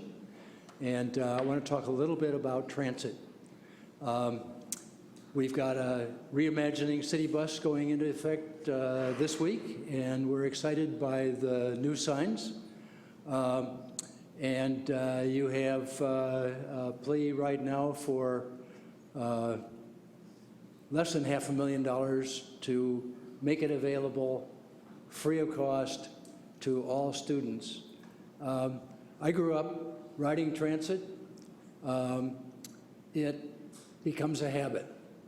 We're going to have a smart train that's connected to transit very shortly.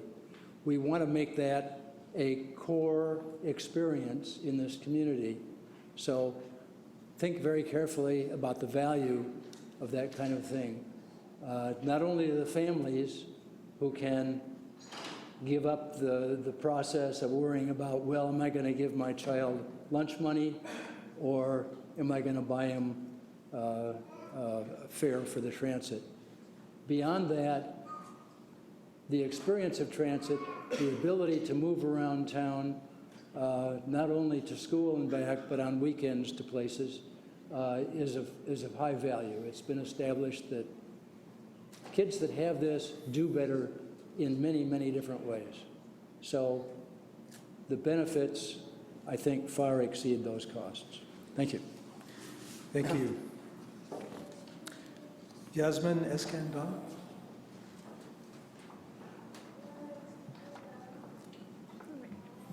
Hang on just one sec till we get the microphone on. She's got it. Go ahead.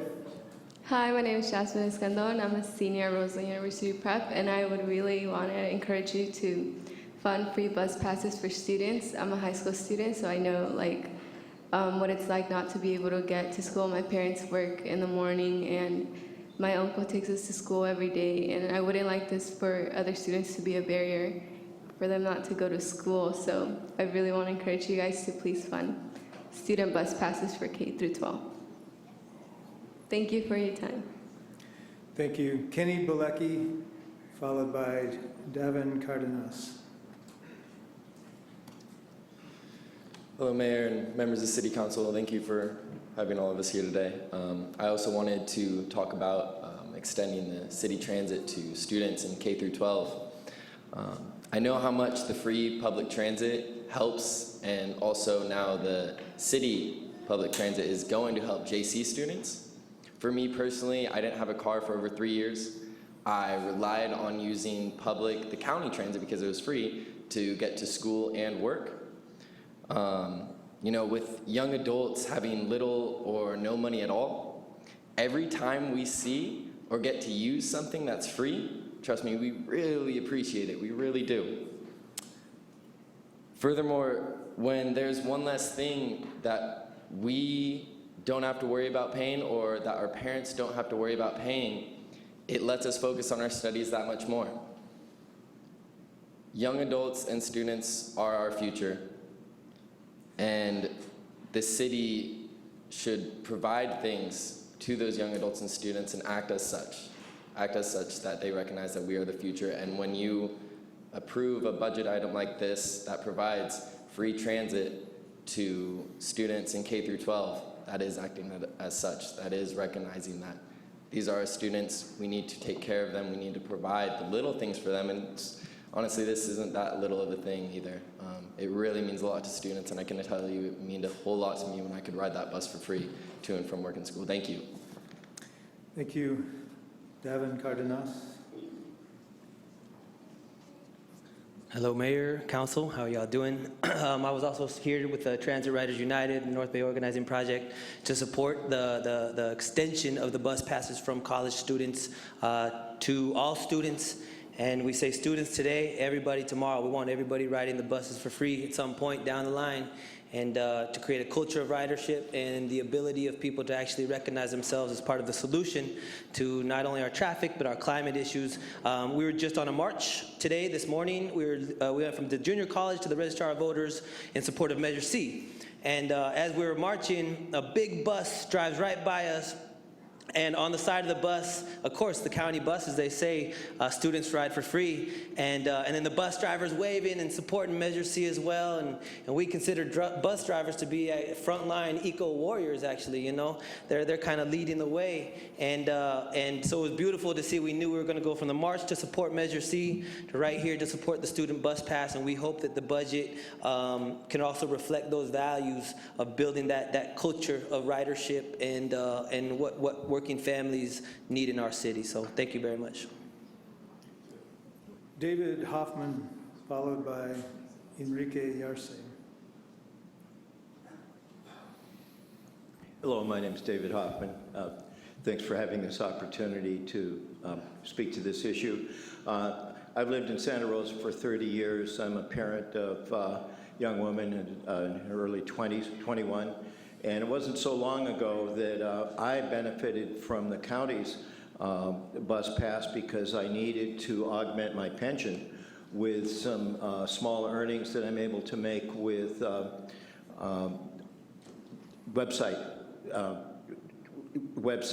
maintenance and content development. And I learned that by going over to the JC and going through the curriculum they have that's targeted as kind of a certificate in basic website technology. And so I benefited from being able to get up there and ride throughout the day as needed. But what I see with students my daughter's age is that they're extremely hard-pressed financially. I think what I see is that most of her friends are couch surfing in each other's homes. They're afraid to take on any kind of college debt because we know that right now, unfortunately, we can't really promise a future or a career to people the way I remember being blessed to have when I was in college. And so everything that we're kind of chipping away and nickeling and diming away, the opportunity and the viability and the future of our young people in a really ill-advised way, because the price we all pay for that is we wind up with a population of people who have very limited opportunities and very limited opening for themselves. So making this possible and freeing up the possibility of young people to get their education without having added burdens. And also seeing young moms riding the bus. I ride the bus. I'm not able to drive, so I ride the bus all day. And I see young moms with like 2 or 3 kids trying to get maybe one sick kid to a hospital and 2 other kids in tow. Again, it's another, all those kids can ride for free. It makes one more benefit that I think is for a very deserving and needy part of our population. So I really hope that you'll go ahead and go forward with this. I totally support it. Thank you. Thank you. Enrique Yarse. Hey, what's up, Council? Can you hear me? Oh, yeah, there we go. Now it's working. Yeah, I mean, I benefit from I'm a JC student. I benefit from the free transit system, and I can tell you, it's really big. You know, like you think that small things like this don't matter to people, but they do. I mean, it's like a completely different world where, you know, you have to rely on the bus system, and And so I strongly encourage you to vote yes. And on top of that, I really think that the transit system needs to be revamped. Sometimes it takes like the whole day to get an errand done, you know? Like, that's not right. We have to think sustainably and think about the transportation system that we see in other cities that is super efficient. And once again, just like fight against this current that we've been seeing in this country for a very long time of not thinking about the long term. We can't just be super reactionary and thinking about short term. We need to be investing in our future. And y'all have the power to do that. So I strongly suggest you do that. So yeah, thank you. Bye. Thank you. Shelley Browning.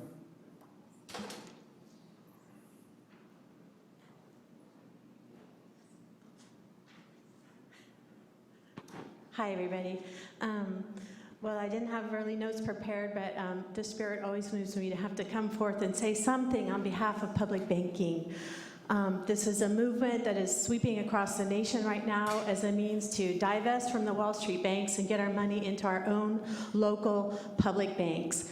We could establish a public bank of Santa Rosa, which could help to fund all of the needs that everybody here is speaking on behalf of tonight. The Wall Street banks are siphoning money out of towns and cities across this nation through all kinds of fraudulent practices and dirty deals, just as they did to homeowners. They've done it to cities and states too, through practices including things like capital appreciation bonds, credit default swaps, pension obligation bonds. This city is no different. This city is not immune. We are being robbed by the Wall Street banks, and we have to wake up and pay attention to this. We're in denial about that fact, and the sooner that we wake up to that fact and pay attention to it and make a move to make a change, the better off this city will be. Santa Fe is out in front on this right now, and the reason why is because they bonded out.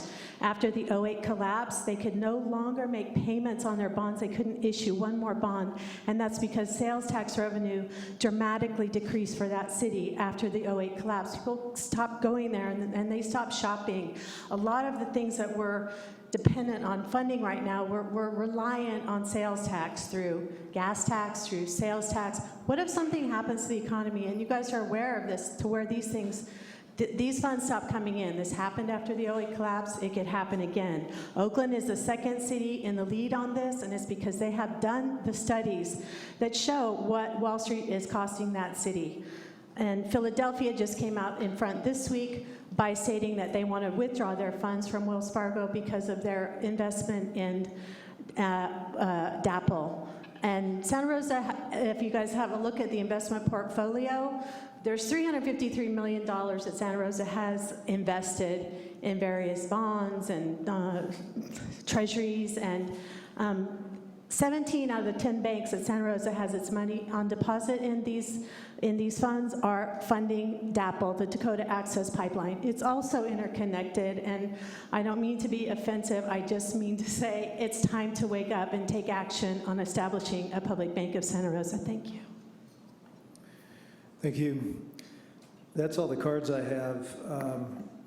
Council, I know that you probably have some comments to send staff off with as we get through this budget discussion.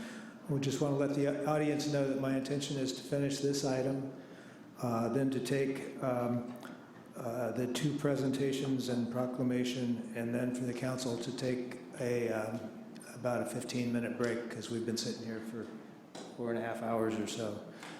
So everything after, from item 6.1 on will be after that break. Council, any comments or questions on the budget? Who wants to start? Ms. Combs. I didn't actually want to start, but I seem to be the one ready to go.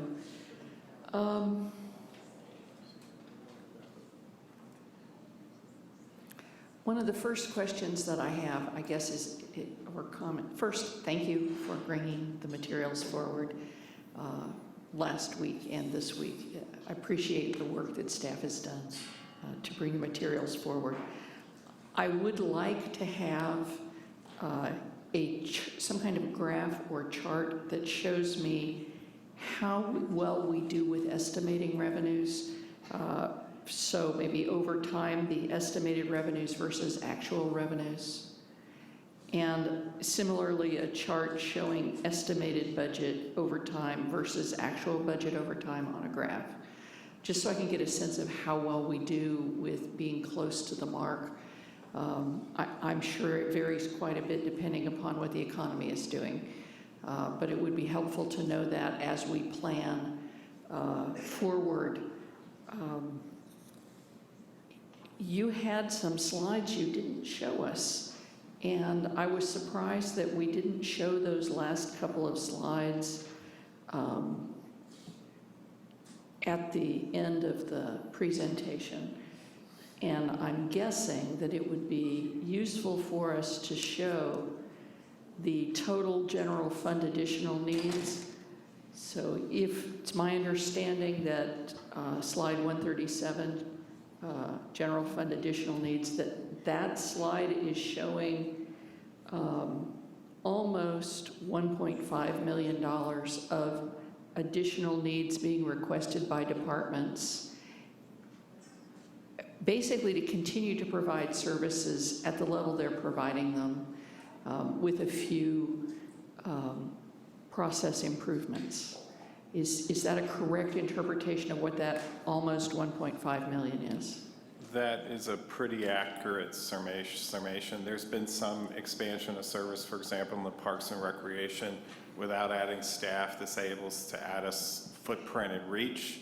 So there is some service expansion embedded in here, but it's generally living within means to get service expansion when we can get that. That's an example of one item of service expansion. I do notice, as was pointed out by someone making public comment, that the additional need in housing and community services is listed as one time as 0, and ongoing is a fairly small number, 15,500. Within the context of our budget, that's not a large number. It does. I mean, again, you know, there are challenging conversations within this. Is, you know, we continue to ask to bring forward the same level of funding that we've been doing over the last few years in one-time funding around that's in direct support to this department, around housing, around homeless services. We're continuing to do that. You're going to get a conversation next week about potentially additional shortfall and what the city wants to do around that additional shortfall that has been directly tied to state regulation changes that's impacting our shelter operations. So that conversation isn't over, and I suspect the council is going to want to address that. How they want to address that, they get a chance to have a conversation with county staff at the same time they're having a conversation with city staff. Can we also look at slide 138? Is that, I think it just shows use of unassigned general fund reserves. So we've had at least one commenter mention the existence of unassigned funds. When I do the addition here on this slide, maybe it should be called subtraction, I don't see at the bottom additional unassigned general funds when I go down the operating budget deficit, the interfund loan, the Roseland annexation, the homeless services, and then adding an anticipated costs for Roseland annexation, possible essentially advanced loan to rent stabilization and rental inspection and the cannabis industry. Those three, I think, are advanced loans. Yeah, basically. Technically they are, because again, while we've built those programs with revenue associated, when that revenue is going to materialize, how that revenue is materialized is going to be very much up in the air. We've got a lot of unknowns surrounding that, and it's likely the council will be called upon to advance money to get those programs underway. Right. Where is the 1.5 million from the prior slide on this slide? Is it in the 2.9? It is. It's included in the operating deficit. Where did the other part of the 2.9 come from? rough, I mean, it's From not the a- 1.5. From a true operating deficit before we added these things in. Okay, so we had an operating deficit, just keeping things equal, and then we wanted to add this 1.5 million to it, and that gets us somehow to 2.9 somewhere on another piece of paper. So we're having a request, if I'm hearing right, and if you don't mind, I'll just sort of summarize what I heard, if my colleagues don't mind. I heard a request for $1 million for the Roseland Library. I heard a request for $410,000 for free bus passes for 1 year as a pilot program. Previously heard a request for $20,000 to $60,000. I think we ended up at $60,000 for Community Advisory Board Grant Pilot Project. $25,000 last week for homeless court pilot. And I discovered tonight that we didn't have the $20,000 for the CHAP program to continue in here.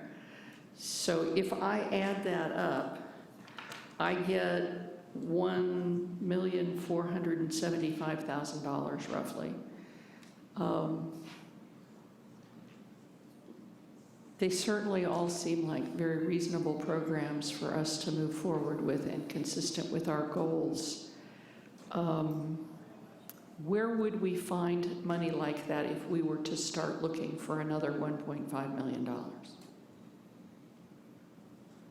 Just what would you recommend as staff? I mean, I don't see it in our unassigned fund balance either.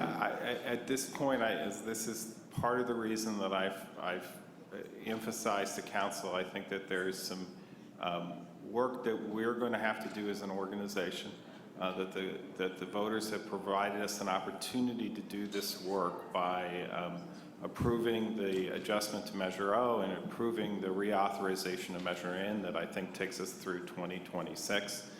But we're going to have to do that work, which includes, I think, what the council's pointed quite clearly to, which is explore additional revenue opportunities, and I think that work is already underway. And additionally, to really look at the organization from top to bottom and figure out a 21st century delivery model. You're starting to see part of that work take place within the organization. We're trying to meet the need in planning and economic development by working through a different way of doing business, which is relying on outside consultants during a boom time, which this is, to help push projects that are essential to the council's Tier 1 priorities about creating housing. We're trying to be adaptive, but also be sustainable and logical about those choices. So that means a different way of doing business for us. And we're going to have to look all through the organization to ask those types of questions.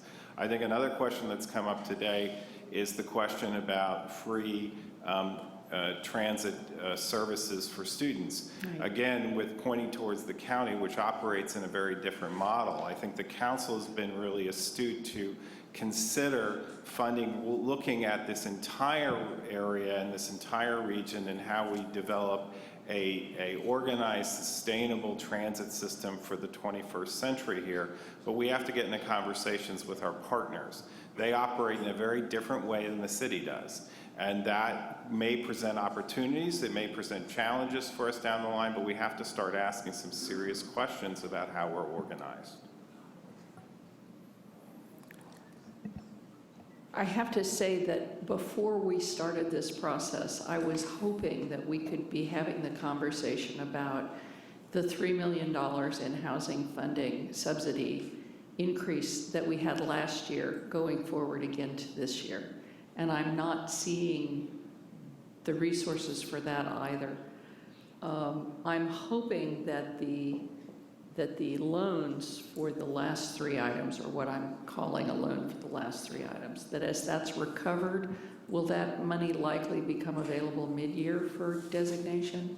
It's going to be a very busy year for the council, including a very busy mid-year update on where we stand against these particular enterprises. So it's absolutely a possibility. What I can't sit here and say is that the true up will be at mid-year. The true up may actually be further into the fiscal year and maybe in a next year conversation.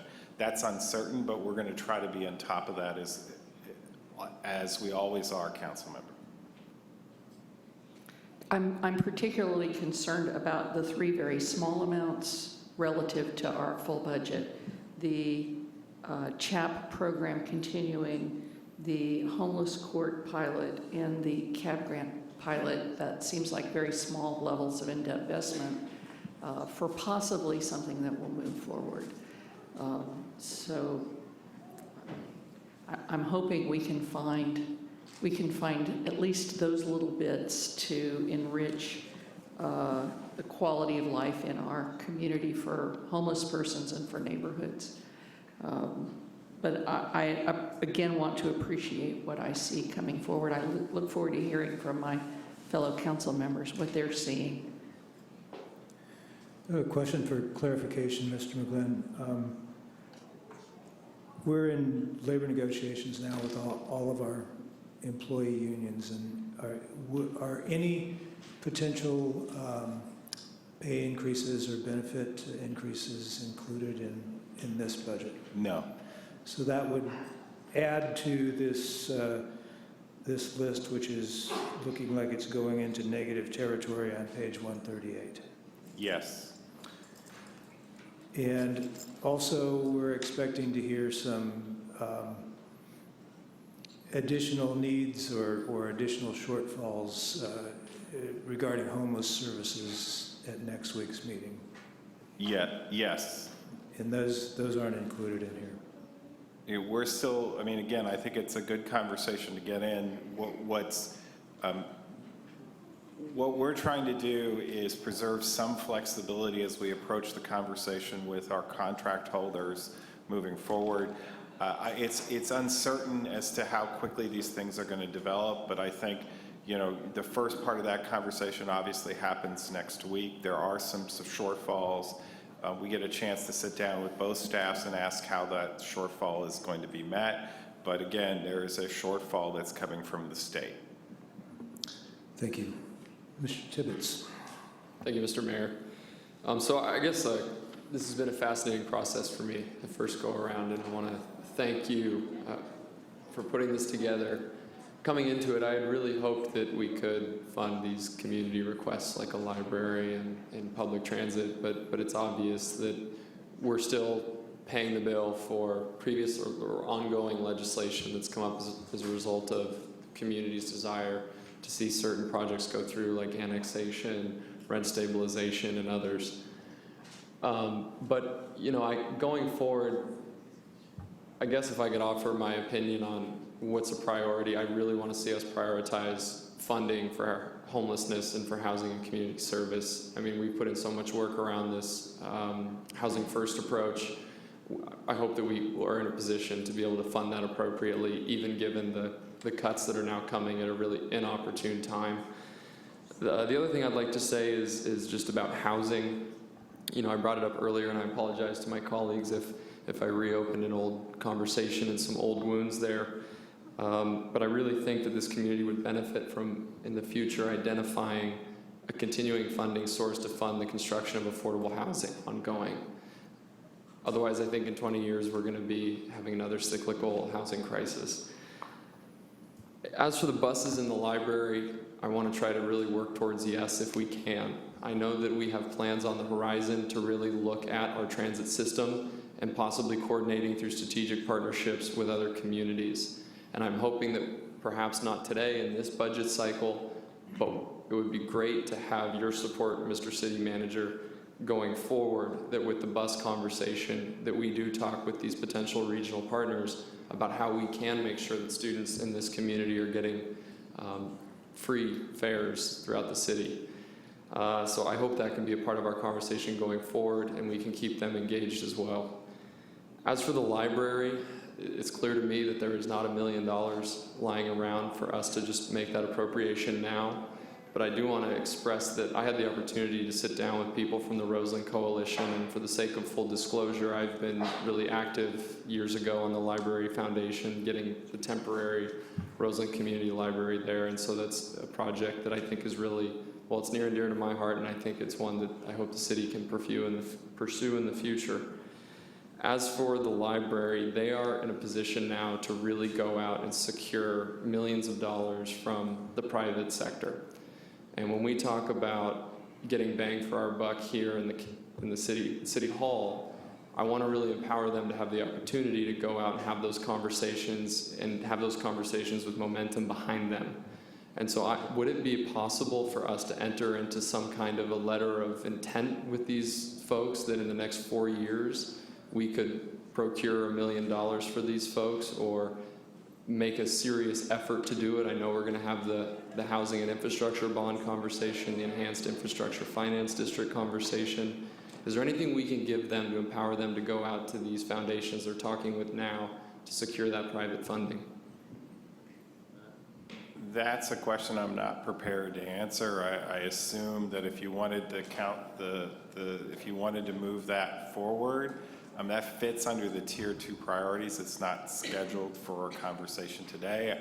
I think there are a lot of opportunities for you to look at. I'm not sure about any legal instrument that I'd have to leave to the city attorney. Yes, and I'd be happy to look into that. I have a lot of concerns about the council making any commitment for funding down the line, but I'm happy to explore it, and we can talk a little more about how that might be shaped. That would be great. Do we have any idea when this Tier 2 priority is going to come before the council? Not at this juncture. Okay. Thank you. Mr. Oliveris.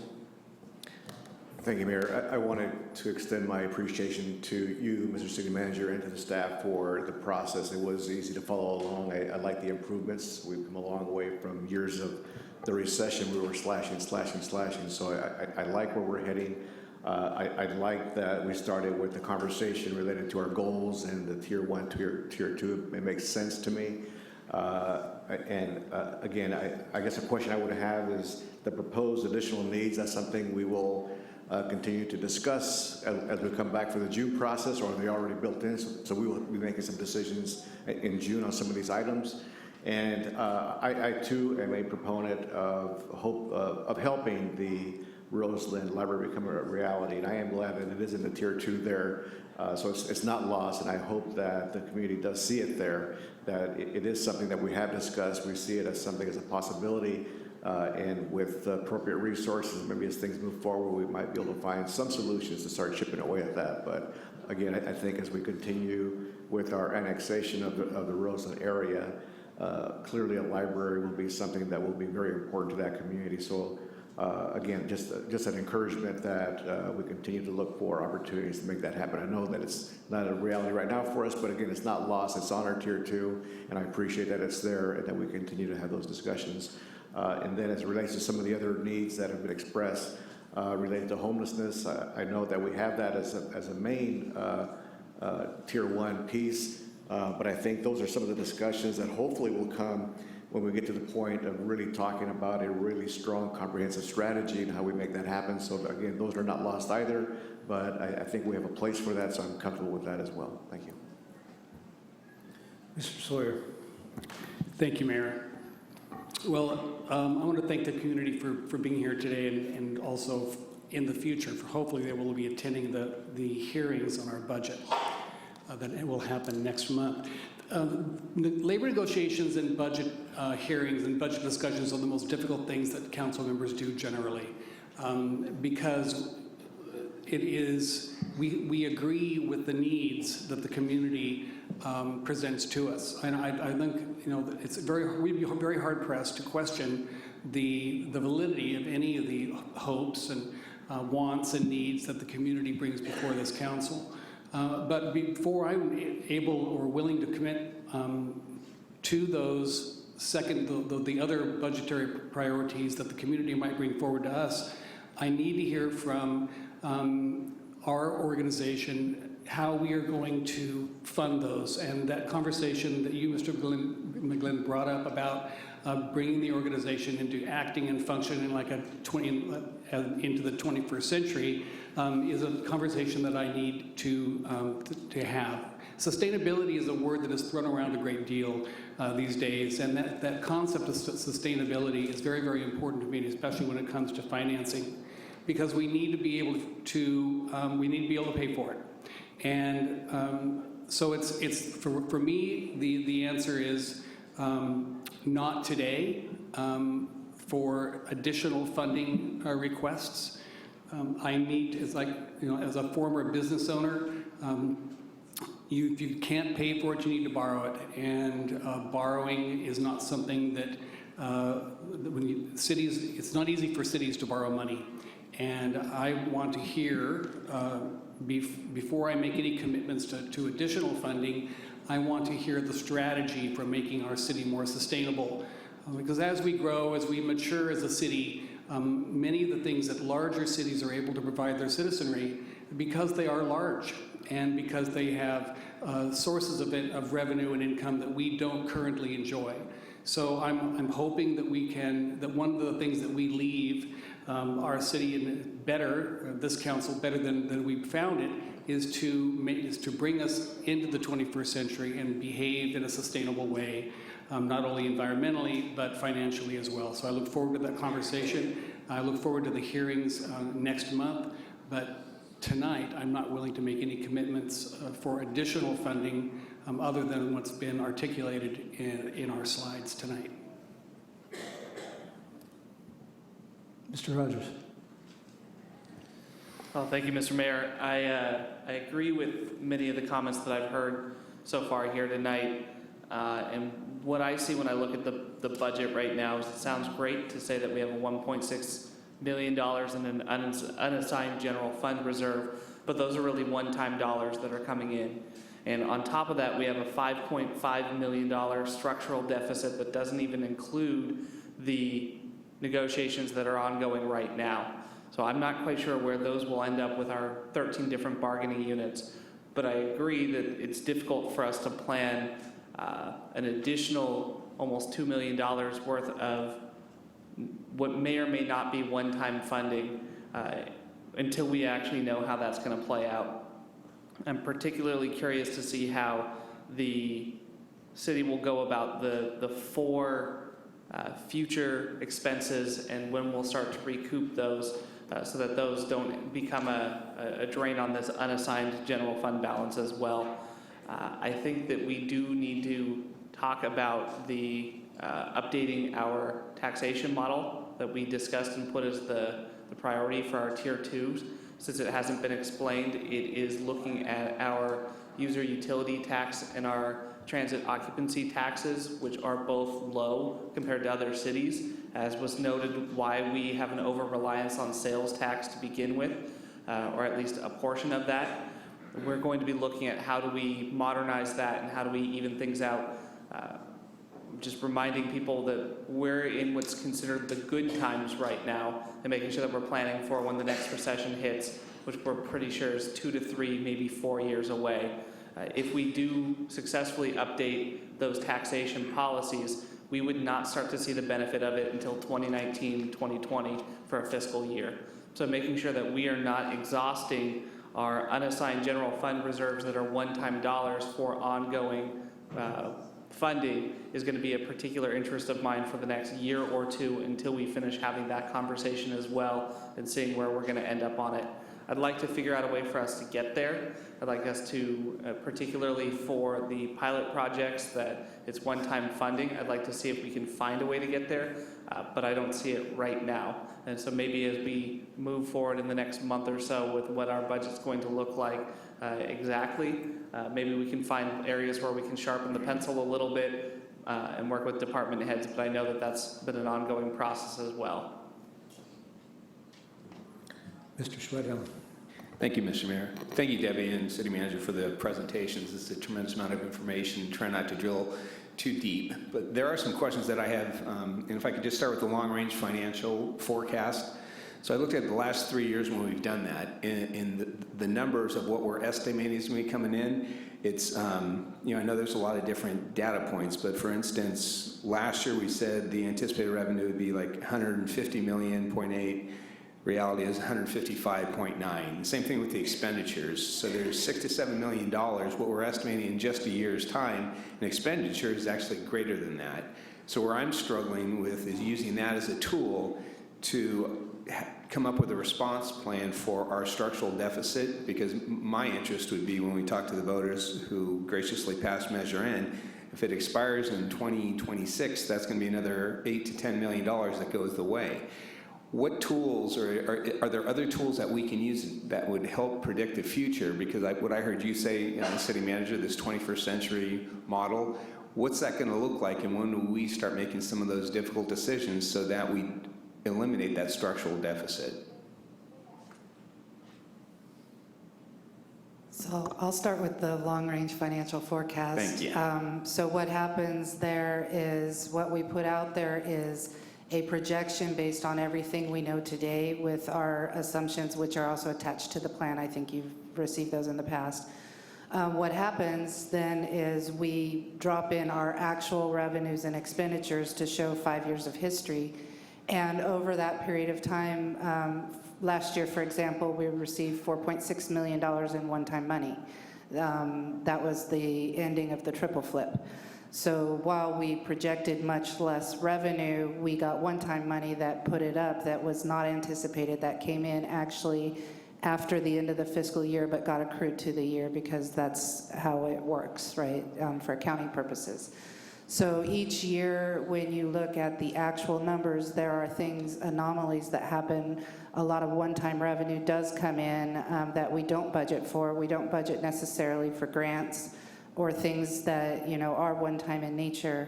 A good example of that is the state-mandated cost reimbursement, which they suspended, I believe, in like 2004, but yet we still get money every year. They're trying to catch up. Sometimes we'll get a big chunk, sometimes we don't get any. So we don't budget for that revenue, and that's always going to be revenue that comes in that's unanticipated because it's not part of the budget.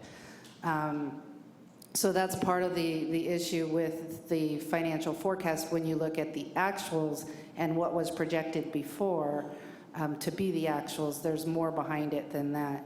So what goes forward, though, is based on a strict interpretation of the assumptions that are associated with each revenue source.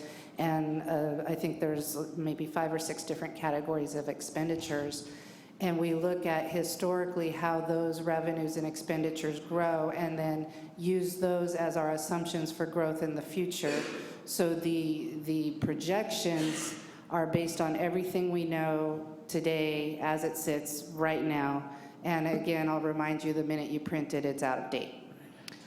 So that's kind of looking at the past actuals and comparing it to what we had in there before is hard to look at by itself without knowing what came in as one time. And we usually give you that information with either an update of our CAFR, where we can say, kind of what happened, or at the mid-year where we can show when the things have come in last year that were one-time in nature. We try to give you that information as we know it. But we maybe don't do a great job of connecting those dots for you as we continue to give you the financial forecast.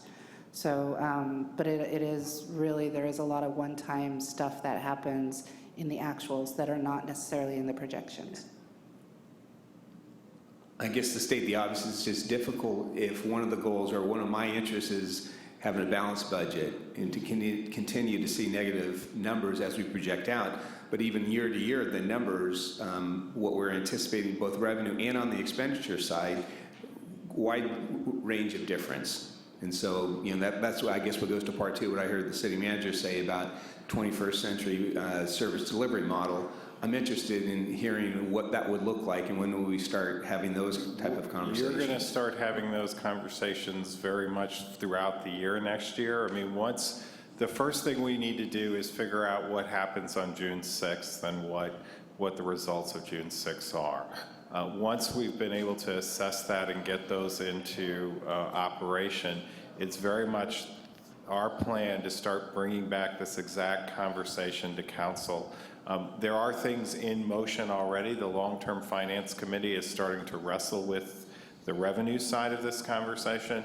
I think the other conversation will be a conversation with council members, very much along the lines of what we're talking about, where what are we going to do to make sure that we can meet services in the community, the service expectation, but start to address our long-term liabilities. And frankly, most of that is most of our budget goes to staffing and staffing obligations. We've got to look at what we're doing, how we're doing it, what we're hiring, and being very smart and strategic about those enterprises.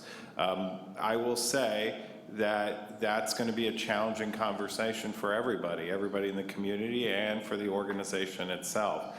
We're going to get into those right after, hear me, right after we figure out what June 6th creates for us and the obligations that come out of June 6th. Okay, thank you for that. And I'm not going to repeat all the other interests that I heard some of my colleagues say, but a process question. So let's just take the bus passes, because I know I've heard of a figure, but I have not heard anything from staff, transit staff, saying if we wanted to provide free bus passes for K through college and even veterans, how would we get that information? So you could request that today. We've provided similar sort of analysis in the past. We can look at that analysis. The question is how much desires the council to see us getting through that. We've provided similar information in the past. We could dig up that information, or if you're looking for us to do a point-in-time analysis, I will say where we spent most of our time recently is trying to better understand the deficit situation that already exists within the department. That's where our energies have been spent, and trying to bring that under control. And you see that we're already in cost-saving measures that are being implemented in the first phase through an attrition process. So I guess for me, it would be helpful, even if I'm hearing, let's say 400K for a whole year.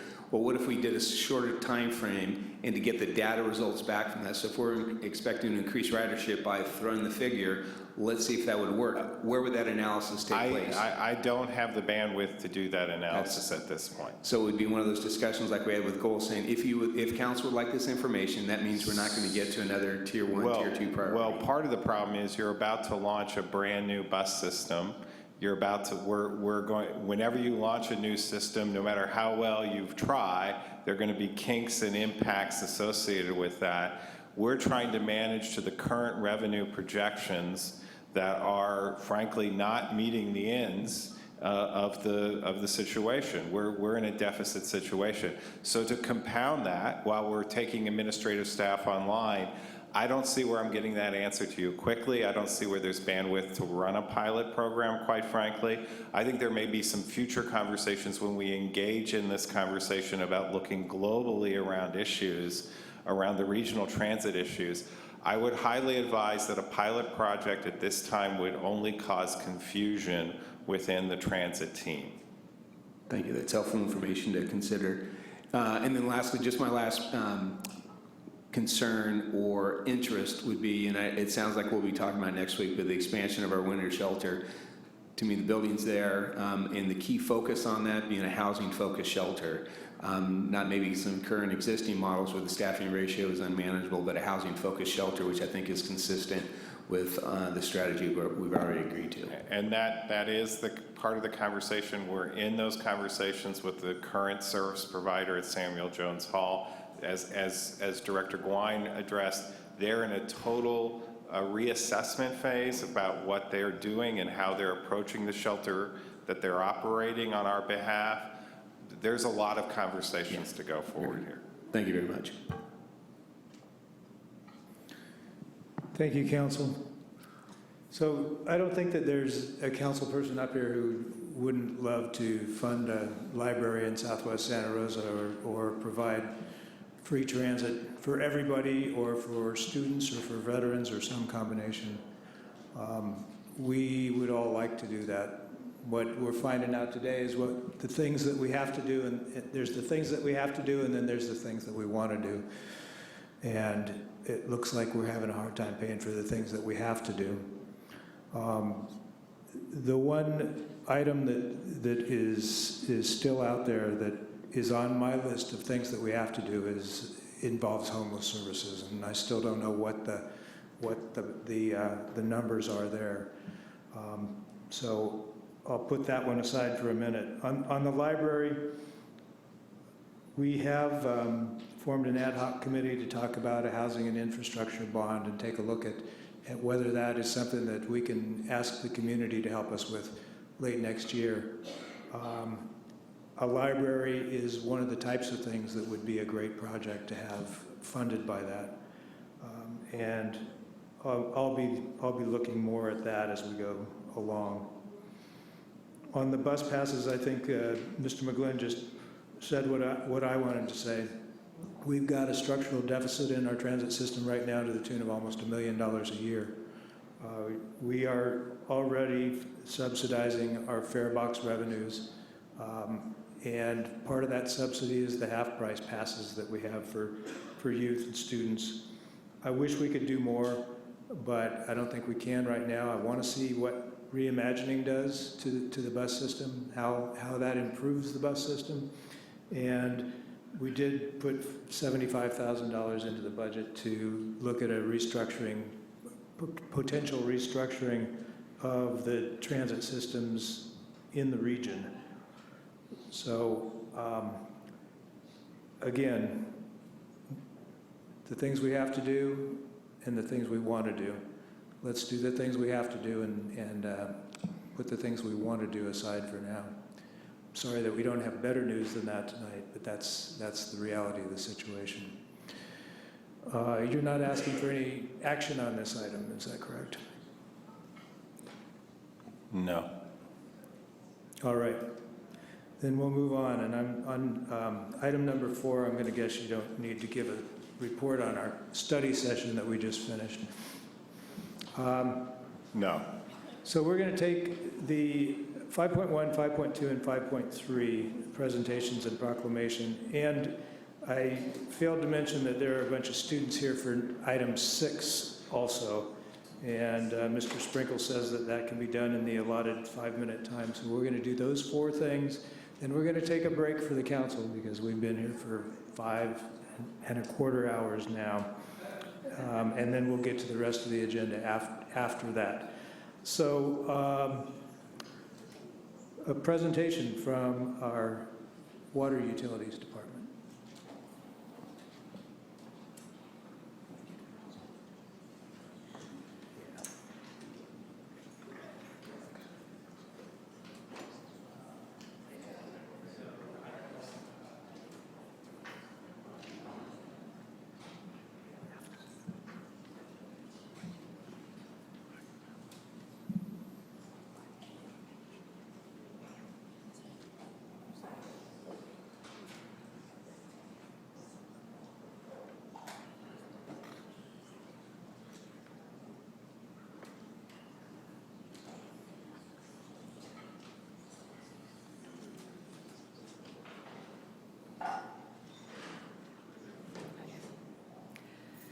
Good afternoon, Mayor Corsi and members of council. My name is Rihanna Frank, and I am the Research and Program Coordinator for Energy and Sustainability with Santa Rosa Water. As you all know, May is Water Awareness Month in the state of California, and to celebrate Water Awareness Month and promote water conservation, each year Santa Rosa Water holds a poster contest for the 3rd and 4th grade classes at Santa Rosa schools. I am proud to announce that this year was our 22nd annual Water Awareness Month poster contest. In previous years of the contest, we have provided a theme for the students, but this year we wanted to hear what the kids had to say. So we asked the students to get creative and come up with their own unique theme or slogan that depicted why saving water is important to them. We had 29 participating elementary schools hold the preliminary judging for over 2,500 posters submitted by their 3rd and 4th grade students. These posters, the winners from all the schools, are the posters you see hanging in the chambers behind you. And these posters will be used by the Sonoma County Water Agency to create the Water Awareness Month calendar for 2018. I have in attendance this evening the 2 first place winners, one for 3rd grade and one for 4th grade, of all these posters. And now I would like to introduce each of these winners. And as I call your name, please come down to receive your certificate. The 3rd grade winner is Takumi Rodriguez.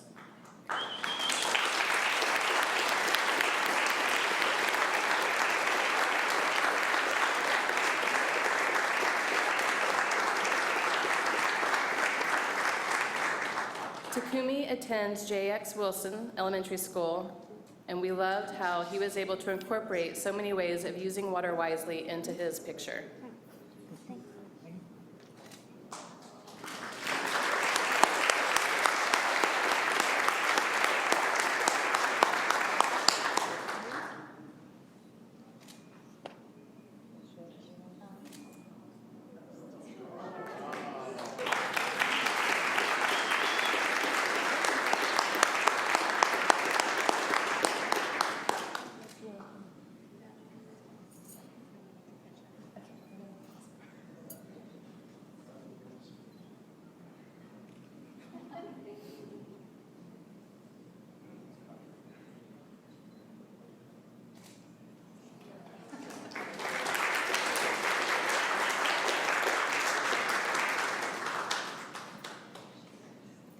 And our 4th grade winner is Rowan Wee.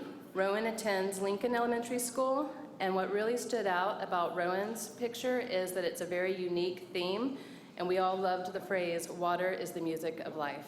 Thanks.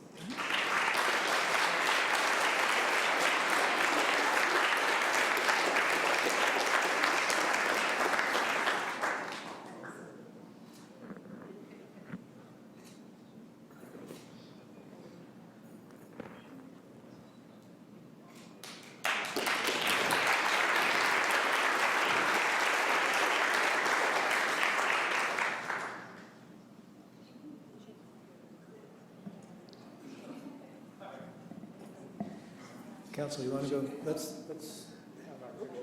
You want to shake your hand again?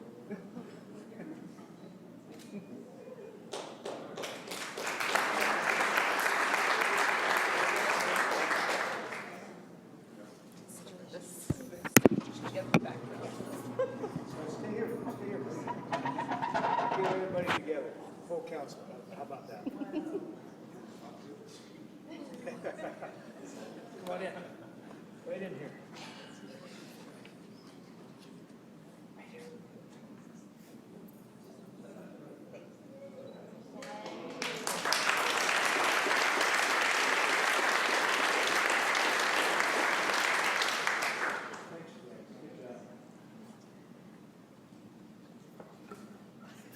And lastly, I would like to take a moment and invite the City Council and our community to our annual Water Smart Expo. Our theme this year is thanking the community for reducing water use in response to our drought. We will have 18 interactive booths demonstrating gray water, rainwater harvesting, and drip irrigation systems. We will be also raffling off a high-efficiency clothes washing machine and a Water Smart Yard consultation for 2 lucky City of Santa Rosa customers. The expo is scheduled to happen on May 31st at the Wednesday night market in the new Courthouse Square from 5 until 8:30, and I hope we'll see you there. Great, thanks very much. And I want to thank all of the schools and students who participated in this. Congratulations to the winners, and thanks for providing some nice artwork for the council chambers as well.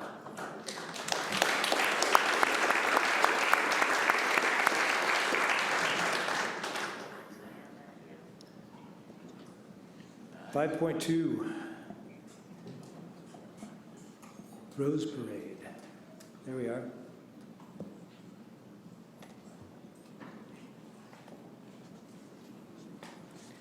There's a switch. Yeah, there you go.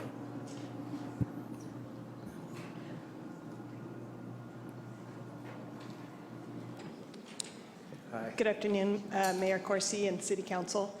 My name is Judy Grobman Walker, and I'm the Luther Burbank Rose Parade Manager. Unfortunately, Brian Kilkenny, our board president, had to leave because he wanted to make this presentation. But we wanted to thank you very much and provide you with one of our t-shirts for this year's Rose Parade. Our theme is Life in Motion, and we're celebrating a healthy and active community this year. And we know that you guys will be in the parade marching and joining us this Saturday. The parade will be from 10 to noon on Saturday, and we're very excited to have the festival in the newly reunited Courthouse Square, and that will be from 10 till 4 o'clock again this Saturday. We wanted to make sure that you knew how appreciative we are for your support of the parade. This is the 123rd annual Luther Burbank Rose Parade. So it has been here a long time, and it is a great way for us to celebrate the community. So thank you again for your support, and we look forward to seeing you on Saturday. Thank you, Judy. We look forward to marching in the parade together and with members of our boards and commissions from the city as well. And we will be having life in motion as we walk through the streets of Santa Rosa. Excellent. That's what we're hoping for. Thank you. Thank you.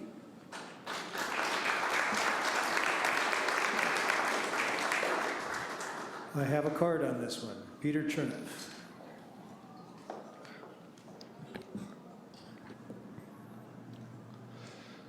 I just wanted to share that Luther Burbank Rose Parade, vegetable seeds sprouted, watched by flowers, beautifully arrayed. We all have serious reason every season to sincerely thank the plant wizard who did diligently practice with the almighty cactus, speaking to Luther Burbank. The parade always poses beautiful daisies and roses, but could gardening solve the myriad of problems precisely who supposes? It's true, so saith Cactus Pete, often bitter, sometimes sweet, utilizing the blueprint of the South Los Angeles 14-acre gardens on available land, good soil, good sand, work for all amidst spiritual pardons. Maria Maldar, Midnight at the Oasis, verses, Cactus be our friend, and he will point out the way. Such a beautiful truth with verifiable proof. So let Cactus lead the parade, the Peanuts gang do say. Thank you very much. 5.3, proclamation. Mr. Schwedhelm, I think you have this one. Thank you, Mayor. This is a recipient, Robert Schrader. Is he in the house? Are you coming solo, or any of your... Well, you gotta talk a minute. Come on down, yeah. Yes, you're working, Ken. You can come down. I think we're safe. While they're coming down, let me start. Whereas there are approximately 900,000 law enforcement officers serving in communities across the United States, including the dedicated members of the Santa Rosa Police Department, the Congress and President of the United States have designated May 15th as Peace Officer Memorial Day, and the week in which May 15th falls as National Police Week. And whereas every day, peace officers face the threat of violence and danger by putting their lives on the line to defend the lives of the communities they serve. Nearly 60,000 assaults against law enforcement officers are reported each year, resulting in approximately 17,000 injuries and 137 police officers killed in the line of duty in 2016.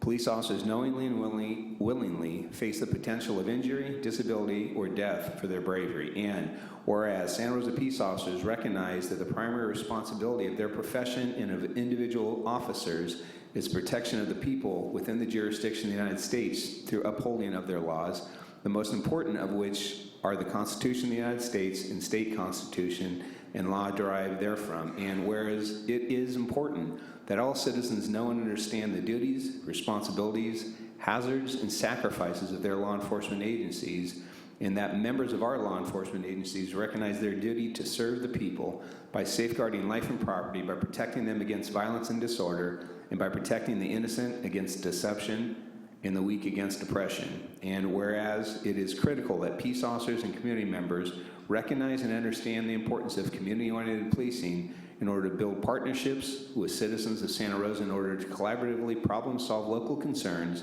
maintain trust of the community, and proactively address the immediate conditions that give rise to public safety issues such as crime, social disorder, and fear of crime.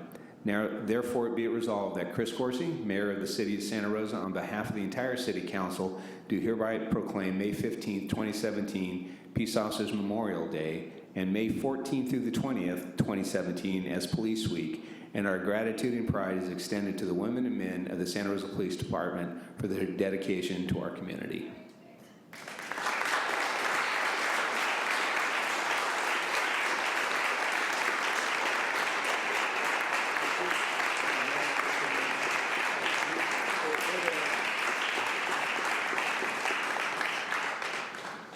Mayor, council members, Chief Hank Schrader, I do appreciate you recognizing this day and the week. It has been an exceptionally difficult year for 2016 for law enforcement across the nation. For us, in this context, the sacrifices that officers make and their families make to protect the communities they serve is an ongoing responsibility that we have. We take it willingly and we take it with pride for the most part. So I do want to thank you for the support that this council, the city manager, and other staff members have given the Santa Rosa Police Department that allows us to provide those services to the community in a safe and effective way through our training and the equipment that we have. So thank you very much.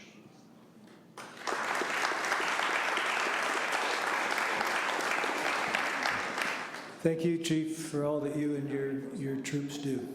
Thank you. Do you have a card on that one? I do have a card on this one, Mr. Cherneff. Thank you. I always like to say thank you to veterans and those involved in law enforcement. And for those listening that have an interest, they could always look up people like Officer Jack McLam, Serpico, Officer Michael Rupert, and the CSPOA, the Constitutional Sheriff's Peace Officers Association, to get a firmer grasp about how things really are and what we should appreciate more. And Serpico said 10% of the cops are really good, 10% are really bad, and 80% wish they were really good. There's always been a small percent that were bad. And over the last 35 years, 320 officers nationwide have been taken out by people associated to their organizations based on corruption and greed. So law enforcement has a very tough deal. They got to deal with situations serious on both sides of the fence. So I'll share this, that all hearts cringe and cry at the sound when radios crackle officer down. In this nation under a cracked Liberty Bell, is it heaven or is it hell? Most law enforcement be true unto Christ, that this world of corruption has long sought the heist. The memorial in D.C. watched over by mighty lions who care and despair over innocents crying. Always truth, respect, and love supported from beyond and above. Truly, truly the most beautiful resolution be the prophecy embraced, availing the U.S. Constitution. So I'd like to invite any and all to listen to a show tomorrow that's going to feature former NYPD Detective James Rothstein and private investigator Monique Lassan. It'll be on Matrix of Perception on Revolution Radio, which can be found on www.freedomslips.com. And so I'll share it one more time because I know that you now got your pencils ready, that tomorrow from 5 to 7 on Matrix of Perception, Revolution Radio, freedomslips.com, you can listen to Private Investigator Monique Lassan and former NYPD Detective James Rothstein as they discuss many of the problems that are going on in this country, a lot of the mental issues that are affecting us from different angles, and what the general public might want to be aware of and how they can participate in stronger and better directions to facilitate a better place for all of us. So thank you to law enforcement. God bless the families of those who've been lost. And thank you for your time. Mr. Sprinkle, 6.1.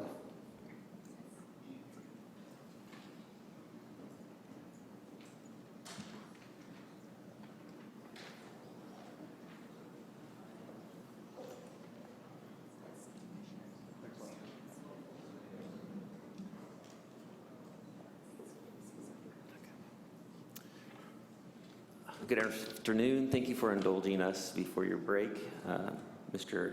Mayor Coursey, members of the council, I'm happy to introduce to you today Amy Jolly. She's with the Center of Climate Protection, and she's going to describe to you the Eco to School program that's actually run through the County Department of Health Services as part of their Safe Routes to School program. And following that, the students will share with you their ideas.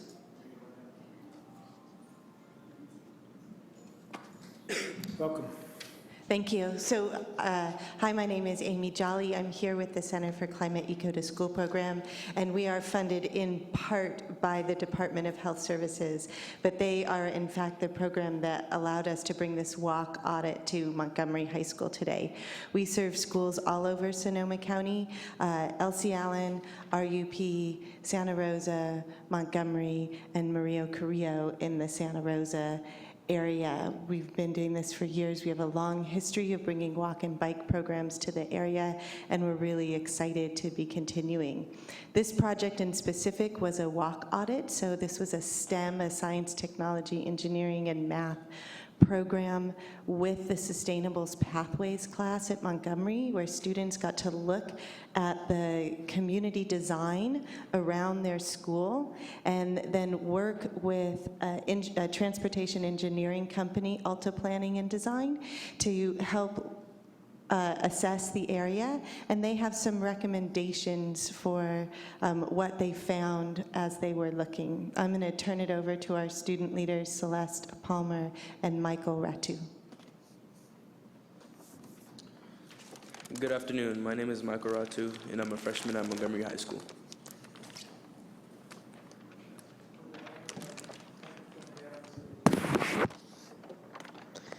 My name is Celeste Palmer, and I am also a freshman. Michael and I are in the Sustainable Practices class with Montgomery High School, where we learn about environmental issues and how to live more sustainably. Last fall, we went on a walk audit around our school. We identified areas where the safety of pedestrians and cyclists could be improved. Then we worked with the Center for Climate Protection's Eco to School program and Alta Planning and Design. The goal was to improve safety around our school so students would feel safe walking and biking. We worked in groups with large maps like this one to draw various improvements where we saw them. Each group then shared their recommendations with the class. Here are top 3 recommendations. Our first recommendation is number 6 on the map. People jaywalk because there is no sidewalk on the school side of Franquet Avenue, and the crosswalk at the corner is past the school entrance. We would like a crosswalk and a speed table at the school's back entrance. Next is a footbridge at Hohen and Monterey. Last year, a student was hit trying to get from the path to school. There is no sidewalk on the south side of Hohen and no safe place to cross the street from the footpath. We would like a safe passage from the path to Haman, either a mid-block crosswalk or a sidewalk along Hohen and a crosswalk at the corner. Last idea is number 7 on the map. A lot of people get dropped off or picked up across the street from school, and there are too many people and not enough crosswalks. We would like more crosswalks on Haman Drive that correspond to school entrances. We believe if we make these infrastructure improvements, we will encourage sustainable transportation around our school and do our part to reduce greenhouse gas emissions.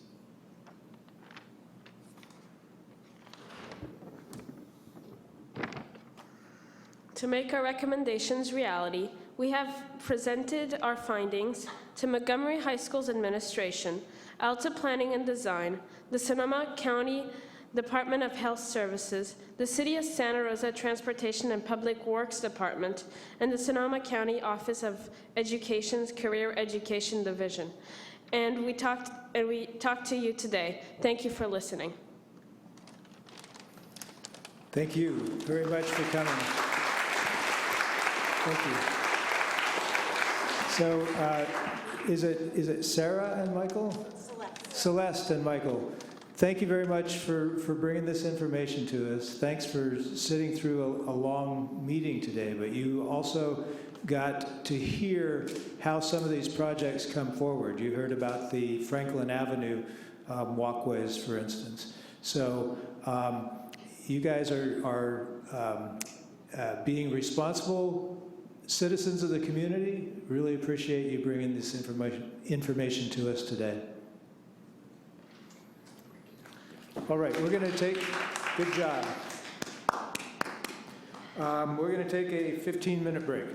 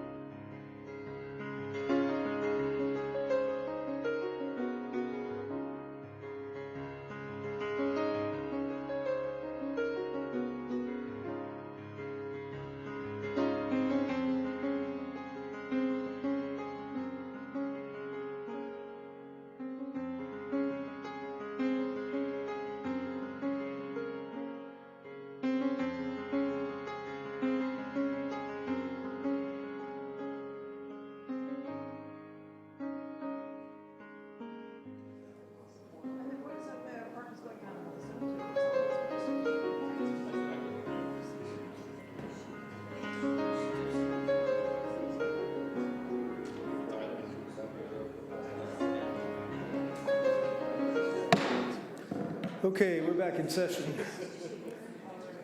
Mr. City Manager and Ms. City Attorney, any reports? Nothing to report. And nothing to report. Thank you. Mayors and council reports. Anyone? Anything? Mr. Schwedhelm looks like he has something. Do you have something? Mr. Rogers, why don't you start?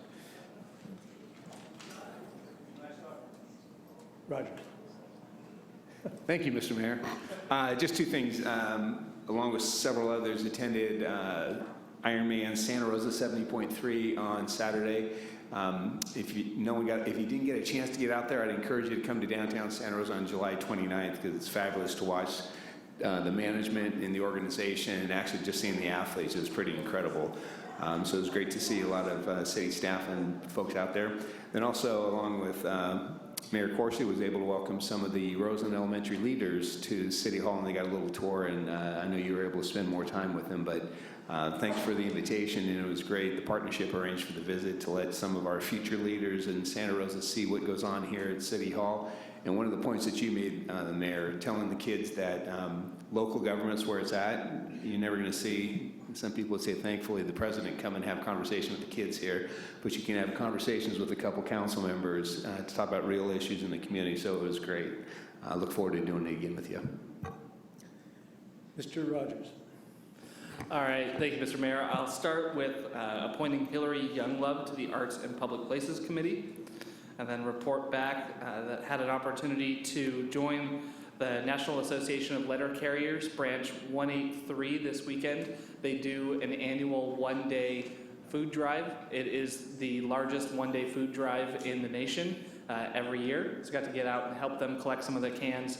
People leave them out at their mailboxes, and the mail carriers bring them back, and all the food stays local. So that was a great one to see. We had a long-term finance policy and audit committee last week. Some of the things that you may have heard in the budget working their way forward. I also had Sonoma Clean Power, and happy to report that as of right now, their forecasts for the year is to be 2% ahead on revenue and 4% behind what they expected for costs. So good forecasting there. Starting in August and running until October, they will be doing their second iteration of their Drive Evergreen program, helping people get into electric vehicles. And because the program was such a success last year, they are expanding not just in reach in Sonoma County, but also more of the car dealerships that did not participate last year have contacted them asking to be participants this year. So we'll bring more information to the council as we get it, but that's about it for now. Thanks. Maybe Sonoma Clean Power could take over PG&E and help them get a handle on their costs. Councilman Schwedhelm, thanks for mentioning the kids who came to visit from Roseland Elementary School. These were 4th, 5th, and 6th graders, and they had one great observation. I talked about the annexation of Roseland and talked about Roseland as being the hole in the donut of Santa Rosa.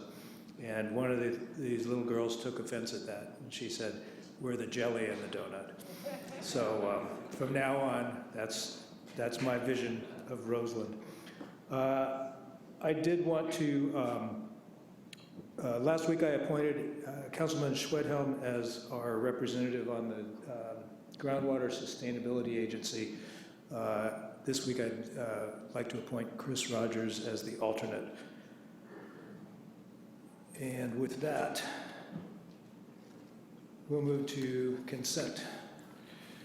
Item 11.1, resolution, transfer real property interests to the California Department of Transportation for State Highway 12.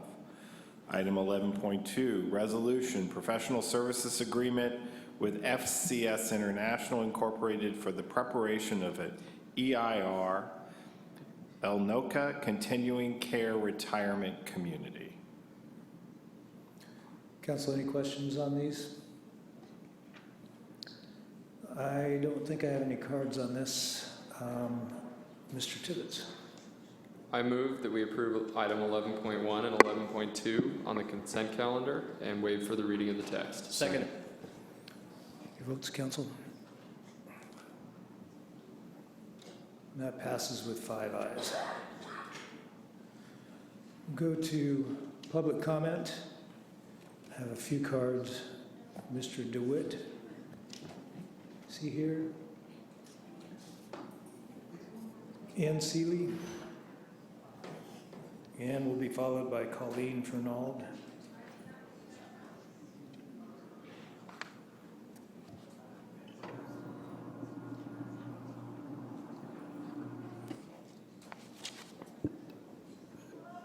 I appreciate this sign. Please speak 4 to 6 inches from the microphone. I would like to publicly thank the Press Democrat for revealing on their pages the David versus Goliath nature of the campaign for Measure C. The financial power of Goliath, the real estate industry, has been manifested in the multiple glossy flyers that have been appearing on people's mailboxes and the huge signs up on properties around the city. The Measure C campaign, otherwise known as David, will triumph, I believe, because of the strong heart of the people involved. But we can always really use the help of the public if you would like to participate. If you would, please call the number 480-2315 and we'll find you a job to help. This campaign is to protect a sector of Santa Rosa renters from exorbitant rent increases, and it's extremely important. Thank you. Thank you. Colleen Fernald. She'll be followed by Peter Cherneff.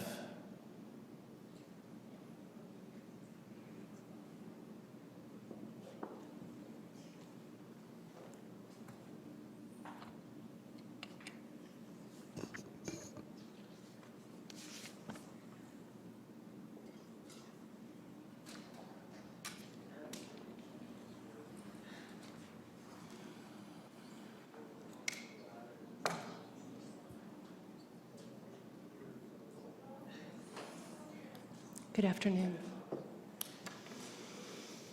On this day, 21 years ago,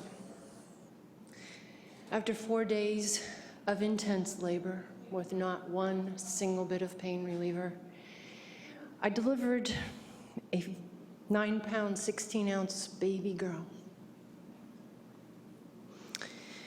Now, I knew I should not have been involved with her father to have created a child with that kind of person.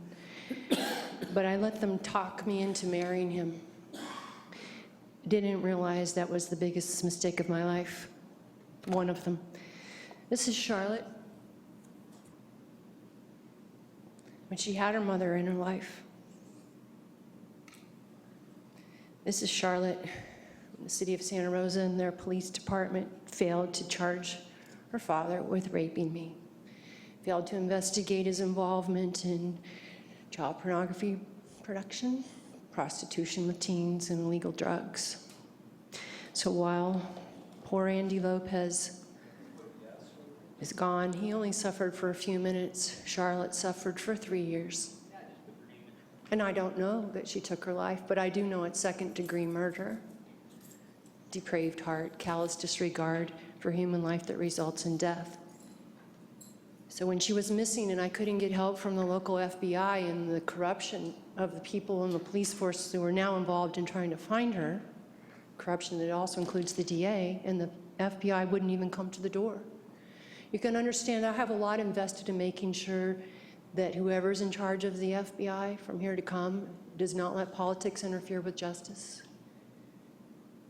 That's why I need you on board and meeting with me and discussing the facts in this case and what you can do about it at this point in time and reforms that you can make so that no family suffers when their child goes missing and isn't found in time because the police aren't doing everything they can, deliberately or indeliberately. Or when someone's been sexually assaulted by a family member and you say, I want a polygraph. It should be a right.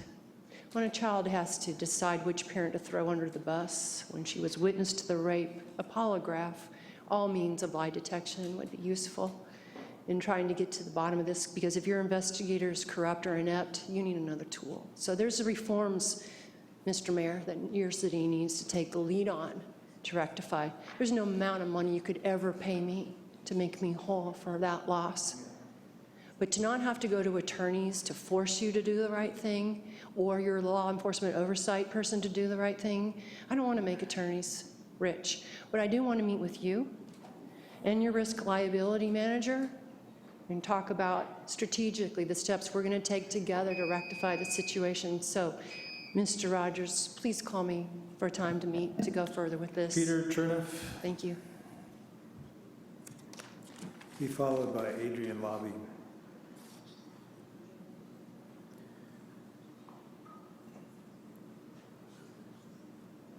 Is Peter gone? Okay. Adrian.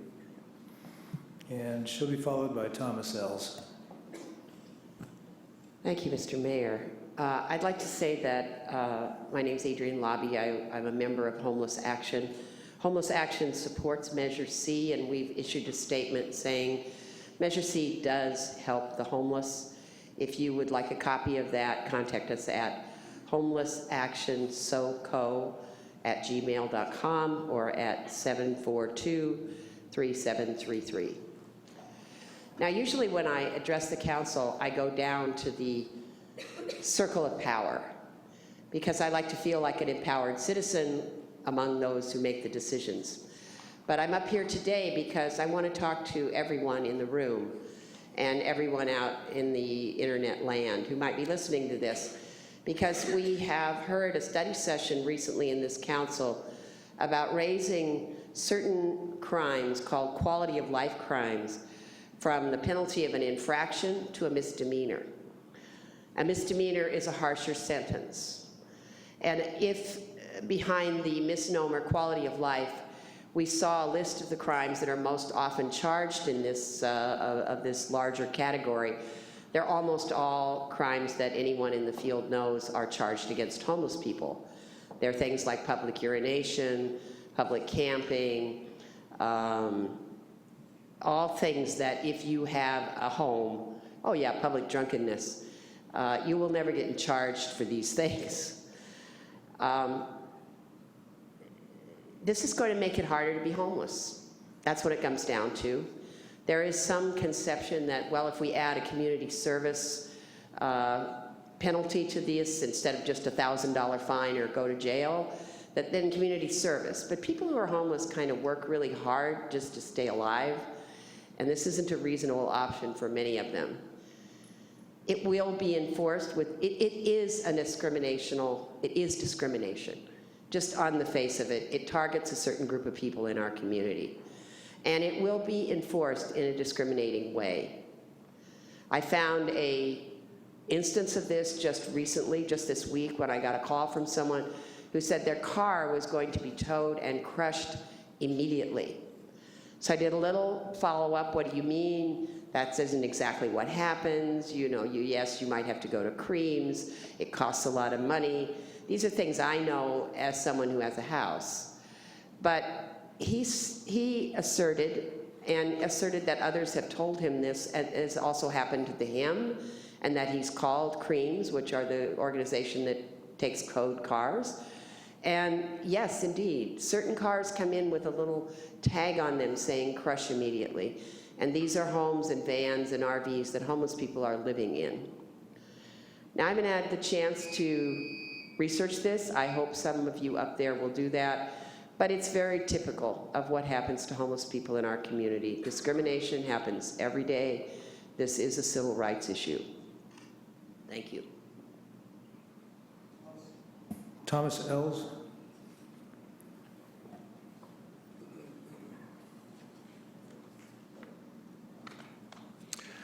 Thank you. I saw the budget items, and as you were discussing, and even some of the potential extra items, one of the items that wasn't mentioned was the safe parking. And I believe that, as I understand, Catholic Charities went to the county and proposed that program as a part of a program for funding to the continuum of care, and it was denied. So I'm not really sure how that's going to go forward. Safe parking is helpful to many people. It's about as large as Sam Jones, really. That's how many people are in the safe parking program. And if it's apparently it's not going to be funded by continuum of care, and maybe it's possible, and I know it doesn't take a whole lot of funding. There was a lot of funding applied to it. It was used for other things. It was used for host. It was used for all these different things that were attached to alternative programs that had to do with homeless. And safe parking is one. It's really separate from hosts. It doesn't have much to do with hosts. The host people don't go there. There is a connection with the rapid rehousing and some of those things, but safe parking kind of is on its own. Just requires a outhouse, porta potty, and a wash station.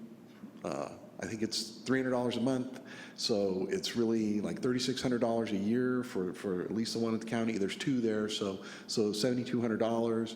Really, you're talking a whole year. And then how does it get maintained? Maybe they need to look at how it gets as an ongoing operation, because they have people come in the night, but there are people already there at the night. They're spending the night there. So there are other ways to do it, but I think it does need some funding, and hopefully, whether it's Catholic Charities or anyone, it's a program that is viable and needs to continue. I'm not exactly sure how it's going to be. No one seems to be talking about it, but I think it needs to be addressed, and thank you very much for the time. Thank you. That's all the cards I have for public comment. We will move on to public hearings. Mr. McGlynn.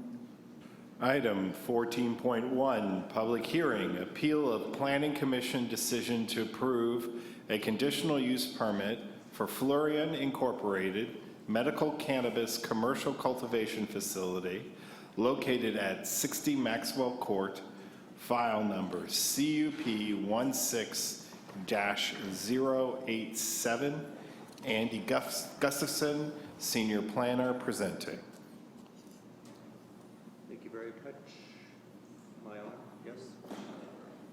Thank you very much.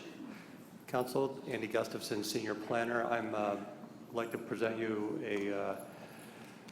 the appeal that's been submitted by Richard Derringer on the medical cannabis commercial cultivation use permit, CUP 1687, for a property located at 60 Maxwell Court. The Planning Commission on March 9th approved this use permit for a cultivation facility within a approximately 11,000 square foot existing light industrial building. It's located in northwest Santa Rosa at the very northern end of the downtown station area plan, and the exhibit there delineates the neighborhood that's referred to as Maxwell Court. The star is the property that is the subject of this appeal. The property is about 1.1 acres. It's a double frontage lot. The southern portion of the property fronts onto 9th Street, and then the northern portion onto Maxwell Court. The building where the cultivation would occur is in that northerly half of the property with the red dash around it. It's an existing building that was formerly occupied by what I call a large format graphics company. They would produce advertisement that would be wrapped on vehicles. That's been vacant for some time. This project would reoccupy that building, and it would establish cultivation for medical marijuana. It would operate between 8 a.m. and 5 p.m., 7 days a week, and there would be 10 employees working on shift. The building would have improvements to manage odor and noise that might be associated with production. And with any cannabis facility such as this, there's 24-hour security, and there would be no public access. Here are two diagrams or exhibits that show the site. The double frontage lot, and the gray dark building is where the project or the use would take place. There would be very incidental or negligible site improvements necessary to accommodate the new use, mainly parking and some fencing to enclose the parking area and entrance and shipping bay, or also referred to as a sally port. The other diagram shows the interior floor plan.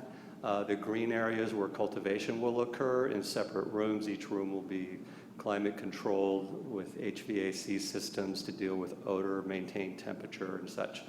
The yellow is the support administrative services, and the purple area are processing rooms and rooms that are being used for shipment. So this is the project that the Planning Commission approved. And on March 20th, Mr. Derringer appealed the Planning Commission's decision, which voted 4-1 to approve. There was one dissenting vote. And then there's one member absent and one member abstained. The appeal, which you have the full written grounds or the full appeal in your packet, sort out into 8 grounds, and I strive to summarize those and respond to each, and the subsequent slides touch upon those. The first major point that was raised in the appeal was that there was insufficient environmental review and improper or deficient noticing. This particular project, because it's a project within an existing facility, it's reoccupying a facility with the same type of light manufacturing use. It qualifies for a CEQA existing facilities exemption, a Class 1 exemption. As such, there's no special noticing required under CEQA for that purpose. There is noticing required for the use permit, which was properly issued more than 10 days in advance of the hearing. And the notice describes the location, the character of the project, provides anybody interested in the project contact information for the city, as well as time and date of the notice or of the public hearing itself. So therefore, staff finds that environmental review was conducted properly and notice was adequately provided. The third and fourth grounds of appeal, that the project would have an adverse impact to historic resource and eliminate housing development potential, can be addressed or resolved by stating that the project site and the building are not historic resources. And furthermore, the project site is not part of an historic district. If you recall that aerial photograph with the delineation of Maxwell Court, and I will not trouble you to go back, but the West End Historic Preservation District lies immediately to the south on the south side of 9th Street. While the project can be considered to adjoin the historic preservation area, it is not within the preservation area, nor does any aspect of the reoccupancy of that light manufacturing building directly or indirectly impact the historic or character of that site, nor would it impact any surrounding historic resource in the area, namely the DeTurk Round Barn historic site. So there would be no impact on historic resources. Finally, this project would not impact housing potential in the area. It's simply, once again, reoccupying an existing light industrial building. It would not preclude the future redevelopment of that site or any other adjoining site to housing use that would be permitted under the general plan or zoning. These two exhibits illustrate the location of the facility in context of the neighborhood. You can see the distances there. The other issue, appeal ground number 5, is that the proposed use is inconsistent with the existing zoning, and that a zoning amendment would be required for this project to be in place. The current zoning is transportation village residential SA. It's within the station area plan and is in the limited light industrial zoning district. This combination of designations sits uniquely on the Maxwell Court area, which is delineated here or shown as the, do I call that red area north of, I don't have a pointer here, but I would like to, it's about 35 acres. And that designation allows for light industrial uses to continue as an interim use until such time the area is ready to redevelop to its ultimate future use, residential mixed use. The LIL designation establishes this interim period that the City Council in 2020 could revisit the issue, determine whether or not the light industrial designation should continue and that the area is ready for conversion to this mixed residential commercial use.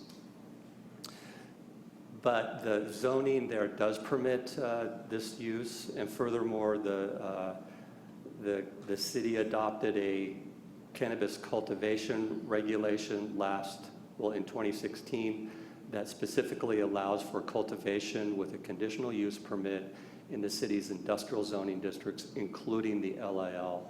And the LIL is unique to the Maxwell Court area. So for purposes of that appeal issue, it can be found that the project is consistent with the general plan and zoning, and no rezoning was or findings were needed as part of this project. This just simply summarizes the individual components of the current zoning, what I have displayed here. The sixth and seventh grounds of appeal here is that the project is inconsistent with policy, as it will create a nuisance, prevent housing, displace industrial uses, and degrade the business community. The Planning Commission, when it deliberated on the use permit, considered these issues explicitly when it made findings that the project was consistent with the general plan. And there are many policies associated with the general plan, including ones which encourage the protection of the economic or vitality of industrial uses within the city's industrial areas, protection of job diversity and opportunities within the city, as well as policies that require or direct industrial uses to address odor and noise issues and hazardous waste issues. This project was conditioned to require that nose and odor controls would be in place to help to ensure not only would this use be compatible with current uses, but also future uses as individual properties develop in the future, whether to a new industrial use or continue as a new residential use, or continue in this industrial use as it is today.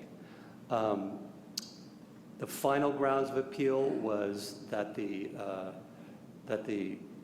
approval of this project violated a state housing guideline, and there was a section of government code that was cited regarding that the project would be too close to housing, and thus any affordable housing project that might be built in the vicinity would be disqualified or be in conflict with this this government code section.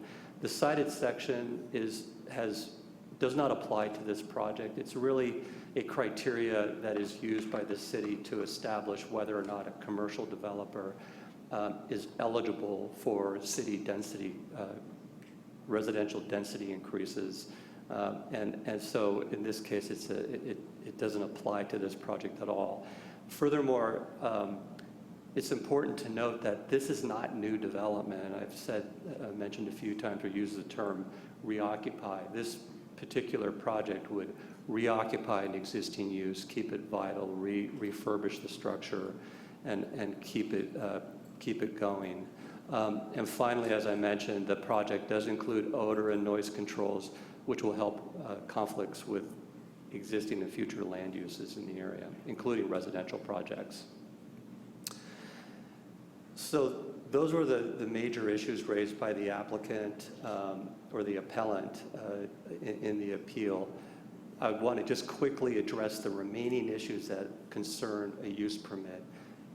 Your action this evening not only is acting on the appeal matter, but also then either affirming, modifying, or denying the Planning Commission's use permit. And the remaining issues for a use permit findings that I have not addressed are the ones that are not checked here. Previously, I explained how the project is allowed by zoning, consistent with the city code, consistent with the general plan. The site is suitable for the type of use that's being proposed, and that it does comply with CEQA. What remains is that is this use compatible with existing future land uses. I alluded to this, that the proposed use can be accommodated within the existing building. There are no changes to the exterior with the exception of some very minor modifications that I mentioned, security fencing and also reconfigured parking. And the location of the facility on Maxwell Court is positioned such that traffic coming and going to the facility will avoid a residential areas. It'll just come in and out of Maxwell Court to North Dutton.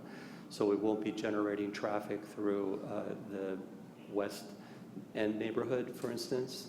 And then finally, the distances that were displayed earlier, the project from residential areas, 325 feet from the building down to the West End neighborhood on the south side of West North Street, and more than 1,000 feet, almost 2,000 feet from the nearest school. So there's adequate separation. The site can accommodate the facility, and there are no changes to the existing building, would suggest that it is compatible with existing and future uses in the area. The other major finding of a use permit that needs to be addressed is that the project would not constitute a nuisance or be injurious or detrimental to the people living and working in the area. And again, the use is similar to the surrounding uses. The uses to the east, west, and north are light industrial in character, auto body repair shops. There's an electric supply store and other small businesses to the north. And then the separation, as I mentioned, there's a building that lies between this project site and the residential neighborhood to the south. So there's adequate separation. It would not, in its operation, create an effect, either noise, odor, traffic, lighting, that would change the character of the use on the site in a manner that would be detrimental to the residents living in the area, nor would it create a problem for a health hazard for people living in or working in the area. So I have listed here on this exhibit sort of the hit list of things that we have in this use permit that helps to address the noise, odor, and safety issues associated with the project. So that concludes the use permit findings. The findings can be, staff is recommending that those findings be made or that they can be made by the council. The council, as I mentioned, can affirm or reverse the use permit that was approved by the Planning Commission. You can adopt additional conditions of approval to strengthen the terms of the condition to address an issue that you think or find might need to be resolved in this hearing. Or if new evidence is presented tonight, you can refer this conditional use permit back to the Planning Commission for further consideration and a recommendation. The recommendation tonight from Planning and Economic Development and also the Planning Commission is to deny the appeal and to affirm the Planning Commission's conditional use permit approval. That concludes my presentation. Thank you, Mr. Gustafson. Council, are there any questions at this point? Mr. Tibbetts. Thank you for the presentation. Prior to the existing cannabis ordinance, did the city at one time have a distance requirement for cannabis facilities with regard to housing, schools, things of that nature? There's the only cannabis-related use that is allowed within the city are dispensaries, and there is a separation of 600 feet from a cannabis facility and a school and I think a residential area. There are only 2 such facilities in the city at this time. Okay, thank you. And my second question is actually just clarification. I think you said it, but I want to be clear. In 2020, the council has the opportunity to revisit the light industrial use vis-a-vis its overlay with Transit Village residential? That's correct. Thank you. Other questions? Mr. Rogers. Yes, thank you. My first question is actually about partially our ordinance that we're crafting, but then also the regulations that were just released by the state, and making sure that this, while legally permissible within what we currently have, is it expected to run into conflict with either of those? I don't know the specifics of the state regulation at this point, but I will point out that this use permit does require this facility to comply with any future regulation. Now, I can imagine if, for instance, a setback requirement were established by the state, this facility may come into conflict with that, but we don't know whether or not a setback requirement isn't contemplated by the state, or at least I don't know that at this point. But otherwise, any standard regarding operation as such would be applied to this facility in the future. So my question was actually specifically about setbacks. I don't know, I see David up there. Any idea if that was made it into the draft regulations put out by the state? I'm happy to address that as well. It is my understanding that in the current draft regulations do include a 600-foot setback from schools as defined under state law. But those are, at this point, those are draft regulations. Nothing's been adopted, so we don't know going forward whether that provision will survive or not. It is my understanding that this project is not within 600 feet of a school at this point in any case. Great, thank you. My next question was about, from the staff report, page 5, obviously the station area plan calls for this light industrial overlay until housing development becomes viable. Can you talk a little bit about what that distinction means and what a timeline could potentially look like? And I'm going to ask you to identify the place on page 5 where you were referring to. Let me go back to the staff report. Okay.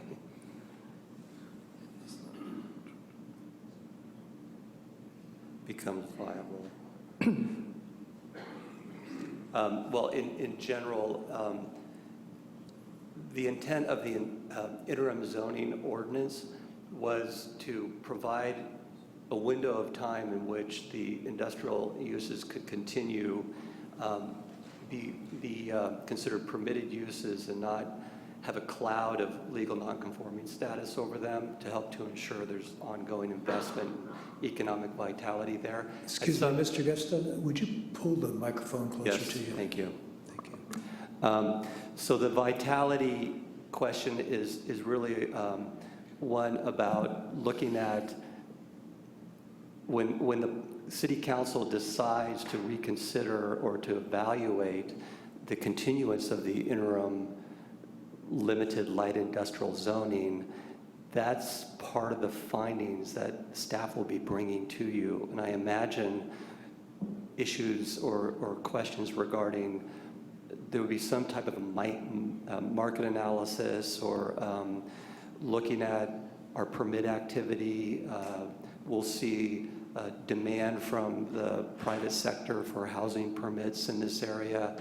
Development can continue to occur in this area. Residential development can continue to occur, as is evidenced by the Deterg Wine Village project and the Pullman's Loft project.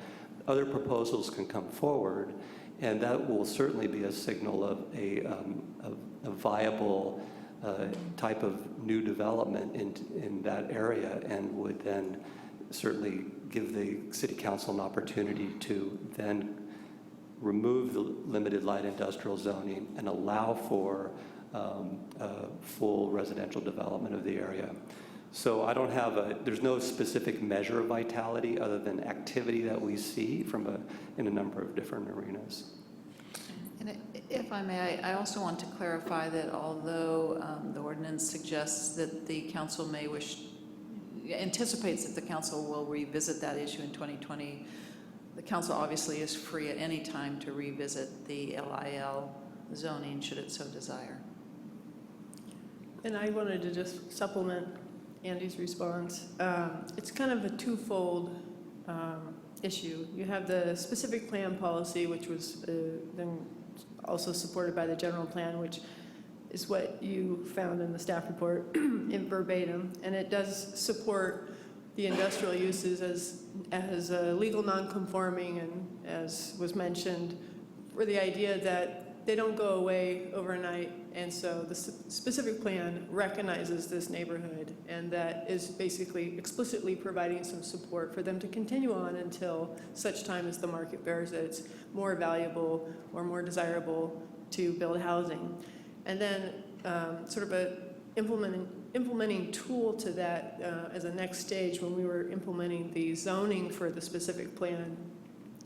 There was a lot of consternation in that industrial neighborhood because the general plan had rendered that neighborhood basically non-conforming, legal non-conforming, but there's substantial limitations being a legal non-conforming use in terms of reoccupying and doing some minor upgrades. Refinancing becomes more difficult. And so the LIL was an implementing tool, and it's a temporary tool, but it's an implementing tool that rendered those legal non-conforming uses of industrial tenancy to conforming. So that allows them even more chance to be vital for a little bit longer. And so it was a reprieve that the previous council had adopted with that in mind, is recognizing it's even the nuance of being legal non-conforming to conforming. And so anyway, it bought the neighborhood a little bit more time and a little bit more assurance that there was support for re-tenanting those buildings until they're ready. And I think that's kind of where my questions are coming in. The bulk of the comments that I've heard from neighbors is not the vast majority of the appeals, but actually that when we look at what is slated to be there in the future, that it's supposed to be housing. So I was just looking for a little bit more information about what that process looks like and what those neighbors, in particular, I heard a lot about Bodine in that neighborhood, that it is a legal non-conforming use in the neighborhood, and then the potential of having something that is right now legally conforming that might not be. So I was looking for just a little bit more information about what that process would look like moving forward.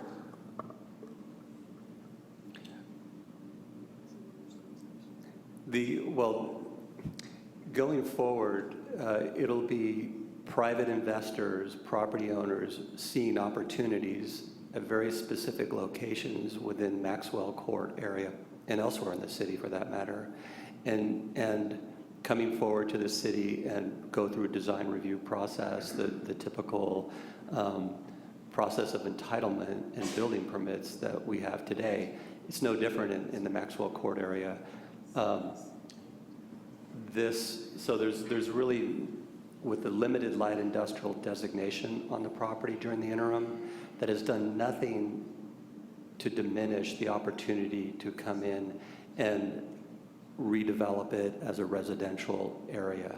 The downtown station area plan envisions that this would happen in an incremental way. It would, if you look at the illustrative plan of the downtown station area plan, it just shows that various places have potential because they're underutilized today to be the first to switch, and that over time that will progress to the point where the character of the neighborhood will tell us, the council, that now is time, appropriate time for us to put a sunset on or eliminate the limited light industrial, and through the legal non-conforming process over time transition the area away from industrial. Okay, so I think you got towards where I was looking for information at the end. I agree that right now the neighborhood is does not look like it's in a position to do residential, and like that there's a project willing to go in there. How long is the conditional use permit? Is it 2 years? Reauthorized every 2 years? No, a conditional use permit is not limited. There's no time limit on it. As mentioned in previous hearings, just a reminder that use permits run with the land. So typically use permits are issued to a site, and it defines the use and the operational characteristics by conditions, and that entitlement runs with the property, even if there's change of ownerships and whatnot. And the commission, when they rendered their action on the use permit, always at consideration is coming up with conditions of approval, and at that time they didn't add any specific or unique conditions to the use permit, though what has been used from time to time are restricted times, so it's not in perpetuity that there's a renewal process or there's an annual, or that it has a life of a certain number of years. It wasn't requested and it wasn't considered. There's no specific time limit as approved. Excuse me, Mr. Rogers, could I ask a clarification question here? Is there a requirement that the council take a look at the LIL designation in 2020? Yes, so in the zoning code, which describes this temporary unique district that's just for this neighborhood, it does have a sunset clause, and we can find that specific language, but I think it's 5 years after passenger rail service of the SMART, or 2020, whichever's sooner. Okay, staff would so present we have to do that yeah. in 2020. If the LIL designation went away in 2020, and assuming we approved this all tonight, what would happen to this property? It would become legal nonconforming, just like all the other uses that are in that neighborhood. So all the other industrial uses in that neighborhood that are inconsistent with the Transit Village Residential Zoning District would then become legal nonconforming. Just like any other area of the city, we have legal nonconforming is a natural cause of transformation over time in a community. Okay. I'm sorry, Mr. Rogers. If I may, excuse me, if I may also, I just want to clarify for the record really, you commented on the Bodine plant. Obviously that's not the subject of this hearing. Bodine is a legal nonconforming use for other reasons. It's already, again, a legal nonconforming use. This use would be a legal conforming use. It would be consistent with the current zoning and general plan and specific plan. So they're not comparable. Once, if the LIL zoning goes away later, then this too would become a legal non-conforming use. And that's where my comments were going with it, is some of the comments that I received from neighbors in particular is that this feels like deja vu in a lot of ways for that reason. The conditional use permit, if it is not used for a 6-month period, it disappears, correct? That's correct. And that's the only... That's the natural expiration of a use permit, is you lose the right to it if it's legal nonconforming and it's been inactive for 6 months. Mm-hmm. And so I guess my comment is dovetailing with the mayor's, that is really the only limitation of this being granted in perpetuity. Yeah, and there's other factors involved with the life of a use. It becomes not supported by the market, or it's not the right fit. So there's a lot of other factors which render uses to cease over time. But yes, those are two regulatory reasons. Great, thank you. Mr. Sawyer. Thank you, Mayor. Thank you, Ms. Hartman. You just touched on an important piece of the conversation, and there's a tendency to dance around this concept, but the reality is not unlike any other market forces inside the city, not unlike Grace Brothers Brewery that is now a hotel, land use opportunities change. And this will continue to change in this neighborhood as it does in all neighborhoods. And when the property becomes more valuable as something else other than what it currently is used for or what it might be used for after this evening, then those market forces dictate its use, and people make decisions, usually financial decisions, which will change its use. And that's really what happens. Someone says, I will offer you this much for this property because I want to put a 5 or 6 story apartment complex on this land, and the owner of the land decides that it's more valuable than its current use, and they sell it, and it changes to something else. And that's hard for neighborhoods to buy because it can take a long time. But that's how it became a warehouse in the first place because of the zoning, and it changed, and it will change again. And it is sometimes difficult to explain or to understand or to accept. But that is the reality of market forces in our community and our city, and it's the evolution of the city. It just happens. Are there other questions for staff? Okay, I'm going to continue with the staff prepared an outline for the meeting, and we're going to follow that, and I'm going to hold everybody to their time allocations on here, just to be fair. So we're going to hear from the chair of the Planning Commission. Ms. Cisco, you have 3 minutes.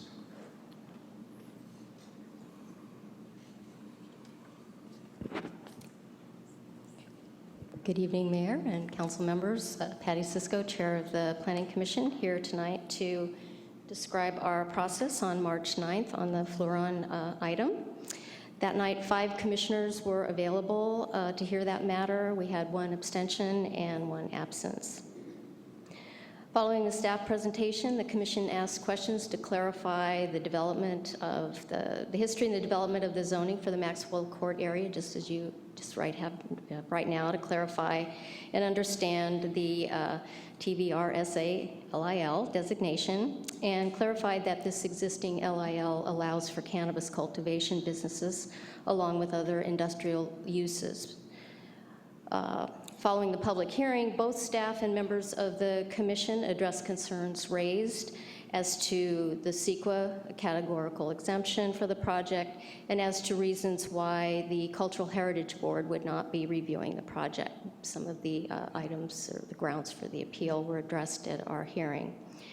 Some of the public raised concerns as to how the commission might view this project in terms of balancing housing versus economic development policies in the general plan and the station area plan. Commissioners indicated they felt that that balancing of those policies was handled at the time the station area plan and the LIL zoning for Maxwell Court were implemented, acknowledging that housing may develop gradually and the viable businesses in the industrial area could be better served by the LIL district as opposed to simply being deemed legal nonconforming.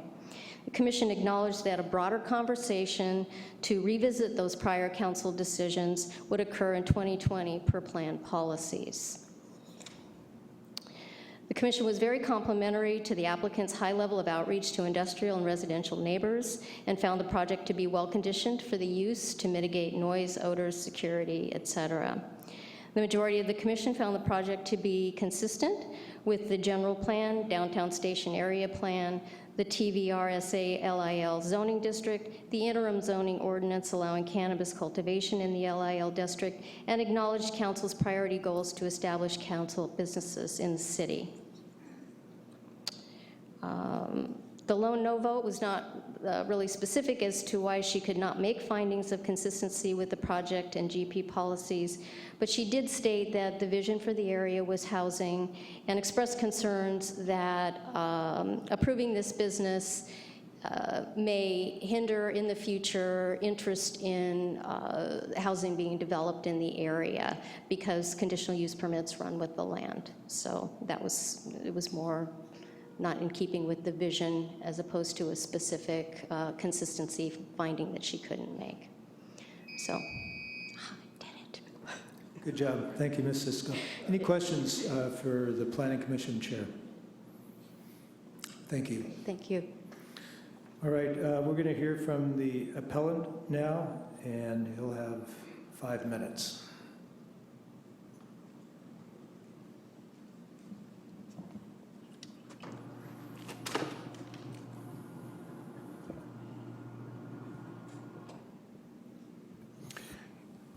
Mayor Coursey, can you hear me on this? All right. Members of the council, my name is Richard Derringer. I am a business owner, a property owner in Santa Rosa. I'm not, because of the time period allocated, which is 5 minutes, I'm not going to discuss the issue of the CEQA items. That's already been addressed in my original application plus what I sent over to the council today. However, I just want to mention the notice provision was inadequate. The staff person has already stated twice that he measured it from the building, not from the edge of the property, which he shows on the drawing at 325 feet from the west end. It's actually 45 feet from the west end neighborhood. And the issue of the cultural heritage issue, it doesn't matter that the building is not in the West End Preservation District. It abuts it, and under state law and city ordinances, it should be studied by a Cultural Heritage Board. However, I'm going to go to the real item that I'm here for. I sat through with these council, the station area plan, when we all worked, including Patty Cisco, who put a lot of time and effort into getting housing for the city in 2007, 8, and 9. When the original station area plan was approved, there was no LIL. It was added on later on because complaints that were not brought up in the original hearings, but later by some of the neighbors who wanted to know they weren't going to lose their property until housing came. But I sat in these meetings when the language was written for LIL, and one of the items I raised was the fact that what happens when residential is available. And they wrote it in specifically so that when residential is ready, then you lose the LIL in theory because you have to build housing. My position today is that residential is ready today. For 20 years, nobody has built any housing downtown until 2016, when 2 developers took the initiative and got approvals of what amounts to 250 units. I have just submitted to the city a letter stating that a group that I'm working with has made an offer to buy the entire opportunity site area for housing to create 3,000 housing units, 450 very low-income housing units, a separate homeless building, a trolley system that will go from this site to the railroad. I am of the position under state law and local law that this council is obligated to study if this housing is available now, because if it is, by approving this project, you violate the station area plan, you violate the zoning, you violate state law relating to housing. You also have something called a housing action plan that you guys work heavily on. And that action plan on page 1 talks about the tremendous need for housing. That is the only thing you should be talking about. I'm not here arguing about cannabis because there are 390 other sites in the LIL area that is not in the Maxwell Court Opportunity Site area, which is the only opportunity site area that is within a half mile of the train that gets the ability to get density bonus and gets the benefit of parking regulations that allow that kind of density. We're prepared to develop 3,000 homes, 450 of which will be very low income. How does this council consider this issue and approve something that will impact it? I raised this issue, by the way, with the Bodine project when they tried to do a categoric exemption. For the last 15, 20 years, nobody's built in this area because of Bodine. However, I went directly to Bodine, and I have gotten Bill Williams to agree to move that location. I am working with the county, I've met with the city included, to move them out of that location so that housing can be built now. I've made that effort when the city did nothing to move them, didn't even offer them an alternative site. I found alternative sites, and I've talked to the city, and I've talked to the county, and we're prepared right now to make this work, and that is the key issue. And anything that you and the council do To not support that is wrong. And I ask the council to please seriously consider that.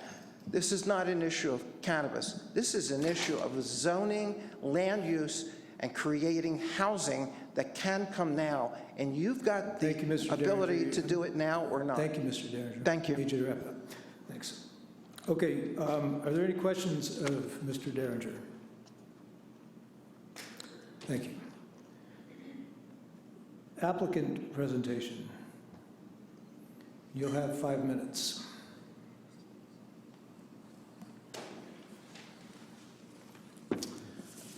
Thank you, Honorable Mayor, council members, and city staff for your time. My name is Brandon Levine. I'm the Director of Compliance for Floron, Inc. I'm also the Executive Director for Mercy Wellness, the only licensed dispensary in the city of Cotati for 7 years. We have great relations with the Cotati staff. We've included a letter of support from the city manager in your guys' packet. We'll continue to be job creators, generating healthy taxes for our local community and providing community donations. We're really excited about our most recent contributions to the Redwood Empire Food Bank and the Palms Inn. We maintain great relations with our neighbors. We've generated over 114 letters, 857 signatures of support, and knocked on 258 doors of our neighbors, residents, and business owners. Craig Litwin from the 421 Group is here to answer any of the questions about our community outreach and these efforts. Security is our top priority.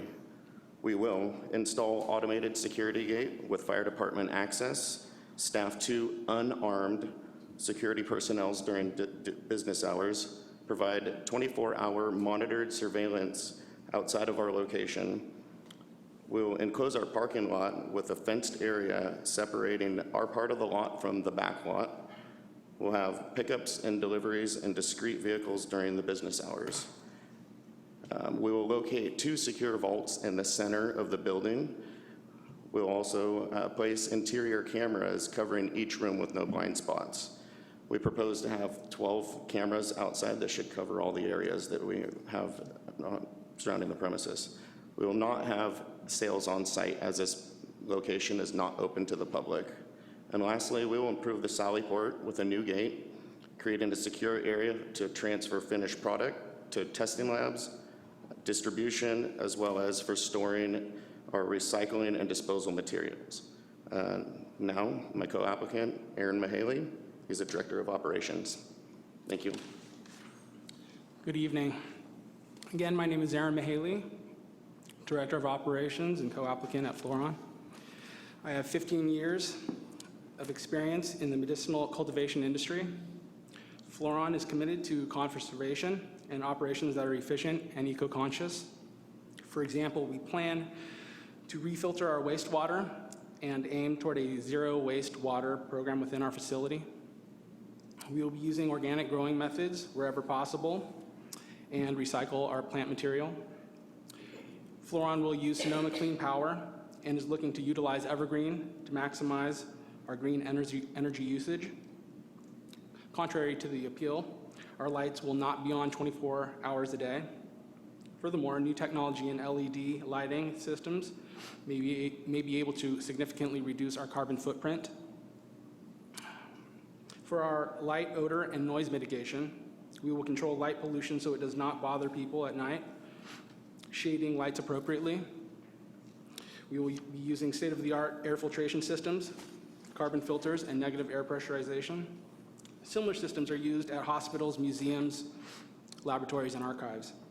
Floron will maintain and aim to surpass local compliance with noise and odor reduction systems. Adrian Giovenco from Train, a 100-year-old company, is here to consult on the project and is available for any questions regarding odor filtration and noise.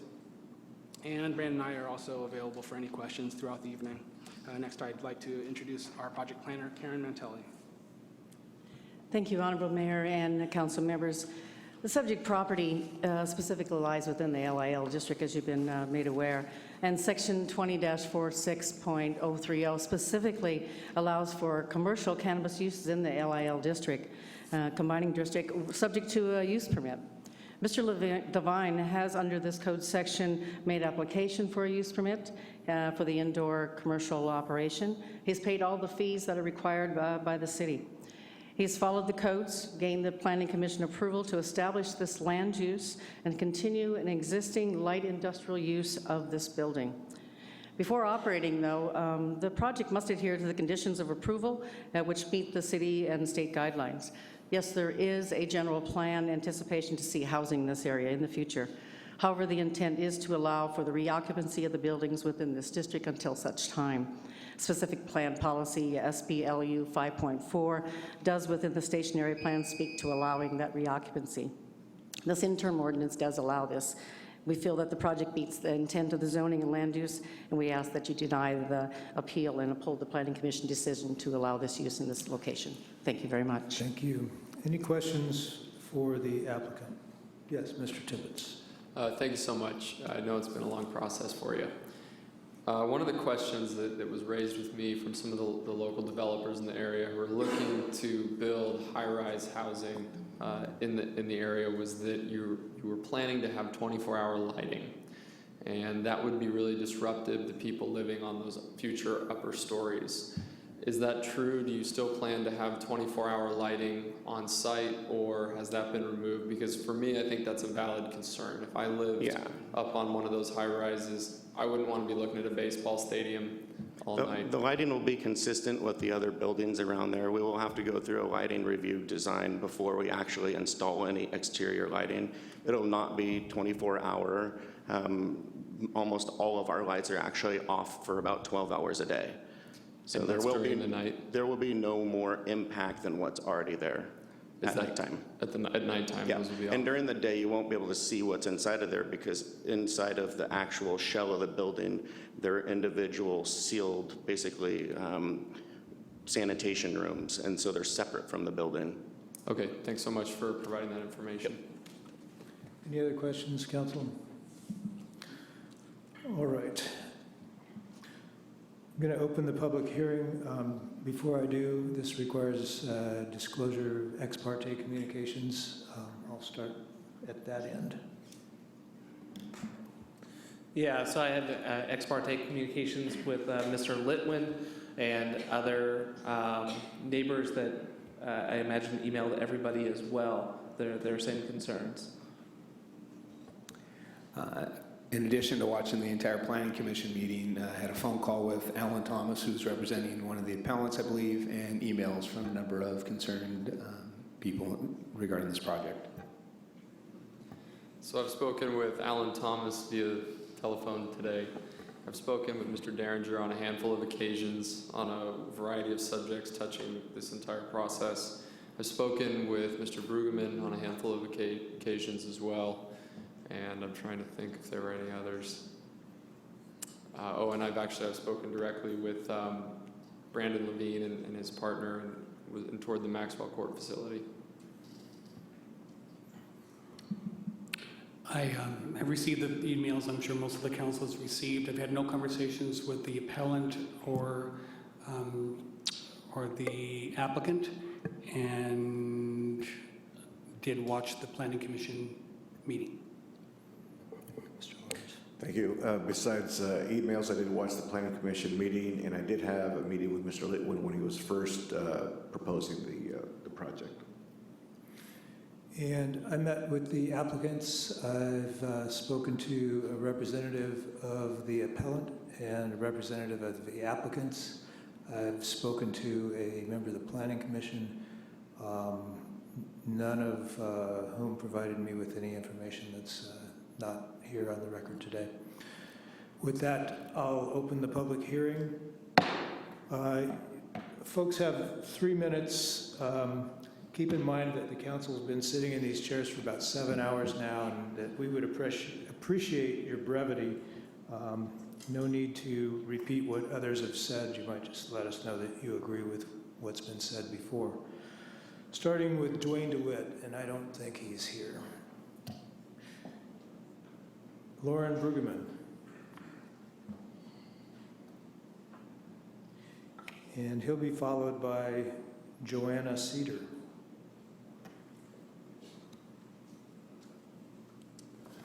Good evening, Mayor and Council. I'm Lauren Brigham, Phoenix Development Company, 1620 Olivet Road, Santa Rosa.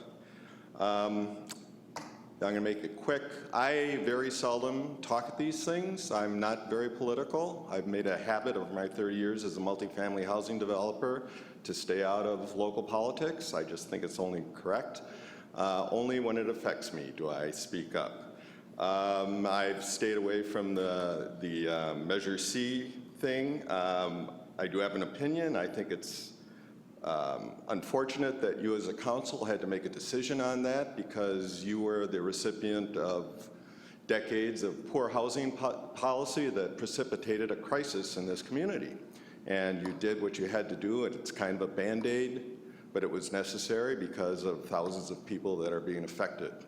And unfortunately, not a lot of housing is happening.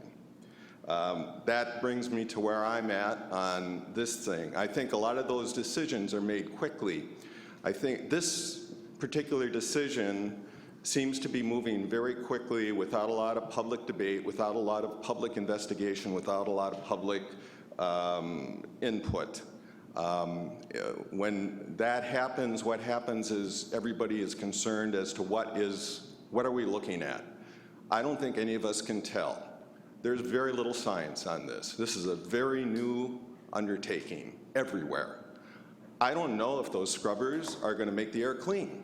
I don't think any of you can answer that to me. I don't know if my residents are going to smell marijuana odor 24 hours a day. I don't think any of you guys can look at me and tell me that criminal element won't be interested in the product that's in that facility. We do know that it has a lot of value, especially in states where it's not legal. None of us know what's going to happen. There is no history.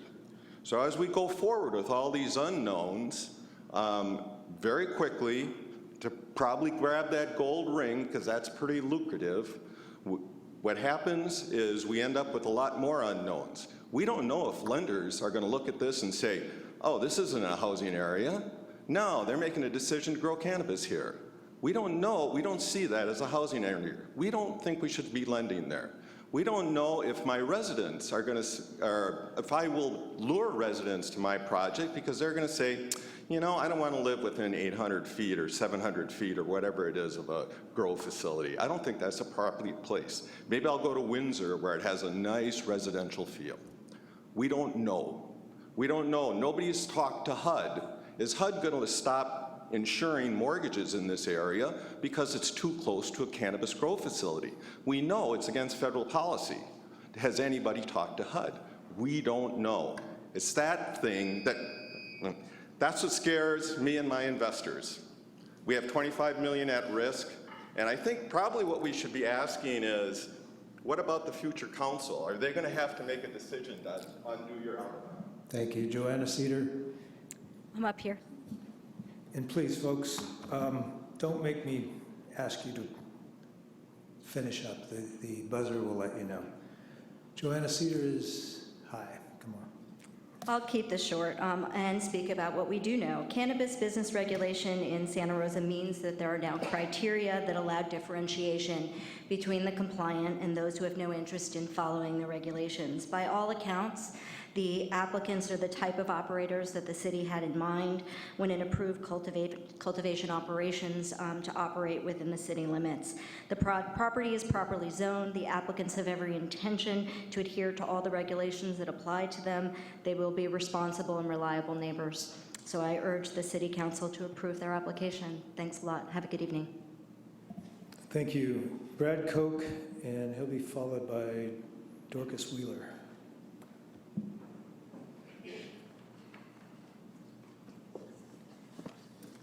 Good evening, Brad Koch representing the property owner. My family owns the property. As you know, these are great operators. We went through 15 different operators and we found these guys, top-notch group.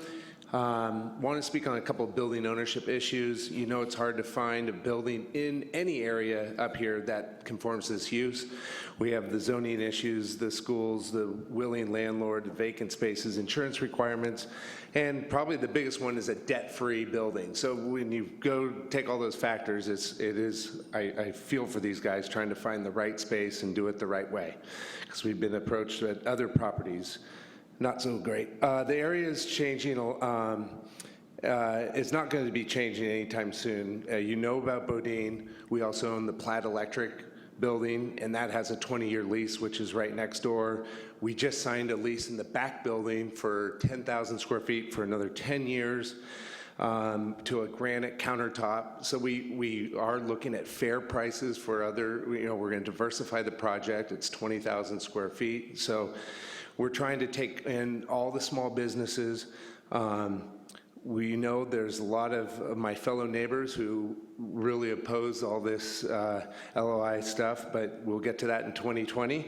And then last, listen, we're developers as well. If we thought housing was coming, we'd demo these buildings and build this housing. What this developer is envisioning is not there yet. I appreciate his willingness to get housing for the city, but this is not the area where we would be doing it. And it's not going to scare us small business owners to selling, because he's already approached us trying to get a cheap price to buy our buildings. So thank you very much. Appreciate your time. Thank you. Dorcas Wheeler, followed by Susan Hayes. Up here. Go ahead. Good evening. My name is Dorcas Wheeler, and I have been a resident of Santa Rosa for over 25 years. I work in the immediate area of the proposed conditional use. I wanted to just have a shout out for Mr. Gustafson and his thorough analysis of the application and the appeal process. I read the whole thing, and I thought it was very good. I see no legal basis for the appeal, and I am in complete and full support of the proposed use of this property at 60 Maxwell Court, and urge you to take the recommended action and deny the appeal. Thank you. Thank you. Susan Hayes, followed by Matthew Culmore.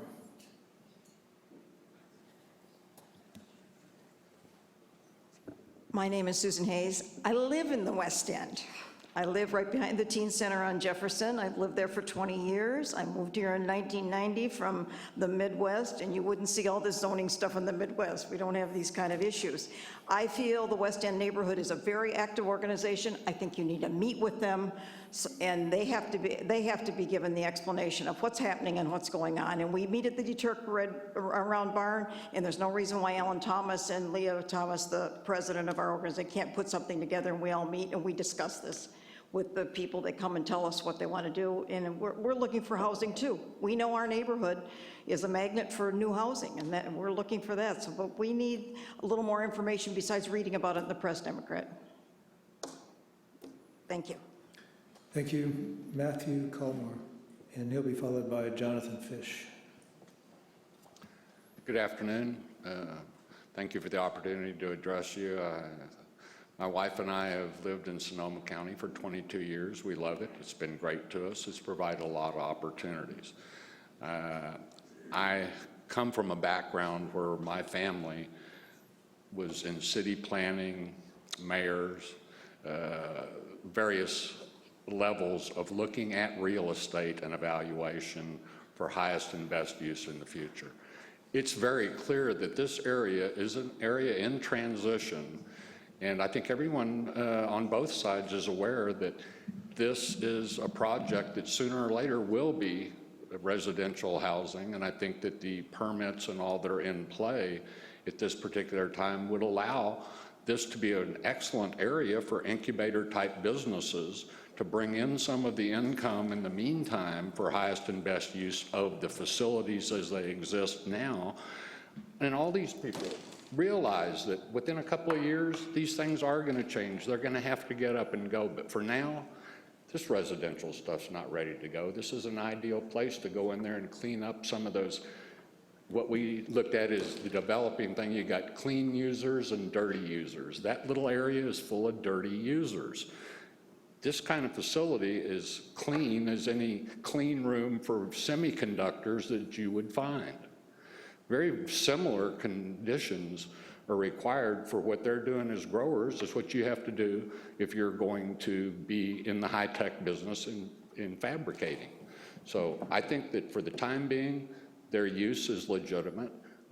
Myself as an investor, I'd be more than happy to buy some of those properties in there and hang on to them for 5 years and get highest and best use and try and look at the new technologies and the new industries. This is a new paradigm, a new frontier. We need to look at it.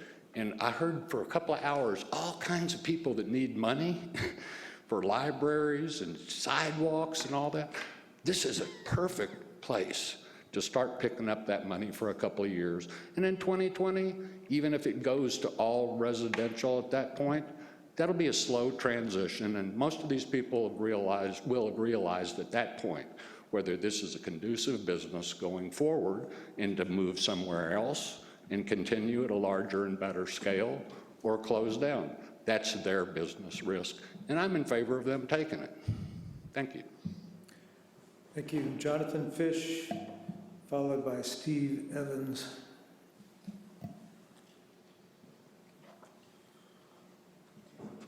Good evening. Good evening, Mayor, council members. I would like you guys to support the recommendations as a former civil designer and knowing the process the project has gone through to get approved. After reading an article in the Press Democrat that it took 13 years to get to this point without anything being built by the developer, and now the political processes, both are topics that are very hot. I think the city has had the foresight to permit a business that is trying to bring back relief to people who cannot grow for their own. And I believe in the benefits of cannabis myself due to a disability. And I don't know what else to say about that, but in conclusion, the developer is not going to run the project. He'd rather sell it probably to the highest bidder. And people can make their own decision about where they want to live. I would buy next door. The smell won't be there. Carbon will take it out. They've done their due diligence. They've gone through the process. Support it. City needs to smell the herb because it's coming, no matter what. It's even in houses now that get blown up because fools try to do manufacturing in places that shouldn't be there. And those are in neighborhoods, and you wouldn't even know who's next door because they have carbon too. So that's my, thank you. Thank you. Steve Evans, followed by Billy Coughlin. Hi, I'll keep this short. I just wanted to let you know that I approve this project, and I think that you should deny the appeal and approve it. Thank you very much. Thank you. Billy Coughlin. He'll be followed by Mike Chase. Good evening. Good to see you back on the council, John. Billy Coughlin, Hahn Automotive, 940 North Dutton. I have the property that's contiguous to the proposed operation. I think it's obvious that full conversion to Maxwell Court isn't going to happen for another possibly 30 years. Right now, this would be the lowest impact project to Maxwell Court.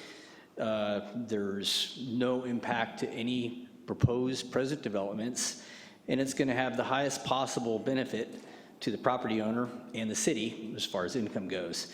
So I encourage you to confirm the Planning Commission decision. Thank you. Thank you. Mike Chase, followed by Tony Logan. Hi, I'm Mike Chase. I'm a business owner in the Maxwell Court area. I have a commercial photography and design studio there. I know that use of buildings in properties in Santa Rosa, John, are in fact often affected by financial conditions and great contributors to our community are lost. I'm thinking of a bookstore. I have absolutely no objection to having Floron as a neighbor. I don't think that the notion of potential profits of what might happen when people who have the wherewithal to develop or do whatever they want to do with properties that they have the ability to acquire necessarily should influence what's actually happening here today. Now, I'm personally not a drug or alcohol user. I've been specifically sober for 33 years, but I am also completely aware that the cannabis medical products that these people make help people. Just an odd notion that comes up. How about they help people? They help people with their pain. They help people survive in their community. Also, I take a little umbrage. It rankles a little bit to have been in business there for 10 years, and it's been a bit of a struggle to survive. You know, we work hard. My wife and I run that studio, and there's a lot of the discussion about the future use seems a bit cavalier, like, well, you know, in the future, those people aren't going to be there. That kind of, I feel a little pain there. That doesn't seem, you feel discounted when you hear that. So naturally, my reaction would be if somebody's responsible and put the time and money and effort into this project that Floron has, of course I would support them. I think they're going to be good for the community. They're going to pay taxes. They're going to produce revenue. They're going to be a quiet, good neighbor. All the security that they have on their buildings only going to improve security in that area. That community, this hasn't been mentioned, there's a lot of artists in that community. And people of relatively modest means. So we're not looking at developing it. We see it as a small, intimate community, and I think Floron would be a welcome neighbor. As far as the smell goes, I doubt very seriously that there's going to be a smell from there, but smells in the community are prevalent anyway. I mean, how about the barbecued pork from the restaurant on the corner? I don't know. I don't hear vegetarians objecting to that. So, with a little humor for a change. Thank you for your time. Thank you. Tony Logan. Good evening, Mayor Corsi, members of the council. I'll be brief. Tony Logan, Executive Director of the Sonoma County Growers Alliance. I'm looking at and want to support a upstanding group of business individuals and collectively a incredible track record with Mercy Wellness in Cotati. You have a group that is concerned with the aesthetics and concerned with safety and concerned with community development, and I believe that they're going to follow through with the commitment that they're making to the city of Santa Rosa to continue on the same track and record that they have already proven in the city of Cotati. So I urge you to please deny the appeal and support the CUP application. Thank you. Thank you. That's all the cards I have on this. Does anyone else want to address the council on this issue? Come on down. Come on down and be ready, or you can get to the microphone up there. Please identify yourself. Good evening. My name is Mike Flitner. I'm with Keegan & Copen Commercial Real Estate. So I'm the leasing agent for Brad Koch and his family that owns the property. So I've done many tours through both of these properties, and since Floron has had their application in, taken a lot of people through the south building. Nobody's had any problems. As Brad mentioned, we've got a prospect we're getting ready to sign a lease with there. There's another tenant that was going to take a small space in there. Haven't had anybody, concerned about the use there. We've been very upfront saying, okay, to the north of you, across that gate is, going to be the medical cannabis facility. So that's number one. Number two, I had the opportunity to go through their facility, Mercy Medical, down in Cotati. So security there is impressive. Brandon is very focused on attention to detail. So I think if anybody has had the opportunity to do that, they'd find that place is immaculate. looks kind of like a jewelry store when you walk in there and you see the casings there. And then you go back and you see where he's got his uses, his industrial uses in the back separated out. So a lot of thought had gone into that. And lastly, in terms of market forces, and when housing is going to happen, as an economics major, I know that, the money talks. So when those properties are more valuable as residential properties, that would convert. You heard the photographer and some of these other people that are there, they're concerned about losing their businesses. So in the meantime, there are a lot of people that are working there, and those buildings have a value on that basis. When the value of those multifamily units exceeds the value of the light industrial properties, then I think you'll see housing there. In the meantime, it's a viable industrial district. So in short, I urge you to go with this project. Thank you. Thank you. Hold on one sec till the microphone's on. There you go. Okay. My name is Chase Coffin. I am also a small business owner in this zone, and my main concern is competing with this industry and trying to find a comparable industrial space to do my work. So if you eliminate the limited light industrial zoning from this district, what happens to all the small businesses who have to compete with an emerging cannabis industry who will pay a premium for the same space? It seems like replacing it with a lot of people might not be good for the economy, because where are all those people going to work? That's just my main concern, because I pay $1,500 for a 1,500 square foot unit, and comparable ones today, since the passing of 64, are between $4,000 and $5,000 a month. So that's where we stand. So I'd urge you to not pass the appeal. Thanks. Thank you. All right. Anyone else? Thank you. I'm going to close the public hearing. So there's 3 minutes for the applicant to rebut anything that was said.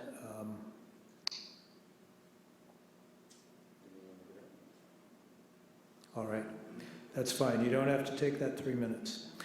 Are there questions, council? Mr. Tibbetts. So I was hoping I could get a little history on how the light industrial zoning came to be, and it sounds like it may have come to be after the station area plan in Transit Village Residential was approved. So yes, it was in 2007, the downtown stationary specific plan was adopted. And then subsequently, it wasn't until 2010 that we adopted these implementing zoning districts. These were new designations. The station area designations were new to the city. We needed time to evaluate what type of implementing tools, development standards, and zoning districts. And so we took the time to do the public process and develop the zoning tools. And one of them, as part of that process, was this limited light industrial combining district. So that was a zoning overlay that you proposed that was approved by the council at the time? Correct.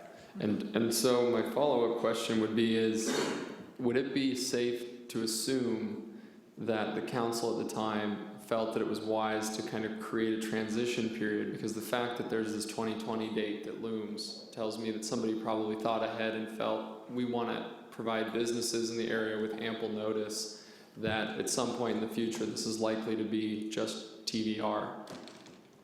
Correct. That's the case. And also it was to address the issue of if it was just TVR, Transit Village Residential, they could remain as legal non-conforming. Mm-hmm. And what we found through the community process is when they were just learning about the station plan, and we had to have those conversations, but also that they were having struggles refinancing and re-tenanting their spaces as legal non-conforming uses. And mm-hmm. so the remedy at the time that the council came up with, after a lot of discussion, was to grant them conforming status temporarily, or through a temporary period, which was the limited light industrial district. That's how they addressed that. Thank you, that was really helpful. My other question is one of the public commenters brought up the issue of housing and urban development and the D4 mortgage loan. It's my understanding that staff, we did look into that pretty extensively, and I was hoping we could publicly share what the results of that search was. I don't know if anyone from the department, I did not speak with HUD myself, but my understanding is that staff did contact HUD, looked through the regulations themselves as well, and found no restriction on proximity to a cannabis operation. Thank you. And I want to supplement, because I was one of the representatives. So we had representatives from Housing and Community Services contact HUD directly to ask those questions. And then also our department contacted separately. And we both concluded with the same responses from that department. Thank you. Other questions? All right.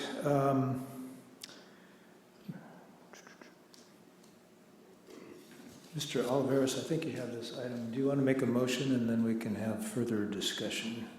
Certainly, I will move a resolution of the Council of the City of Santa Rosa denying an appeal and approving a conditional use permit for Fluron Inc.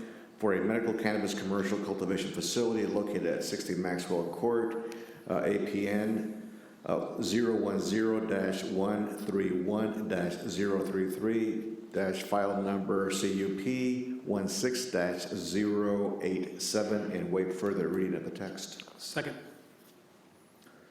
All right. Any further discussion?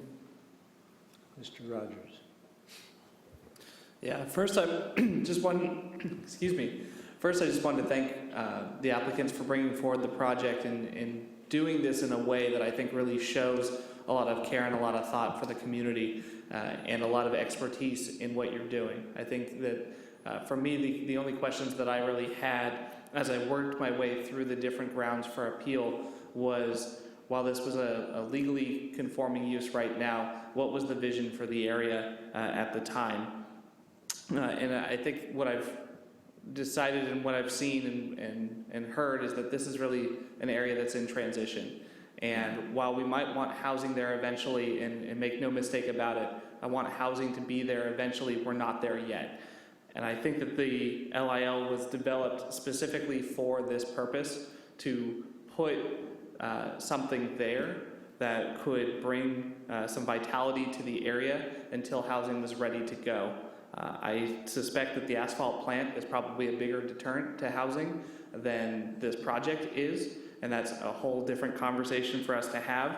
And I think that Councilmember Sawyer was correct when he discussed the economics of what we're talking about, that when housing is ready to go in this area, it will be the economic driver that will potentially push this project out of the neighborhood in place of a bigger use in housing. But for right now, I see this as the best use for the land rather than letting it sit dormant. And definitely something for the community to continue to weigh in on and see if we can yet get to housing at this site. Mr. Swedrow. Thank you, Mr. Mayor. I do want to acknowledge staff's presentation, and also Chair Cisco, you and your colleagues, the questions and the presentations when I watched the Planning Commission is very thorough, answered a lot of questions, so it really prepared me for this meeting, waiting to hear any additional information. One thing that wasn't discussed, trying to predict the future is always rather challenging. And I can remember when the dispensary in North Dutton, which to me is in the same general area, what impact is that going to have? And virtually I haven't seen any. And that's an actual dispensary, which is a different use. And I think this is going to be less impactful than any dispensary might. It was also somewhat disappointing in reading all the documents when I saw someone comparing this to like letting a casino, slaughterhouse, or prison in the neighborhood. I just didn't hear any information. They sound like very responsible business people. I'm not sure if I've ever read another city congratulating or basically offering how successful a business they run in their community, which is very impressive for me to be reading that stuff. Because again, there are no guarantees. I totally get it, but those are all indicators of success for me. And also, I don't see this as a cannabis or housing. It's not that at all. As some of my colleagues have said, this is transitional for me. I am going to be supporting the staff recommendation, and ultimately I do hope to see much more housing in this location, but for now I think this is the best use. Thank you. Mr. Tibbetts. So thank you for coming forward tonight. For me, I think that we're in a transitional time with this neighborhood, but I think that the end of that transition is nearing, or at least I personally hope that it is. We say that there's not housing there yet, but actually I see two proposals, the Pullman Lofts and the Deterk Village Center, that are poised to go and really catalyze, I think, new interest in this neighborhood and start to achieve that vision of turning this into transit-oriented development neighborhood, which is going to be so important for that area going forward.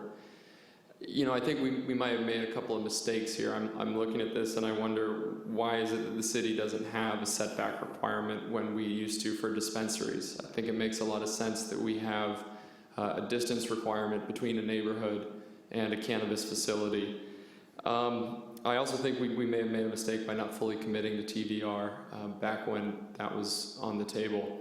But what I see before us today is a business that looks completely legitimate, with very responsible business owners who came into the city, conformed with the use, and got in at the right time. And I think we would be really inconsistent if we all of a sudden close the door on them at this time. But I do also want to, I think, voice my opinion for this particular neighborhood, is that the future is housing. And we learned tonight that in 2020 we're going to be revisiting this issue. And I think, and as business owners, I hope you take that into strong consideration. We don't know what the council will look like. We don't know if housing will still be a top priority for the city at that point. But my guess is that this is going to remain constant, and that people are going to look seriously at converting to full residential, or giving you a clear runway as to when it will be. So I just want to kind of air that out publicly. The other thing I want to bring up is that I do think that having future cannabis uses in this neighborhood would be inappropriate. I think that having cannabis dispensaries, I do agree. I think that they have a lot of capital behind them where they are able to outbid other uses in an area. And I also do believe that from an investor perspective in housing, having an abundance of cannabis is probably a deterrent. I think that's also true, though, of actually being next to a metal fabrication shop as well. So as we move forward, what I want to propose to, so I want to be clear, I'm going to support Floron moving forward with this use, but as we move forward in the future, I hope that staff will come back to us with through an urgency amendment process to remove the light industrial zoning requirement from an eligible cannabis location. I don't think we can afford for this neighborhood to turn full cannabis at this point. And so I would appreciate support from a council member. I don't know if that would be a motion. So if there's a second, I know we have to address the other motion first, but I think this is how we have to look at this situation. Okay, we'll come back to that one. Thank you, Mayor. Well, I'll be voting to deny the appeal. You know, I have all sorts of concerns about the industry and what it might mean to our light industrial uses in our city, and the pressure it's placing already on those buildings. And the rents are going to start. There's already pressure. There are lots of unknowns about this industry. We are indeed in a pioneer stage. And at the same time, the applicant went through the process. They did their due diligence. The city did their due diligence. The Planning Commission, thank you, Chair Cisco, did their due diligence. People followed the rules. They went through the process. They adhered to our general plan and our specific plan, and I feel an obligation to uphold, move forward with this project, because in no small way, because they followed the rules and went through the process. And I would be concerned about moving in the wrong direction, as we have had in the past, had a reputation for saying one thing and doing another. And I think it is an obligation that we uphold our end of the deal, if you will. They did their due diligence, we did ours. They jumped through the hoops. They deserve to move forward with the project. And the future will speak for itself. All right. I have to say that all kinds of red lights and red flags are waving around in my head right now about this, and it's not about this particular project or this particular applicant. It's that we're talking about what in the future is one of the prime areas of our city for housing, and housing is, for me, even though they're both top priorities of the city, housing for me is more important than cannabis. Right now, cannabis seems to be more viable as a business than housing does in Santa Rosa, unfortunately. I don't want to see our prime housing areas gobbled up by cannabis operations. I can count, and you're gonna get your conditional use permit on this property, and this will go forward. But I think that we're at the point, or if not at the point, very close to the point where we need to start talking about how much is too much in various areas of the city. I know that the numbers are not large right now. I think we're still in the single digits as a percentage of the land that's zoned for this in the city, but it's having a much wider impact than just 9 or 10% of the available land. We're hearing about rents going up. This is not the first time we've heard about that. Rents going up on industrial property. I don't want to see this neighborhood turned into a neighborhood full of cannabis operations. I think that when the station area plan was adopted, that the thought was that we were going to at some point get to the point where housing was the most viable option for this area of town. I hope we still will, but I don't want housing to be precluded by what's now a more viable option. So I'm interested in talking about what Mr. Tibbetts has suggested, and we'll get to that soon. I honestly would feel better if we had a time limit on this conditional use permit, if we had a trigger for an expiration of it, something along the lines of when the LIL designation goes away or when the asphalt plant goes away.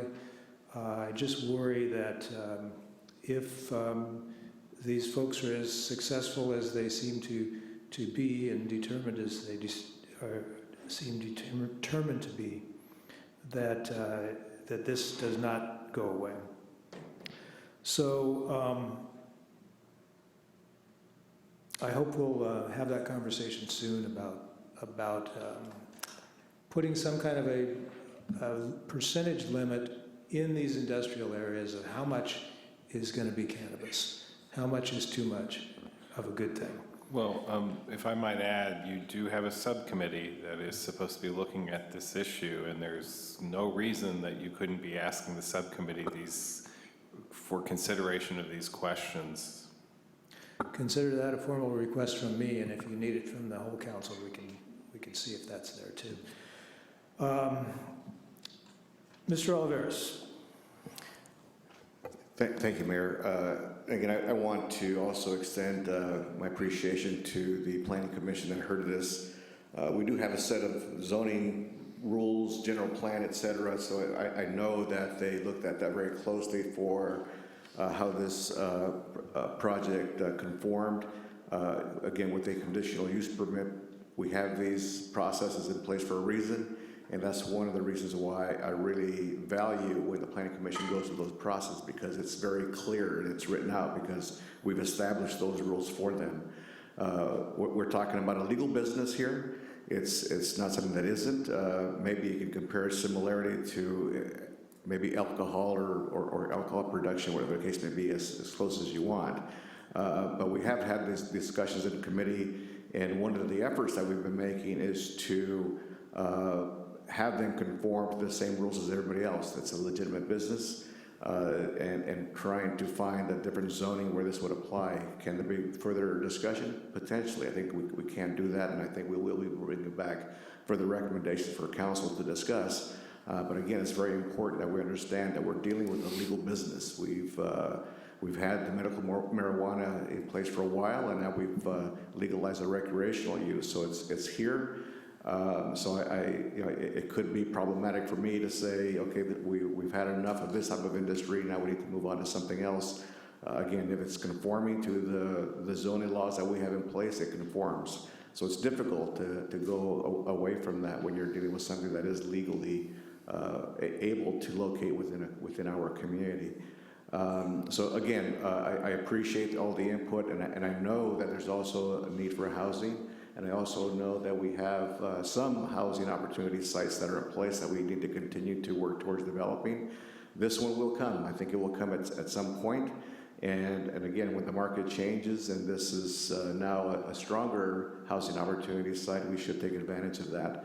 But for now, we need to have everybody on a level playing field. I think that's what I'm trying to do, is set policy that is consistent, and if we're going to make it so that certain new industries are legal, then they need to be treated like any other industry that we have in our community, whether we like it or not sometimes, but again, with some considerations, even for adding other conditions when we go through a CUP process. So with that, I am denying the appeal.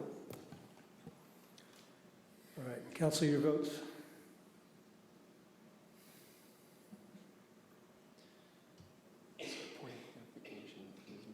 Councilmember Tibbetts or Vice Mayor Tibbetts? Yeah, a yes vote denies the appeal. Yes. And that has 6 ayes. Mr. Tibbetts, would you repeat what you're asking for us to bring back on a future agenda? Yeah, so I had the opportunity to kind of bounce some ideas around with staff, and one of the recommendations or possibilities that came back was that in order to try to further steer this neighborhood in a direction that was conducive to housing, one of the options that we could take is to remove the light industrial zoning as an eligible zone for cannabis cultivation. And I think that would be prudent in the case of this neighborhood, especially. I think it would be actually prudent throughout the city, because if I recall looking at other LIL zones, they were very close to residential as well. I think there tends to be a close overlap. But I'm also open to other ideas from the council if there's something that the subcommittee should look at. I just think it's very important to have this conversation so that we do not have a concentration in any one area, especially an area that is transit-oriented development slated for mixed-use housing. So I hope that we can have that conversation. I just wanted to clarify that the LIL district is specific to Maxwell Court neighborhood. It's limited light industrial. Otherwise, the 2 other eligible districts, if you will, is light industrial and general industrial. And those are all adjacent to residential districts in some form on their boundary. So that would be my motion, I suppose, unless anybody wants to amend it to look at another option on the table. And your intent is to specifically remove it from the Maxwell Court light industrial overlay area? Yes. Mr. Schwedhelm? Thank you. I would be supportive of a discussion, but I'm thinking is what I heard the city manager suggest. We have a cannabis subcommittee in Explore that, because I'd be interested to see how have other cities dealt with this, because I've asked many people in the community, what do you think? What is the concentration? Are there any other industries where we say, nope, we're only going to let X number of granite shops and this? But I think it may be more appropriate to have that robust discussion with the subcommittee before they come here, because I think we'd just be duplicating the efforts. But I am interested because that question has been floating out there. I'm completely fine with the subcommittee looking at it, but I hope that we can treat it as an urgency ordinance, because now I think we could see an increase in the number of applicants in this neighborhood, and the longer we wait, the same position we're in. So was that support for bringing it back to the Well, council? I'd be interested in hearing from the chair. I think Yes, you need, remember you have a two-step process. Yep. So the first step would be to schedule a conversation about this, and then the second step would to be the actual conversation. So you can't have the conversation. I guess for me, it's like two different processes, because if the subcommittee is going to say, hey, we're going to be exploring this. Well, you could cover all your bases and do both. Right. You could vote, and the subcommittee knows, and then I'm just trying to make sure we're not drifting into an unagendized item, which is Can still. we hear from- I wouldn't can we hear say from the that- chair of the subcommittee? I say that I heard the concerns. I know Mr. Goodwin heard them as well. I know that we will be having this discussion at subcommittee and bringing forward recommendations. Is there a way to potentially get a commitment? I respectfully ask a commitment at the next cannabis subcommittee meeting to initiate this conversation. Well, I know we already have an agendized or a plan for a meeting coming up this month, so I don't know how soon that conversation can happen. And it sounds like you're asking for information about what other cities are doing. That's going to take some time to make that happen. So I would defer to Mr. Goodwin as far as timing. I would respectfully say we're now drifting into it. Okay. If that's you could do both to cover your basis. I would rather you do both than try to get into an extended conversation here this evening. Thank you. It sounds like Mr. Tibbetts' So I have a motion. first request was supported by one other council person, so we'll bring it back to see if the council wants to discuss it further. Thank you. All right, where's my agenda? Item 15, written communications. Quarterly boards, commissions, and committees attendance report provided for information. Thank you. Ms. Gomez, do we have any further cards? All right, we are adjourned.